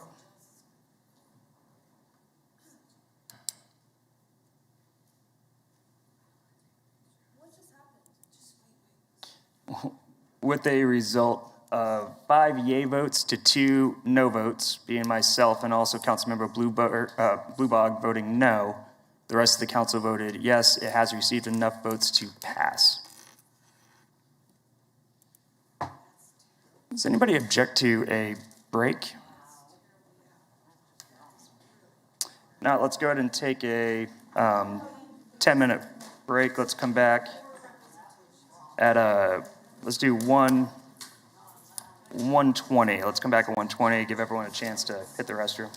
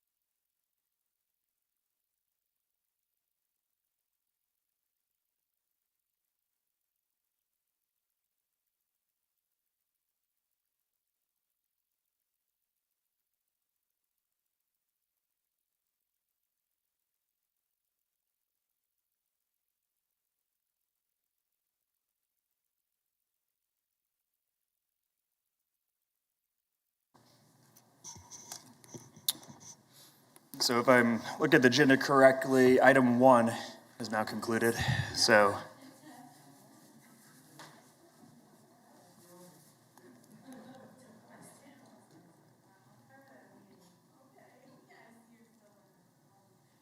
way to persevere, by the way, for everyone else who's been here for all the other items and sat through up until now. Thank you.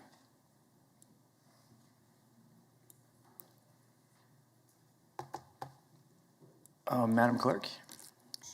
2020-2021 HUD Consolidated Plan Annual Performance and Evaluation Report.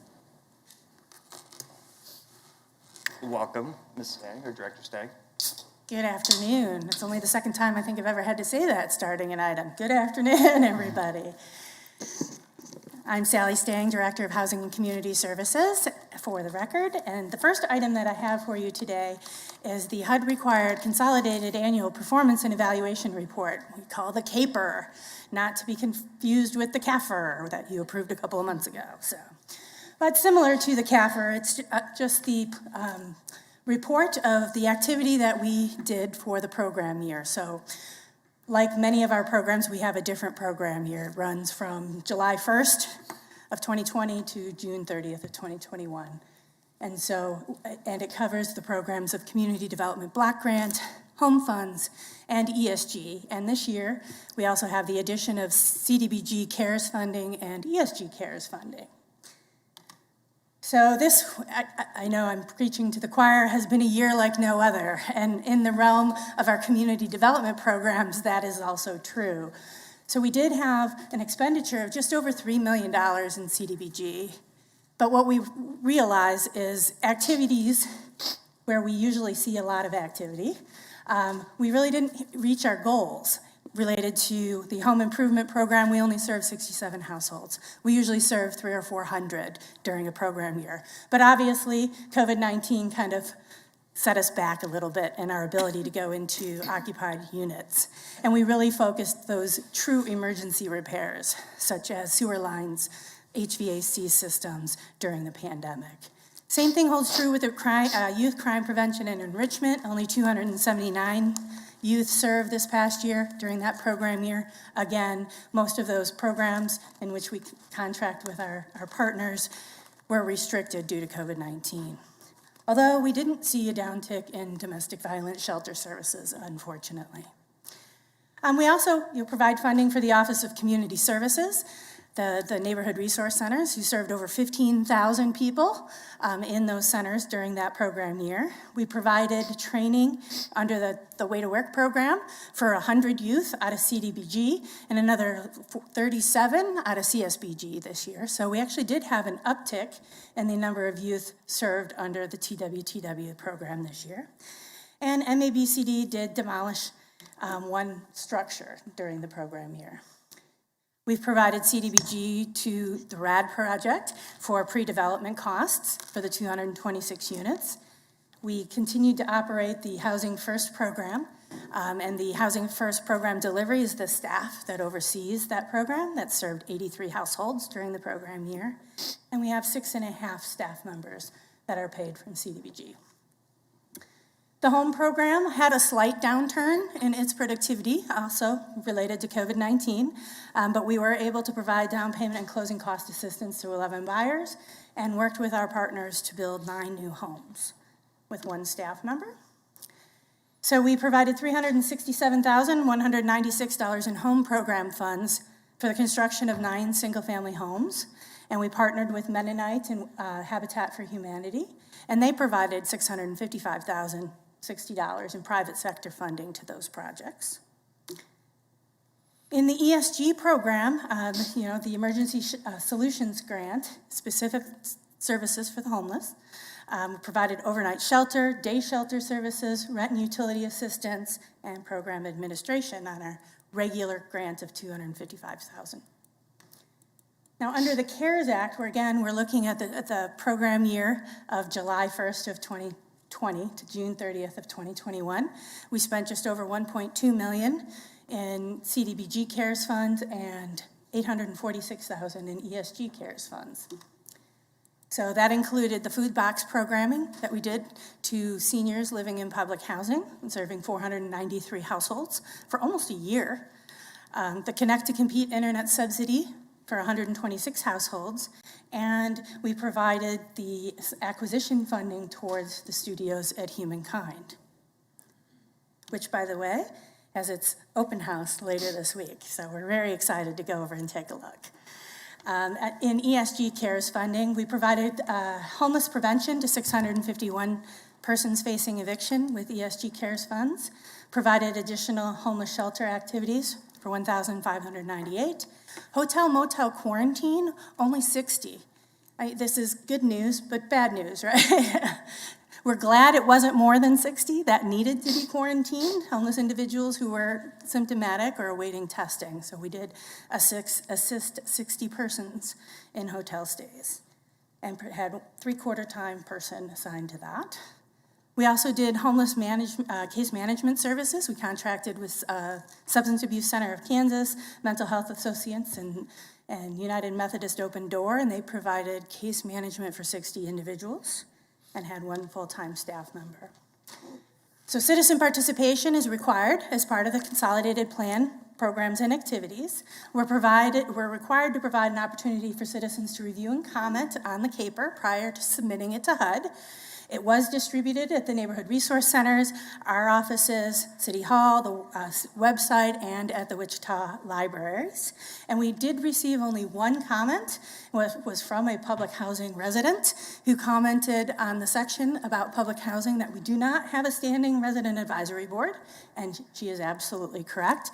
We have been unsuccessful in getting participants to commit to sitting on a standing board. So instead of having a standing board, we actually invite all participants in the Section 8 and public housing programs to comment on the PHA and the CAPER activities. So we've received no other public comments, but could receive them at today's public hearing. That's pretty much the report in a nutshell. The report that was attached, I do apologize for that. It comes straight out of a HUD system, the CAPER report itself. So you can imagine it is not the friendliest thing to read and digest, but this presentation does sum up those activities. So it is our recommendation to close the public hearing, approve the Consolidated Annual Performance and Evaluation Report, and authorize the submission to the U.S. Department of Housing and Urban Development. And I stand for any questions. Mayor, if I could speak just for a second, if you don't mind. I know this is a long day and I don't want to make it longer, but if we could go, I want to just highlight 4 slides, because every now and then I hear some community discussion about whether we're doing our share in terms of homeless services. And if you go to slide 57, here you've got a listing of the number of homeless persons who were assisted in just this reporting period through ESG. And if you go to slide 59, you see the same information in terms of what we've done, our role in studios at Humankind, which is a permanent solution going forward. Slide 60 talks again about the number of people who were impacted by our homeless activities last year. And then 61 does the same in a way that I think is really important, and that is the case management services that Sally worked hard to bring forward so we could have meaningful impacts and not just put people in shelter. So again, I just want to highlight that because we have played a very significant role in addressing some of the problems of our homeless population. Councilmember Tuttle. Thank you. And Bob, thank you for pointing that out. Is there any way that we could get maybe those 4 slides sent to us like in a spreadsheet or something? I think that would be handy for us to help. The other thing I'd like to mention, and I've said it every time we've mentioned the food box program, and just one more time because it might be the last time, but thanks to Blue Cross and Blue Shield of Kansas and also Housing, and Sally, specifically to you and your team, we were able to get, when you think of food deserts or food insecurity, you think of getting people to food or food to people. And so we were able to, in this case, get some of our most vulnerable populations, our elderly during COVID, be able to get food to them and healthy food for them. So thank you again, and thank you to Blue Cross and Blue Shield, and I'll continue to reach out to them and let them know our appreciation. Councilmember Frye. Thank you, sir. Yes, Bob, appreciate you highlighting those efforts. I think it's important to realize that homelessness in our community is not going to be solved by any one entity. It's going to have a lot of people at the table, not only from public sector, city and county working together, our state representatives, but also private donations and contributions. None of us can do this by ourselves, and I'm glad to see us taking such a strong role in helping. Staff. Are there any other questions for staff? See none. Thank you. Is there input from the public on this item? See none, we'll bring discussion back to the bench. Is there further discussion on this item? Councilmember Johnson. Thanks, Mayor. I will need to abstain from the vote on this due to a personal conflict. Sorry. I need to abstain from a vote on this due to a personal conflict. Please let the record show that the Vice Mayor will be abstaining from this. If there is no more discussion, then I will make the motion to accept staff's recommended action to close the public hearing, approve the consolidated annual performance and evaluation report, and authorize submission to the U.S. Department of Housing and Urban Development. Is there a second? Second. Motion has been seconded by Councilmember Bluebog. Clerk will open the roll. Members cast the vote.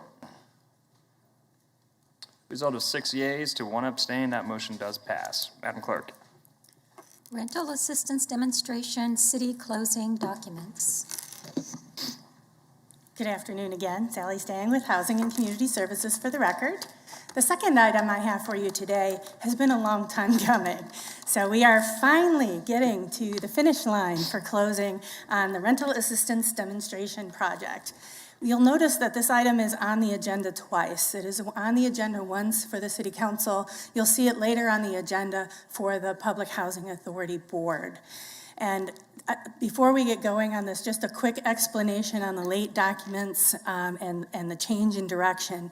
Just last Tuesday, on a call with HUD, our closing agent, the HUD office is unsure of which documents need to be executed by the city and which should be executed by the PHA board. We thought we had it straight. We had these agendas separated with the council items and the PHA board items. And HUD threw a wrench in that last Tuesday. And mind you, this project is very, very complex, and it involves the HUD Office of Public and Indian Housing, the HUD Office of Multifamily Housing, the HUD Office of Recapitalization, and the Federal Housing Administration related to the loan. And they don't talk or play together very nicely, to be honest with you. And so we have different sides of the HUD house telling us who they want to execute the documents. And so the city attorney's office recommended that we bring all of the documents to both boards, have the ordinance and the resolution both boards, so that we don't have a delay as we move to closing, hopefully the second week of October. So when we do come back up for this item under the PHA, it is the same presentation, and I promise I will go through it really, really fast. Our PHA commissioner, resident commissioner, is here, and she is hearing the presentation while we go through it on the city side. So I just wanted to let you know, and I know it was a lot of information to get last week. So here we are. Little background, the rental assistance demonstration allows public housing agencies to convert its public housing units over to a project-based Section 8 contract. And the primary benefit of that is that it allows us to acquire debt or private sources of funding, because under the public housing program, you can't have any debt on the properties. So under public housing, HUD provides funding to build or acquire units for qualifying low-income households. Those households pay 30% of their monthly adjusted income, and the PHA just receives a management fee, a flat, really, fee for operation subsidy and capital funds. It's not based on a per-unit rent amount. That annual funding is based on congressional appropriations. It's greatly underfunded each year for decades, and is often not even finalized until like September of the program year. We'll finally get our final subsidy numbers. It's really hard to operate in that realm. HUD stopped funding public housing in 1992 and shifted to Section 8 contracts, typically with private owners. And as I said before, public housing properties are restricted from having any debt, which really put public housing programs at a detriment. It wasn't receiving enough operating or capital subsidy to maintain the properties in the long term, and was restricted from going out and acquiring debt in order to make needed repairs. So HUD came up with the RAD program. Under project-based Section 8, HUD provides a long-term rent assistance contract for new or existing housing. Households still pay 30% of their monthly adjusted income for rent and utilities, and an approved contract rent per unit is determined, and HUD pays the difference between the household's 30% and the contract rent on a monthly basis. So that funding is actually guaranteed at the contract rent level for the period of the 20-year contract with annual inflation factor increases, so that the funding is more consistent under the Section 8 contract. These project-based Section 8 properties can be used for collateral to finance the debt and improvements. So our project, February 2017, the Housing Authority Board approved the application for RAD. October of 17, HUD approved that application. October of 17, the Gill Group was hired by the Wichita Housing Authority as its RAD consultant. And in March of 2018, KVK Enterprises was selected through RFP as the co-developer on the project. In December of 18, they submitted applications to the Kansas Housing Resource Corporation for 4% low-income housing tax credits, with Bank of America's letter of intent to purchase those credits, an application for tax-exempt bond volume cap, and $1 million in housing trust funds. In February of 19, the tax credits were awarded. April of 19, bond volume cap was awarded. June of 2019, they awarded $500,000 in housing trust funds. But then in June of 19, Bank of America withdrew its letter of intent, not for any fault of the project, but stating it had met its requirement for community reinvestment credits that were required for that. So from June of 2019 to October of 2019, the RAD team approached multiple investors to purchase the 4% credits. The project just wasn't penciling that it was going to get enough income to support the debt necessary for the rehab that was necessary. But on September 4th, HUD issued a new incentive for up to $100 per unit rent bump for RAD projects with substantial rehabilitation in an opportunity zone. And we lucked out, Greenway Manor fell within an opportunity zone, and that additional $100 per month rent increase was just what we needed in order to increase the amount of capital we could get to do the rehab necessary. In October of 2019, we received a letter of intent from Affordable Housing Partners, who is a subsidiary of Berkshire Hathaway, as the equity investor to buy the credits. So I know we just went back in time. October of 2019, we received a conditional commitment from Oryx Lument for a HUD 221D4 loan.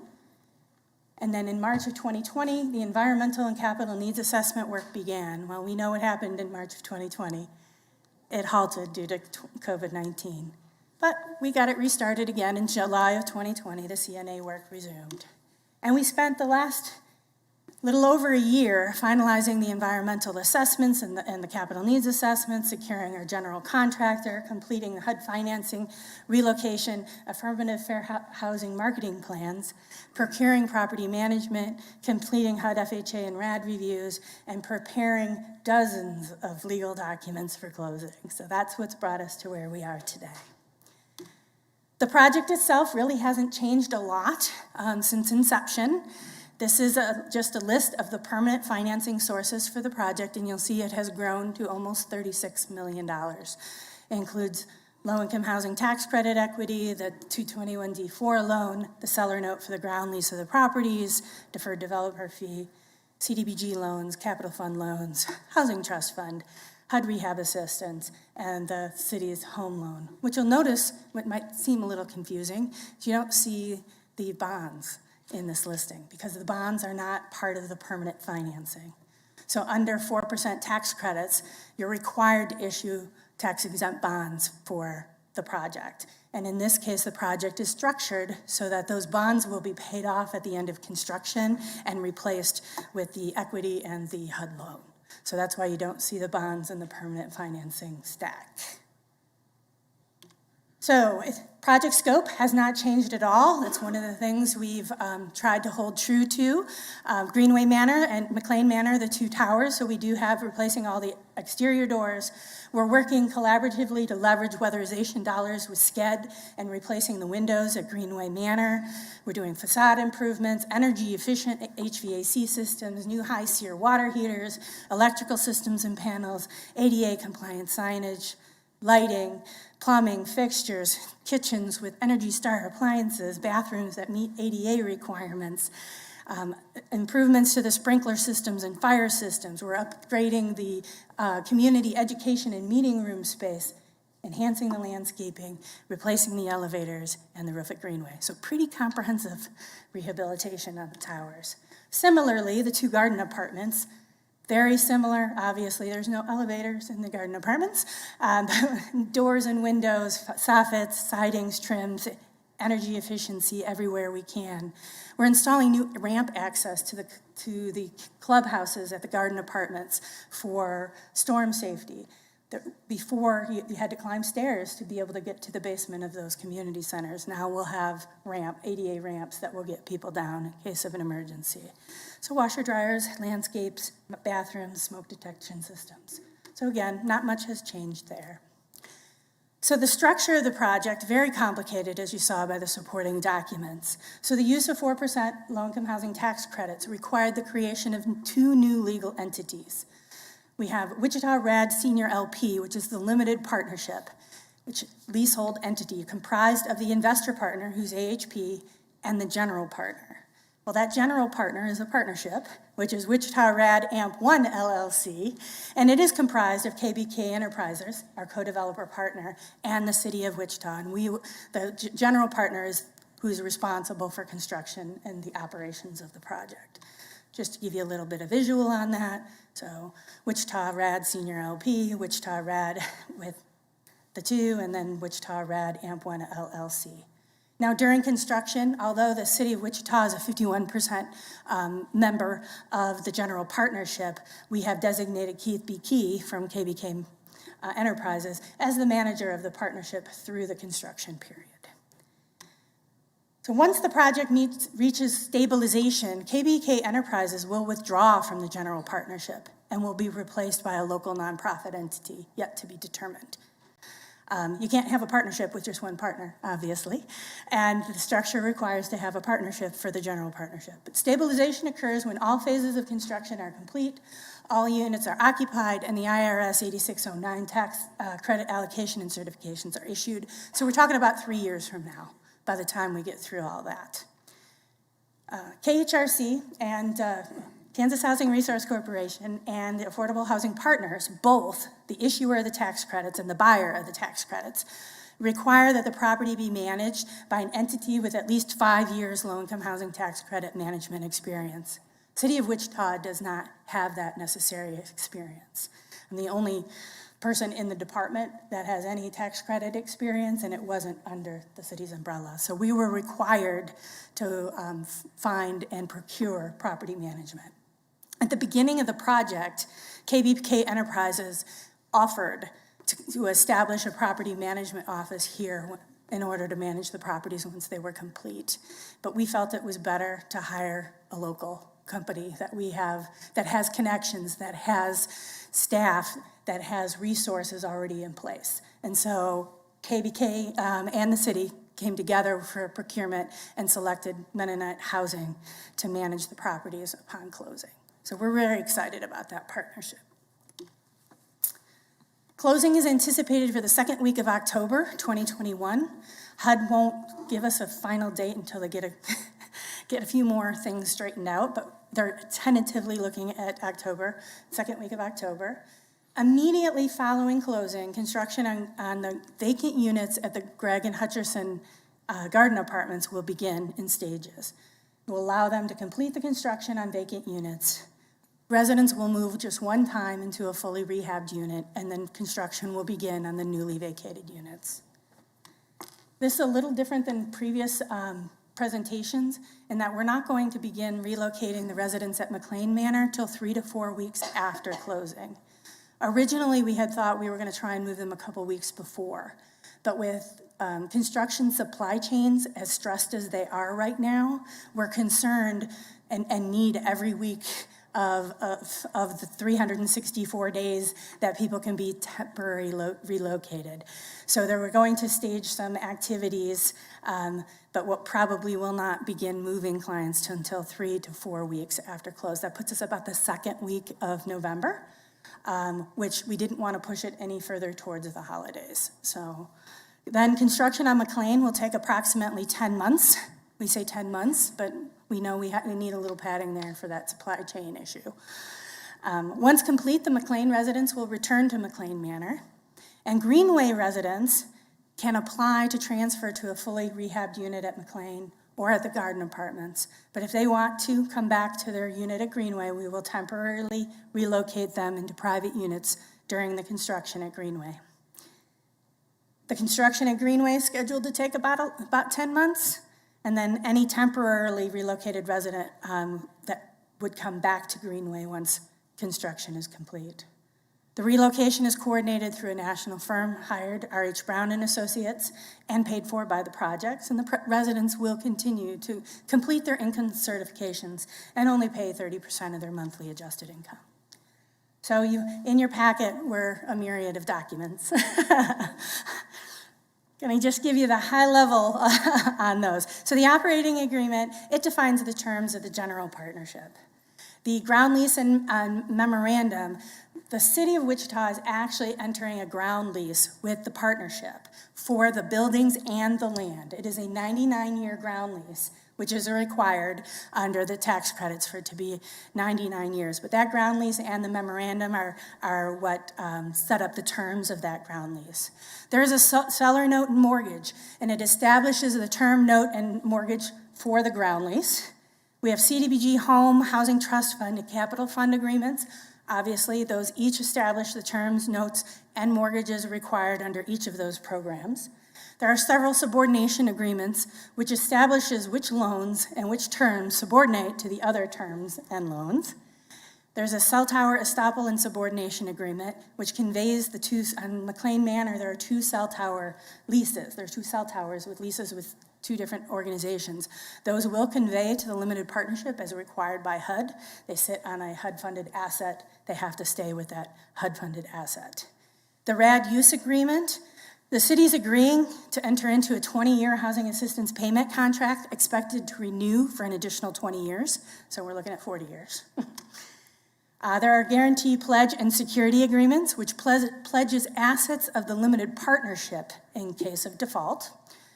The right of first refusal gives the city the right to terminate that 99-year ground lease after the tax credit compliance period, which is 15 years, for $10 over the outstanding debt at the time of termination. So that means the properties can come back to the city, terminate that ground lease with all, dissolving that limited partnership with any exit taxes covered by AHP.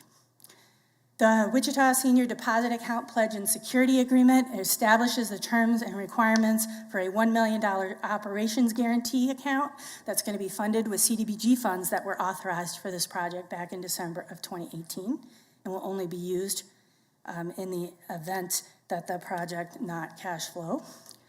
And then the ordinance. And the ordinance authorizes the execution of all of the closing documents.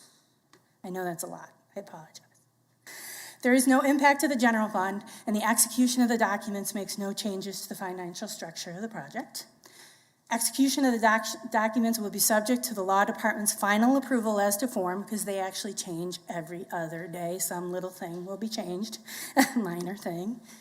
And it is recommended that the council place on first reading the ordinance authorizing the documents as described in the analysis or presented for action as attachments with such subsequent changes and corrections as may be necessary to complete the proceedings for closing.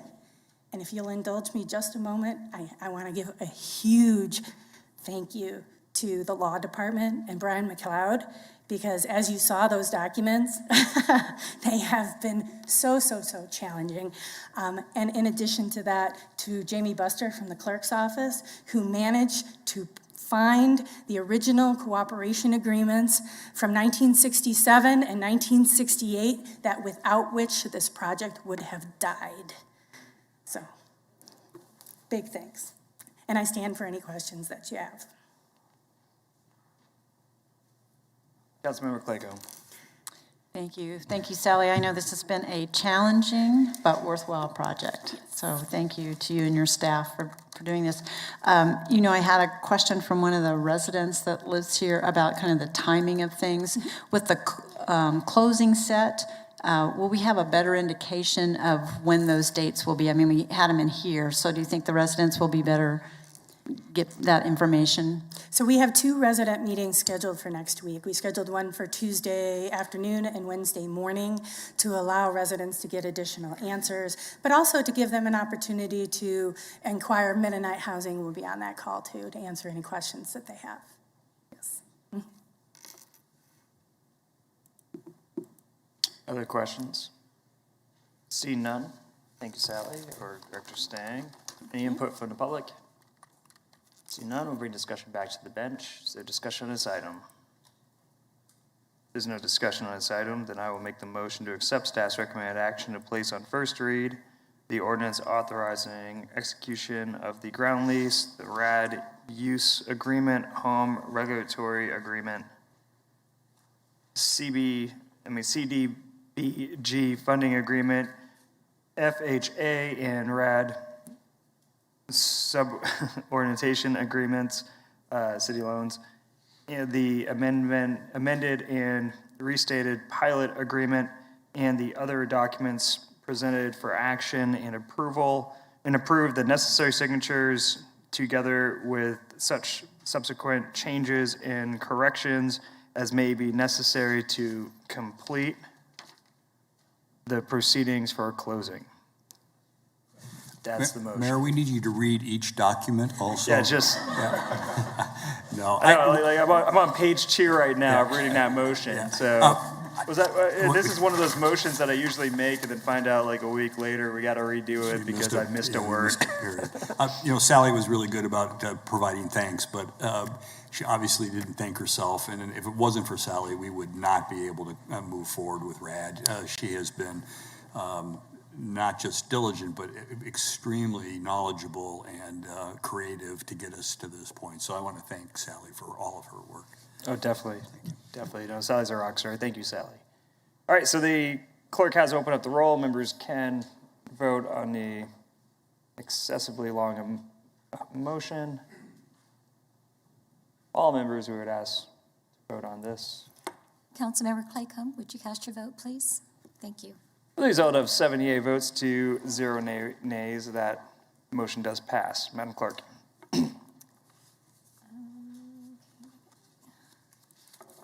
Amendment of section 6.4.45 and 6.4.210 regarding the appeal of dangerous dog determinations. Good afternoon. Hello. I am Jan Jarman with the Law Department, and with me I have Lieutenant Hungria from the Wichita Police Department. Let's see.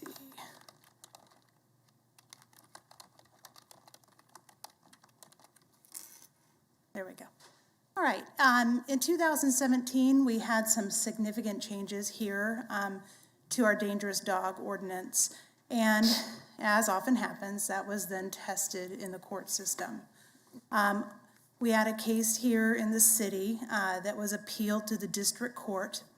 And on appeal, the district court judge dismissed the dangerous dog determination because there was no record to review. You all might remember a few years back, some of you, that I did an appeal to the city council where you heard like a mini trial. Well, those are recorded. So when that mini trial was appealed to district court, we had the whole package that went over there and a judge could review it and watch the video. Unfortunately, when we created this dangerous dog procedure, those trials are heard in the municipal court and there's no record taken. So there's no recording, audio or video at all. So when those were appealed to district court, the district court is left with nothing and they would basically have to start all over again, and the district court isn't real interested and starting all over again and having a new hearing. So that's kind of what happened. So the judge dismissed the appeal. I appealed that because we're not a court of record, so I didn't think that was proper, and the Court of Appeals disagreed with me.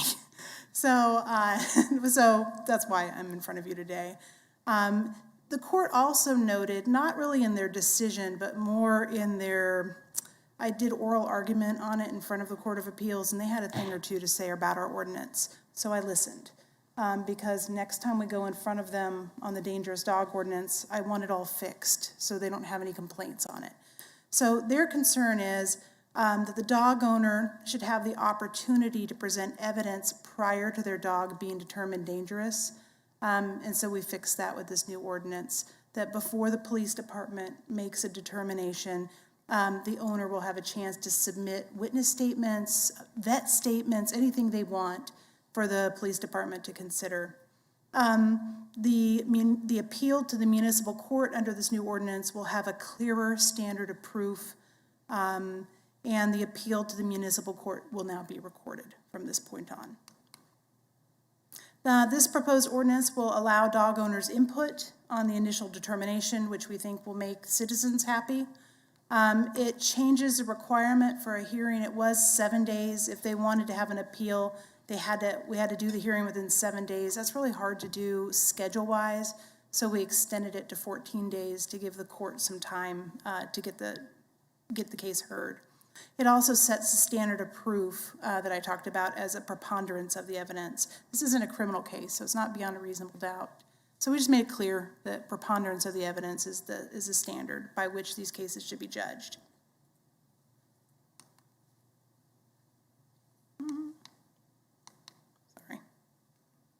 Okay. It also allows the judge or hearing officer to consider a broader range of evidence. We wrote it in a pretty restrictive manner as to who could be a witness in the case, and we've removed that restriction from the ordinance.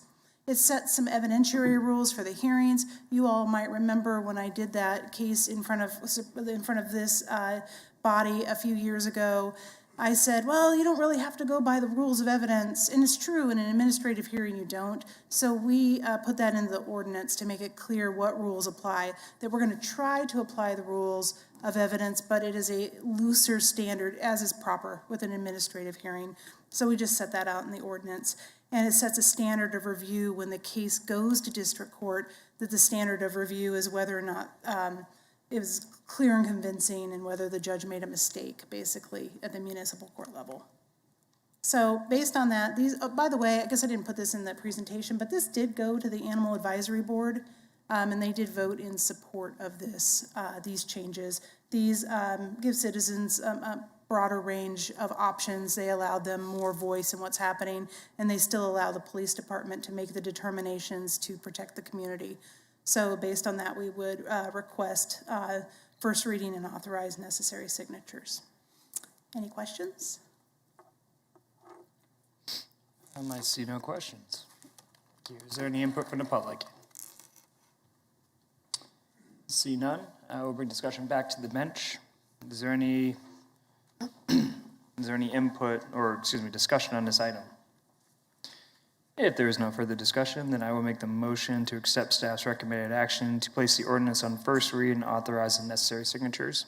Second. Motion has been seconded. Clerk will open the roll. Members cast the vote. I've received 7 yea votes. That motion does pass. Madam Clerk. Amendment of Section 11.24.50 of the Code of the City of Wichita as it pertains to speed contest and the creation of Sections 11.4.87, 11.4.100, 11.4.259, 11.4.317, and 11.4.332 pertaining to traffic definitions. Welcome, sir. Good afternoon. My name is Captain Paul Duff. I am the Bureau Commander out at Patrol West. I've been out there for about 18 months now. And when I first arrived at Patrol West, one of the biggest complaints I was hearing from a lot of the citizens was the illegal street racing that was going on. So when I started looking into it further, I realized that it wasn't exclusive to Patrol West, but was in fact a significant issue throughout the city.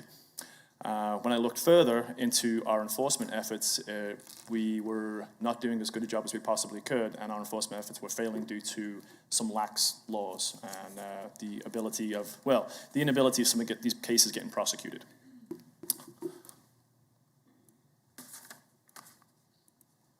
So, in short, street racing in Wichita is inherently dangerous. We've had 3 deaths in the past 2 years. If we go back to August of 2019, that number is actually 5, since we had 2 in that month of August.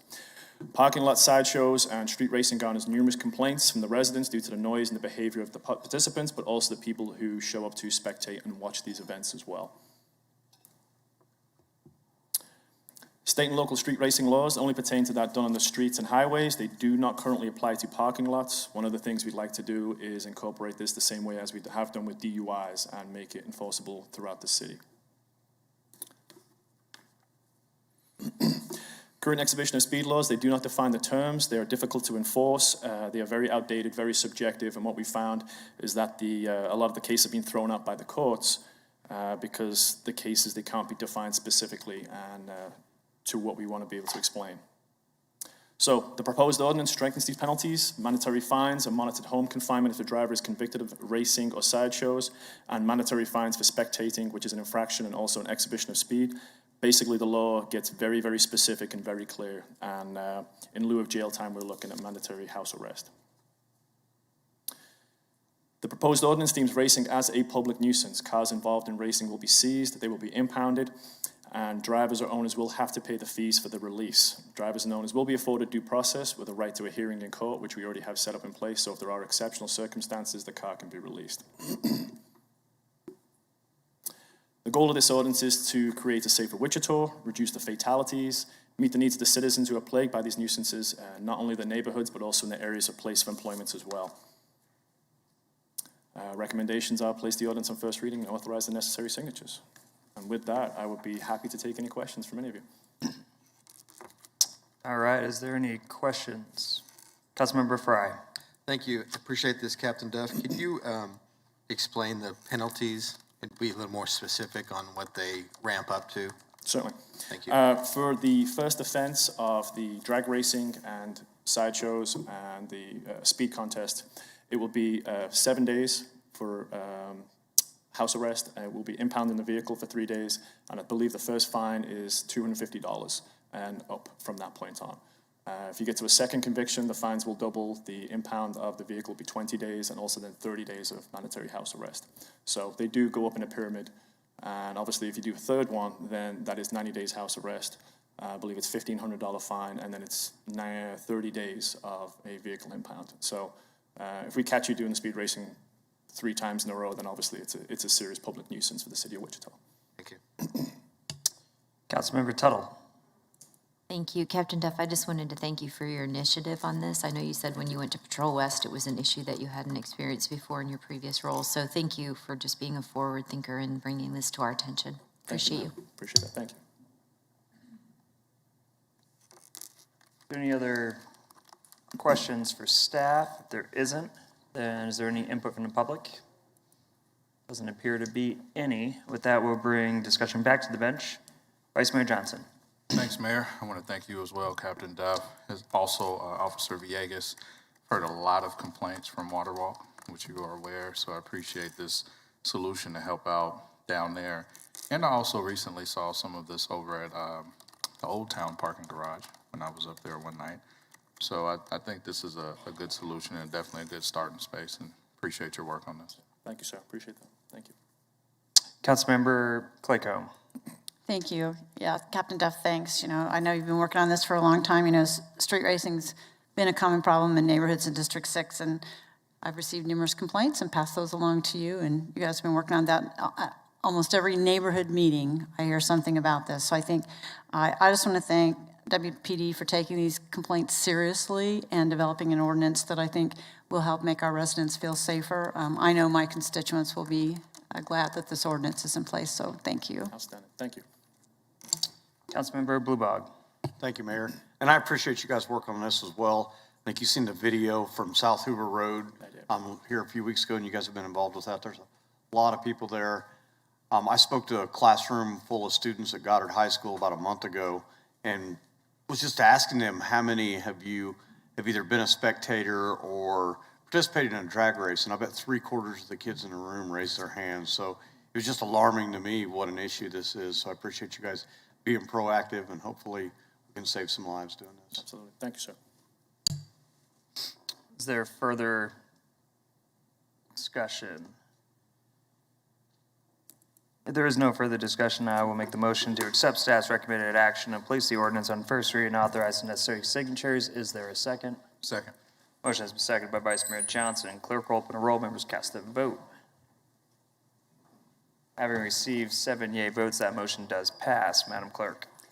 Designation of common consumption area authorizing possession of consumption of alcoholic liquor, public hearing and resolution. I believe this is staff legalizing the possession of liquor at City Hall. Is that correct? No comment. No comment. Dante, welcome back. Good afternoon, Mayor, members of City Council. 2017, the Kansas Legislature authorized cities to establish common consumption areas by ordinance or resolution. Council has the authority to designate boundaries of any common consumption area and prescribe the times during which alcoholic liquor may be consumed. In 2018, Council adopted an ordinance codifying procedures and policies as it relates to common consumption areas. The City Code requires City Council to have a public hearing prior to designating a common consumption area. Notification of the hearing must be mailed to owners of real property within 200 feet. Define boundaries and times for alcohol consumption in areas that are not otherwise subject to alcoholic licensing.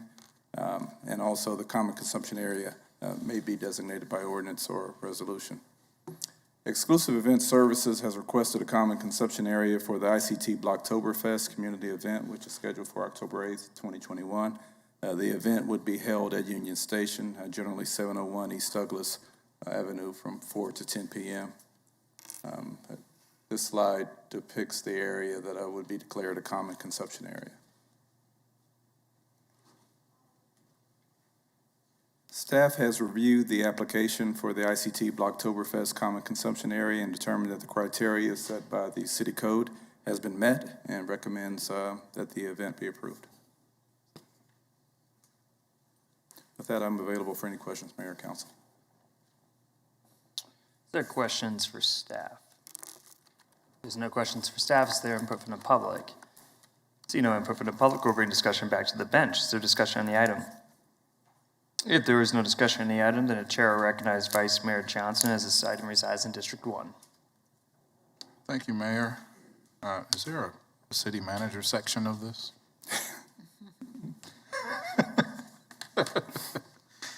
We only get one joke per item, Vice Mayor. Yeah. Had to throw another one in there.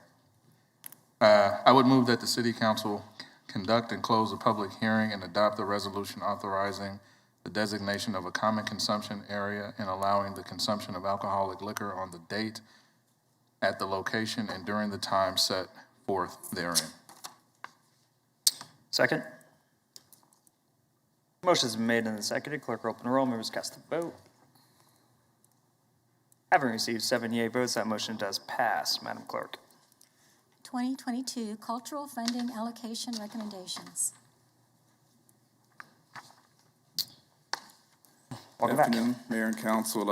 Dante Martin, as I mentioned earlier, I'm also the interim cultural arts director, so I'm pleased to present annual cultural funding recommendations and allocation recommendations. As a reminder, the Cultural Funding Committee makes funding recommendations to City Council to provide grant funding to local artists, arts, and cultural organizations. The committee administers a competitive grant review process and recommends funding amounts.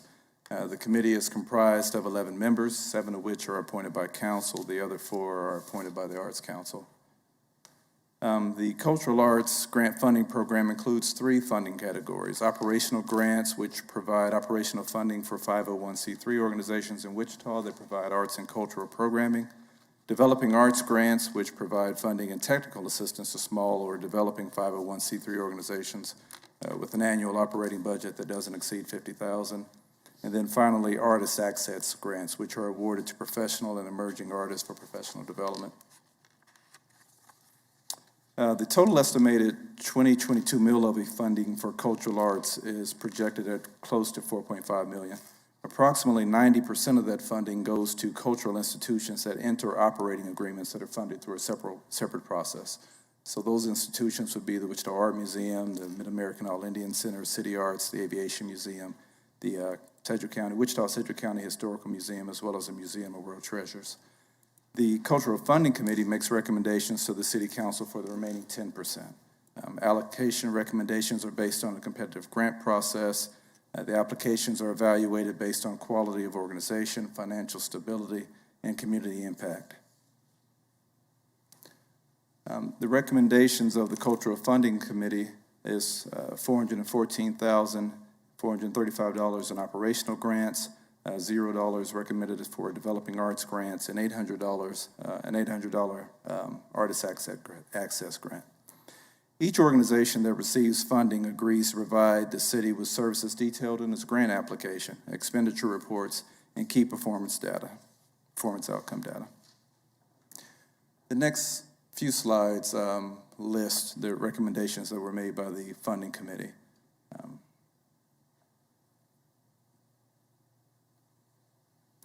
Each of these agencies is determined to qualify for funding per the cultural arts plan.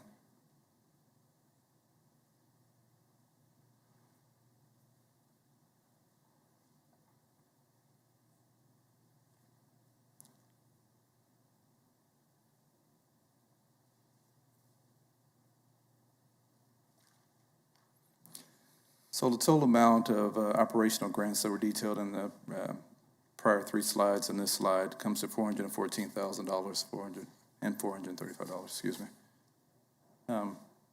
Developing arts grants, there are no recommendations from the funding committee to award developing arts grants. A couple of organizations submitted applications and requested funding for operational expenses. Operational expenses do not qualify under the cultural funding or the cultural arts plan and the cultural funding program. As I said earlier, developing arts grants are designated for technical assistance in development, not operational expenses.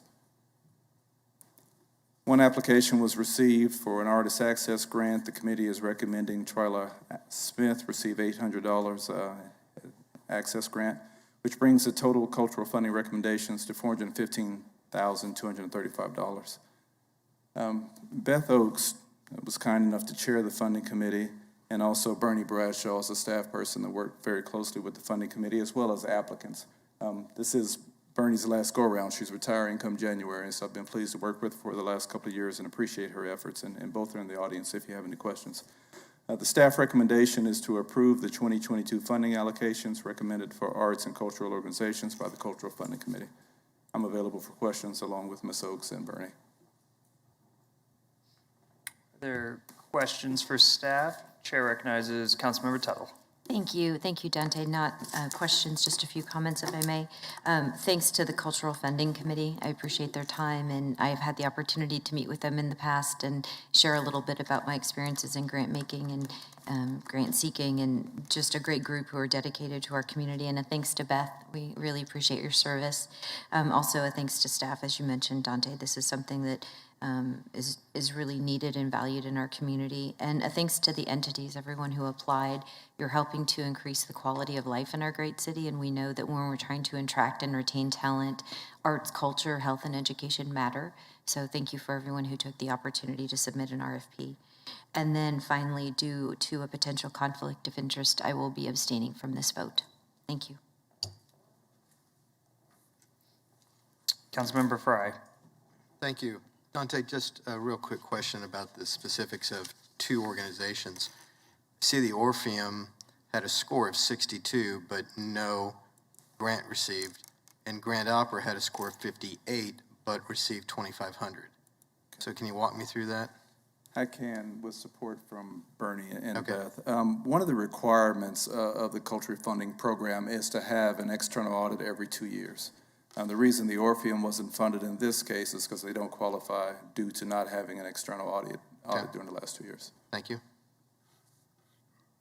And further questions of staff?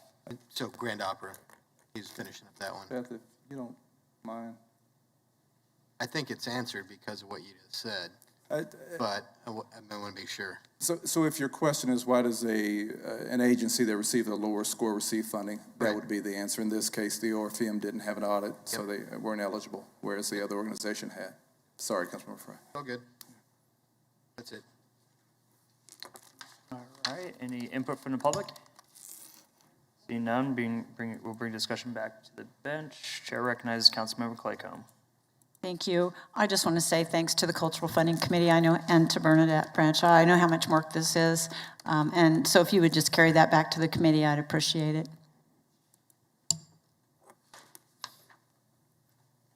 All right. There's no further discussion. Then I will make the motion to accept staff's recommended action to approve the funding allocations recommended for the arts and cultural organizations by the Cultural Funding Committee. Is there a second? Second. Motion has been seconded by Vice Mayor Johnson. Clerk will open the roll. Members cast the vote. The result is 6 yeas to 1 abstain. That motion does pass. Madam Clerk.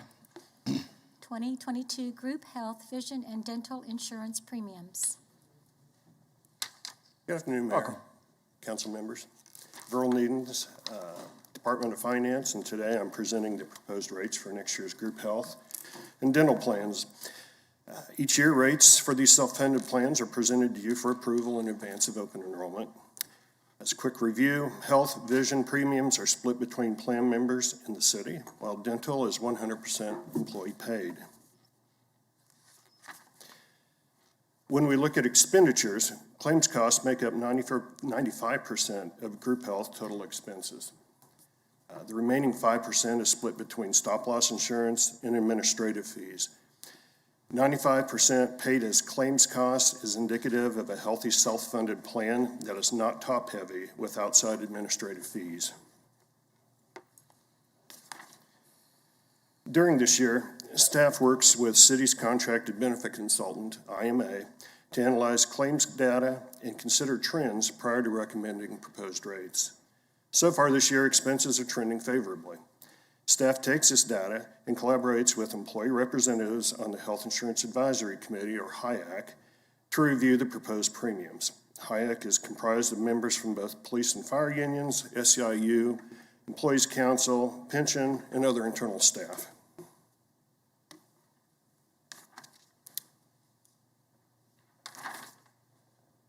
Did I get that off?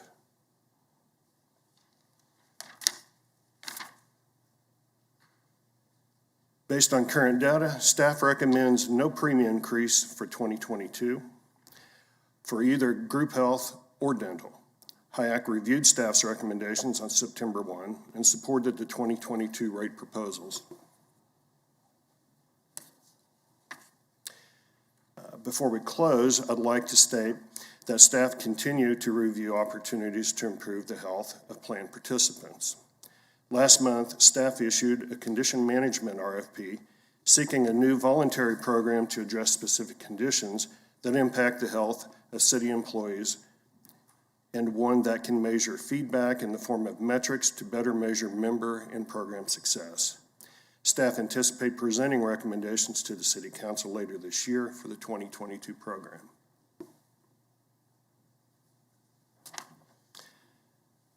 And in conclusion, staff recommends approval of the 2022 health, vision, and dental premiums, and I'd be happy to stand for questions. Councilmember Tuttle. Thank you. No question, but due to a conflict of interest, I will be abstaining from this vote. Thank you. Councilmember Johnson. Thanks, Mayor. One, that's exciting, no rate change. I think our employees will appreciate that. Two, the other option that you talked about coming in a few months, is that the option we had talked about, I think, last year? Okay. That was all. Thank you. Is there any input from the public? Now we'll bring discussion back to the bench. Jennifer, I do have a quick question. I shot you a message about this, but since there's another abstention, is it required for members who are abstaining to state why they're abstaining, or is it okay just to abstain?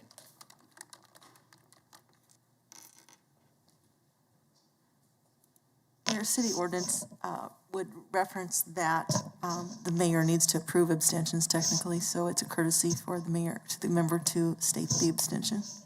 Courtesy will be extended. Is there any more discussion on this item? If there is no discussion on this item, then I will make the motion to accept staff's recommended action to accept the recommendations of the city's benefit consultant staff and HIAC, and 1, approve the 2022 group health premiums for the premium PPO, select PPO, and vision plans. 2, approve the 2022 premium for the traditional and preferred dental plans. Second. Is there a second? Seconded by the Vice Mayor. Clerk will open a roll. Members cast their vote. The result of 6 yeas to 1 abstention, that motion does pass. Madam Clerk. 2022 Bridge Rehabilitation and Repair. There you are. Hi. Good afternoon, Mayor and council members. Gary Jansen, Public Works Engineering. The item before you this afternoon is a request for funding for 2022 bridge rehabilitation and repair. The adopted capital improvement program includes ongoing project to maintain and make improvements to existing bridges to ensure public safety. Typically, these funds are used for damaged railing or crash barrier or pedestrian handrails that are damaged or degraded concrete, bridge expansion, substructure work, bridge decks, or culvert repairs. Sometimes this work sneaks up on us like it did since April when the previous funding was approved. So what you will see today for the proposed locations will look familiar from April. In April of this year, the council approved the 2021 funding in the amount of $500,000. The intent at that time was to focus on the 10th and 15th Street bridges at the Wichita Drainage Canal. The picture on the left is a 10th Street bridge that has been closed for several years now. When it was closed, the condition of the bridge merited that because there are multiple crossings of the Wichita Drainage Canal. The decision was made by the City Council at that time to leave it closed. For a variety of reasons, we've never gotten around to removing the bridge, and it needs to come out. 15th Street Bridge is on the right. Also, because of some limiting conditions on that bridge, both the sidewalk sections are now closed, as you can see the barriers that are there. Because we have an intention of leaving this bridge in service for several more years, we'd like to use some of this funding to get get one side of the sidewalk open for the public. With the new pool open, with Leak 42, with everything that's happening in McAdams Park, there is pedestrian traffic on this bridge, and right now they're being forced to use the driving surface itself. This was also mentioned in April as needing possible repair. This is the embankment under the bridge at the Eisenhower Parkway where the old railroad corridor went through. This looks bad. It's not really a structural issue at the moment. It just so happened since last April, the bridge above this embankment itself started to have some unexpected problems near the abutment of the bridge, unassociated with this embankment issue. We determined that those repairs on the bridge needed to be made at that time. That took up a good share of the funding that was approved in April. So now we were asking for the 2022 funding to circle back and focus on what our original intent was. So as I mentioned on April 6th, City Council approved $500,000 from 2021. The adopted CIP includes another $500,000 in 2022, which we are requesting today, bringing the total budget to $1 million. Council is requested to approve the budget and adopt the resolution. I'd be happy to stand for any questions.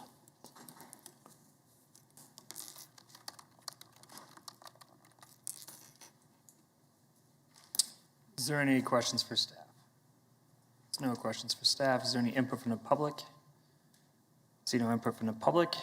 Bring the item back to the table for discussion. Is there any, or discussion back to the table, is there any discussion on this item? If there is no discussion, then I will make the motion to accept staff's recommended action to approve the budget and adopt the resolutions and authorize the necessary signatures. Second. Thanks to the second of Vice Mayor. Clerk will open a roll. Members cast the vote. With the result of 7 yea votes, that motion does pass. Madam Clerk. No more international market shades. Again, Gary Jansen, Public Works Engineering. The other item I have for you this afternoon is funding related to shade structures at the Nomar International Market. The Nomar International Market was constructed as part of the 21st Street Corridor Revitalization Project and opened in 2014. The plaza has been used for open-air markets and outdoor events. Additional shade is needed to help promote these events and to add to the types of events that can be held within the marketplace. Law Kingdom designed shade structures to complement the site. There was an original operational budget of $85,000 that's set aside for the project. We have secured a contract for the cost of the sales and the installation themselves. When we started looking at bids for construction of the structure for the sales, it was going to exceed the overall budget, so that's why we're here today. The adopted capital improvement program includes funding then to complete the project. 2022-2031 capital improvement program contains $50,000 specifically for this project for the Nomar Shades.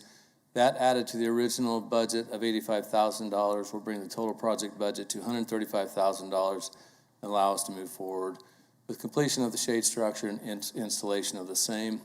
Staff recommends City Council initiate the project, adopt the resolution, authorize the necessary signatures. I meant to mention real quick too that Empower Evergreen will be hosting markets this spring. And again, this will be help with having more events in the area, especially in different weather conditions too. Should be a catalyst to allow additional events to happen that have not been done so far. And with that, I'd be happy to stand for any questions. All right, is there any questions for staff? Councilmember Claycomb. Hey, Gary, so what is the timeline now? I know it's slid several times. So, pending approval of the funding today, we need to initiate a formal bidding for the structures. Probably, I think because everything is ready to go from the original work that we did on trying to get a bid. This is almost October. I would say we probably could have a contract in place and work begin the first week of November, most likely. And I think it'll go pretty quick and everything's ready to go on the shades themselves. So certainly by the end of the year, but hopefully we can beat that. Is there any more questions of staff? If not, open it up to input from the public. Seeing none, we'll bring discussion back to the bench. Is there any more discussion on this item? If there is no more discussion, I will relinquish the floor to Councilmember Claycomb for a motion. Thank you. This is an exciting project for me because we've had several frequent users of the Nomar Plaza have asked for additional shade structures to be installed. So with the assistance of Park and Rec and Public Works, we were able to work with those plaza users to determine where to locate them, what the style should be, and the colors of the shade sails. So while the project was delayed because of increased cost, I'm now excited to let the plaza users know that they'll soon have additional shade structures. So I move to accept the recommended action to adopt the resolution, authorize initiation of the project, and authorize the necessary signatures. All right. I will second the motion. Clerk, open the roll. Members cast the vote. I received 7 yea votes. That motion does pass. Madam Clerk. Memorandum of Understanding with RRM Properties and Resolution considering the establishment of the ICT 21 Redevelopment District Tax Increment Financing. Welcome. Good afternoon or evening, whatever time it is right now. Wednesday. Yeah, we're already in a Wednesday. All right, so we'll make this brief. The item before you today is consideration of a memorandum of understanding for the development, as well as a resolution considering the establishment of the ICT 21 Redevelopment District. So this redevelopment is approximately 115 acres, which includes the former El Paso refinery site, with the developer planning to develop approximately 1 million square feet of new construction in that area, which would include warehousing, manufacturing, industrial, retail, as well as other transportation-related development due to its location.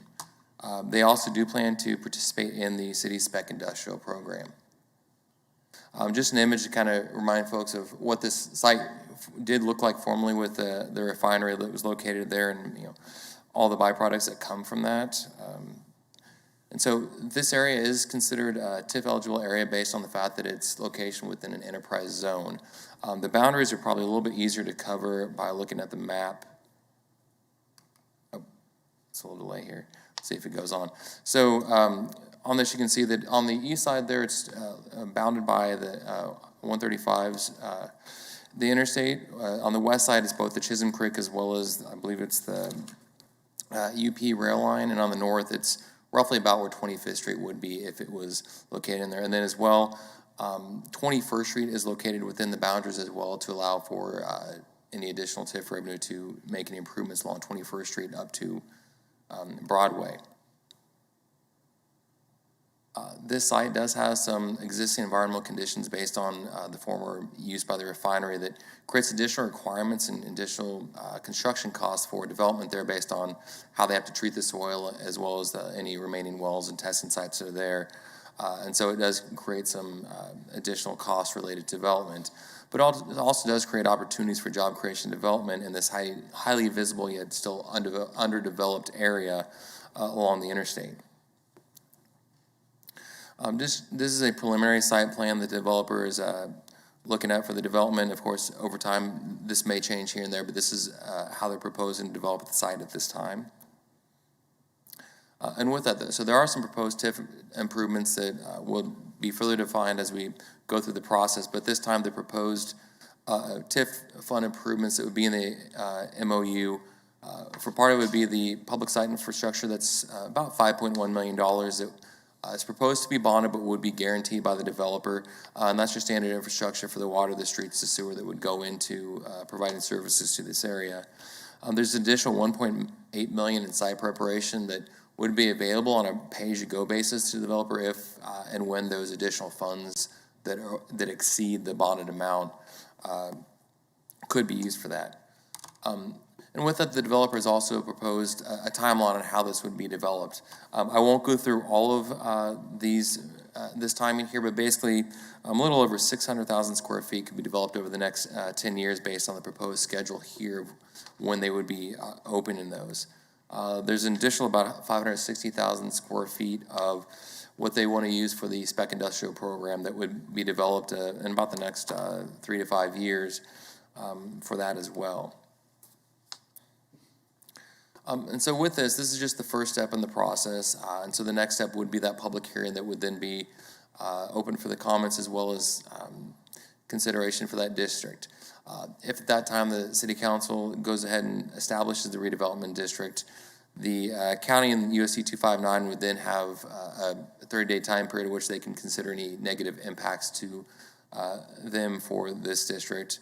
And then we would move on to the consideration of a project plan for this, which that's where we get into the details of how the projected budget for the TIF and everything else.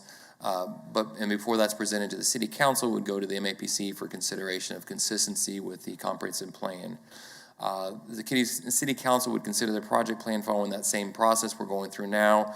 At the same time, that's when we would be bringing forth, or would plan to bring forth a development agreement that finalizes all of these details that are being proposed in the MOU. The developer is in the audience if you have any questions for them, but I would also stand for any questions. Is there any questions for staff? See none. Any input from the public? See none, we'll bring discussion back to the bench. Is there any discussion on the item? If there is no discussion on this item, then Chair recognizes Councilmember Claycomb as this item falls into District 6, I believe. Thank you, Mark. So today I know we're authorizing the MOU and setting the public hearing, but I do want to say this was a very troubled piece of property, and at one time it looked like it might not ever be put to productive use after the closing of the oil refinery.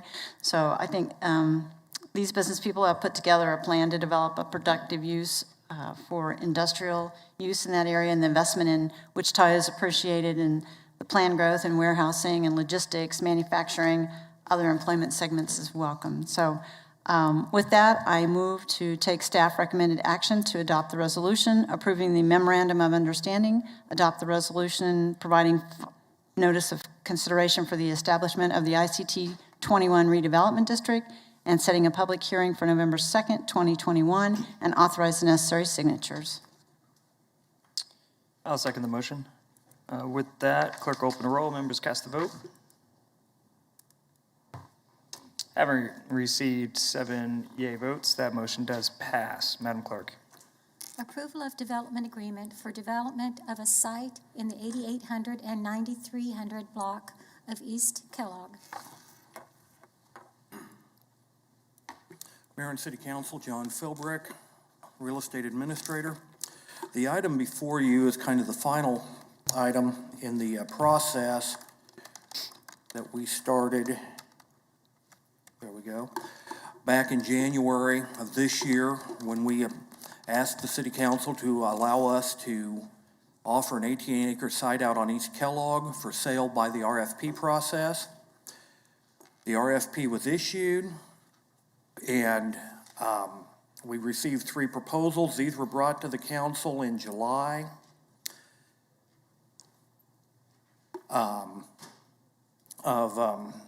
Came to council July 6, 2021. The proposals were to include a mixed-use development compatible with the surrounding area. Construction was to start within 2 years, and we were to recognize tangible public benefit. In July 6, there we go, we brought the selected or the proposed proposal to the council and asked permission to enter into a development agreement with Ruffin Properties as the selected developer. Ruffin had proposed a purchase price of $8.7 million. They did not ask for any incentives or public subsidy. They were to start construction within 2 years. In July, we were given permission to negotiate a development agreement, and that is where we're at now. We have a development agreement negotiated, and we are asking permission to finalize that development agreement and move towards a closing. And with that, I'll stand for any questions. Any questions of staff? See none. Is there input from the public? Actually, the public now is almost all staff. See none. With that, we'll bring the discussion back to the bench. Is there any more discussion on this item? If there is no more discussion on this item, then I will relinquish the floor to Councilmember Tuttle of District 2, for which this item falls within. Thank you. I'd like to take the opportunity to thank Ruffin Properties LLC for their investment in our community. I was able to be a part of the process of reviewing the RFPs, and it was great to see their innovative ideas and what they'll do with that piece of property. That really is the gateway to Wichita if you're coming off of the Turnpike or you're coming from Kellogg from the east. So glad to see something really special is going to go there. I also want to thank staff, as always, for all of your hard work in making this. It was a very easy process. Being a part of the RFP review process was really streamlined and done very efficiently. And I also want to thank Councilmember Blubaugh, who sat on the process with me and provided great insight and asked many questions. So it was great to listen and learn from him. So with that, I would enthusiastically move that the City Council approve the development agreement and authorize the necessary signatures. Thank you. Second. Motion is made and seconded. Clerk, open the roll. Having received 7 yea votes, that motion does pass. Madam Clerk. Zone 2021-37, city zone change from single-family residential to limited commercial, generally located southwest of East Harry Street and South Webb Road, 1759 South Webb Road. All right, welcome. Yes, good afternoon. Scott Wadle from the Planning Department. This case is a zone change request from SF5 single-family residential to LC limited commercial. The case is being presented today because the DAB and MAPC both recommended approval, but with different screening requirements. About the site, the subject site is located southwest of Harry and Webb Road. The property is less than 1 acre in size. It is currently zoned SF5 and is developed with a single-family dwelling and accessory structures on it, which you can see in the aerial here. In terms of the surrounding context, the property to the north is zoned LC Limited Commercial and has a protective overlay and is developed with retail uses, which you can see in the aerial. Properties to the south and west are zoned TF3, two-family residential, and developed with duplexes. Property to the west across Webb Road is zoned SF5 and developed with a church. So here's a map of the zoning. On August 19th of this year, the public hearing for this case was held at the Planning Commission. The Planning Commission voted unanimously, 10-0, to recommend approval subject to staff comments. The recommendation included a protective overlay, which is described in the staff report. The screening normally required by the Unified Zoning Code between commercial and residential uses would apply to both the south and the west borders of this property. The screening would be required to be 6 feet in height and would consist of wood fencing, vegetation, a wall, or a berm. Most commonly, property owners construct a wood fence. Now, the reason why I went into that depth is because this is where the MAPC recommendation differs from the DAB recommendation. On August 9th, the DAB 2, considered the case and recommended approval 7-1. The DAB recommendation differed from the Planning Commission recommendation because the DAB recommended that the city should require a masonry wall, an 8-foot masonry wall for screening on the west and south property lines, as opposed to the standard screening requirement in the Unified Zoning Code. No protests were filed for this case. In terms of actions, it is recommended that the City Council adopt the findings of the MAPC, approve the requested zone change based on the MAPC recommendation, and place the ordinance on the first reading, authorize the necessary signatures, and instruct the city clerk to publish the ordinance after approval on second reading. This would require 4 votes or a simple majority. Alternatives include the following. You can adopt the findings of the MAPC, approve the requested zone change based on the DAB recommendation, which would require the 8-foot masonry wall. This would require a simple majority of 4 votes. You can also deny the requested zone change, provide alternative findings, and override the recommendation of the MAPC. This would require 5 votes or a 2/3 majority, or you may return the application to the MAPC for reconsideration. It simply requires a majority of 4 votes. And with that, I'll take you through some of the images. So here's the aerial showing the site in red. Here's the zoning map, which you can see commercial to the north, residential to the south, and across the street to the east. Here's the map from the comprehensive plan showing recommending residential, but you can see that commercial is nearby. This is a protest map. Again, 0 protests were submitted. Here's a photo of the site as it currently is. Here's the residential duplexes to the south. You can see the fencing. This is the commercial located to the north. You can see the Family Dollar there on the left of the screen. That is the property immediately north of the subject site. This is a photo from the back of the Family Dollar. The new fence is on the Family Dollar property. The older fence further south of that is on the subject site. Actually, I think it's the residential immediately adjacent to it to the west. Here's the church across the street. And here are the properties catty corner to the south and east. And with that, I'll stand for any questions. All right, is there questions of staff? See none, since this is an MAPC item, I don't think the public gets to weigh in at this time. I think they already have, so we'll bring discussion back to the bench. Is there a discussion about this item? If there isn't, then the chair will recognize Councilmember Tuttle of District 2. Thank you, and thank you to Scott and also to legal. We had a meeting yesterday to discuss this and to get some more detail and insight. It was a robust discussion at my district advisory board meeting. They just had some concerns that the folks who were in that, it's residential and now it's going to have some implications. So I am going to move that the City Council adopt the findings of the MAPC, approve the requested zone change, and take the recommendations of the District Advisory Board for an 8-foot masonry wall for screening to the west and south property lines to be opposed to the minimum 6-foot wood screening fence. Thank you. Second. Motion has been made and seconded. Clerk will open the roll. Members cast the vote. Result is 7 yeas, that motion does pass. Madam Clerk. Rental assistant demonstration, PHA closing documents. Welcome. Good afternoon again, Mayor and Council. Sally Stang with the Housing and Community Services Department for the record. And as I spoke earlier, this is a repeat of the item that we had under the council. So now you're approving the items and resolution as the Housing Authority Board with the addition of our resident commissioner, Tony Lewis. So, and I promised I would go through this really fast because you've already seen this. So RAD converting public housing to Section 8 so that we can incur debt in order to do the rehab necessary, changes it from public housing to Section 8, but still provides for 30% of rent, adjusted monthly income for rent for residents. We've been doing this back to February of 2017.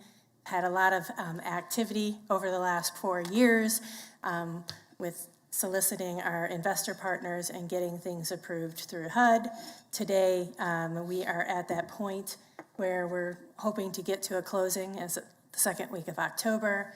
We're looking at $35,984,255 in permanent financing for the project that has vast scope to both the high-rises and the garden apartments.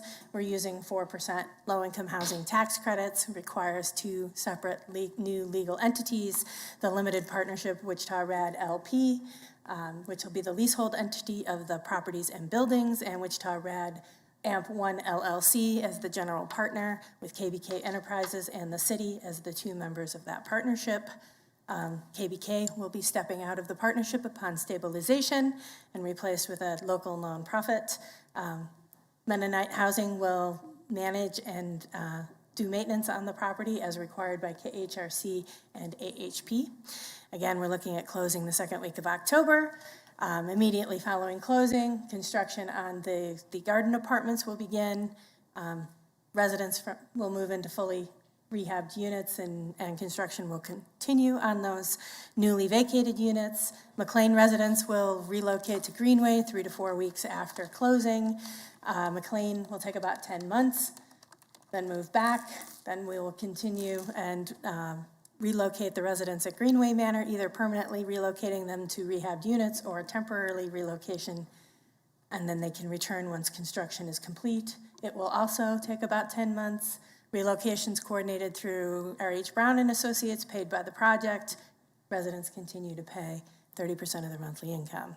We have our operation agreement, ground lease and memorandum, seller note and mortgages, CDBG, home, HTF, and capital fund agreements that all define the terms of those partnerships and notes and mortgages needed for the project.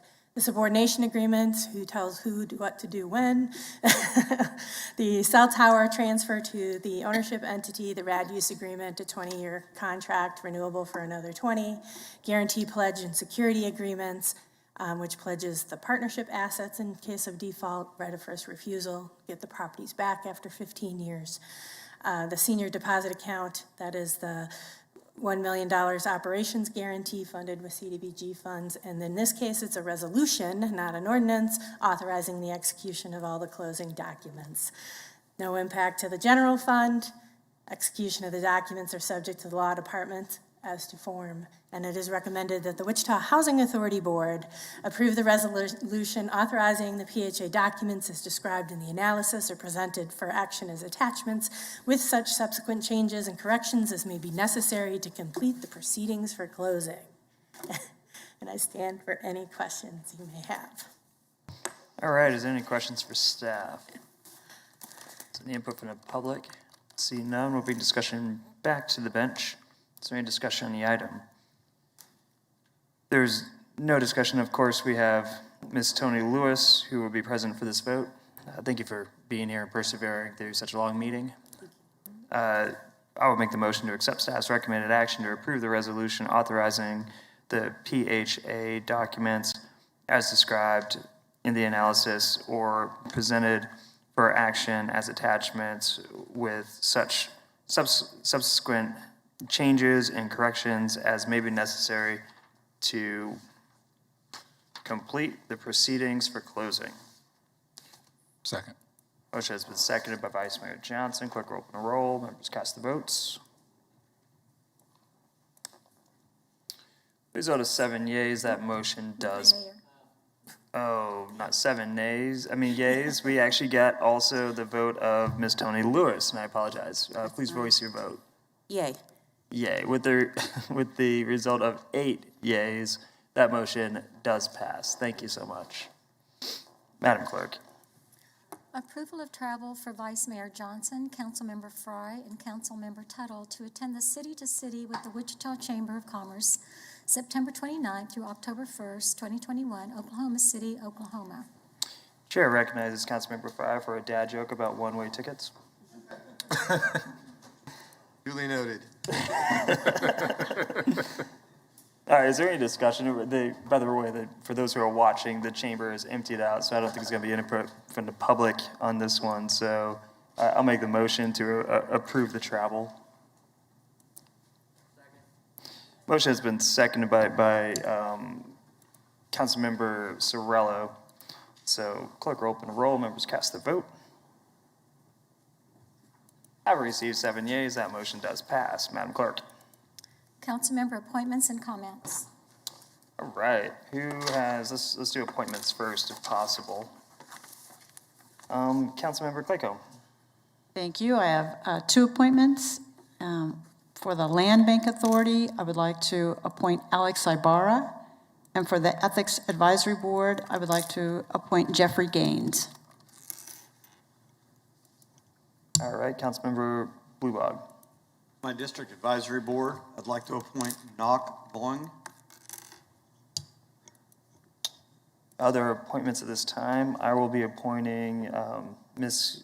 Kelly Shodorf-Wiggins to the Ethics Advisory Board, and also I will appoint Ms. Laura Lombine to the Sustainability Advisory Board. Are there any other appointments at this time? If there is none, then I'll make a motion to accept the appointments. Second. Motion has been made and seconded. Clerk will open a roll, and we will vote on all the appointments. All right, with the result of 7 yeas, that motion does pass. On now to announcements for the good of the group, or really for any reason. Vice Mayor Johnson. Thanks, Mayor. I just wanted to thank my colleagues for support on the renaming today. It's a really big deal and exciting for the community, and just a little tidbit. Growing up in that area, having something like that at a place like McAdams is pretty amazing. I never went downtown when I lived in District 1 as a kid. Just growing up in poverty, we didn't have a reason to go down there. There was nothing down there that we really could afford, and having a park in a place like this that, you know, highlights somebody like Mayor Brewer adjacent to a neighborhood, I think is a big deal. So again, I just appreciate the support, and I know that you all have always supported parks and this type of stuff, even though there was a different narrative out there. But I appreciate that very much. Just wanted to say thank you. Is there any other announcements? If there are no more announcements for the good of the group, then I will make a motion that we adjourn. Second. Motion has been made and seconded by Vice Mayor Johnson. Clerk will open a roll. Members cast their vote on the motion to adjourn the meeting.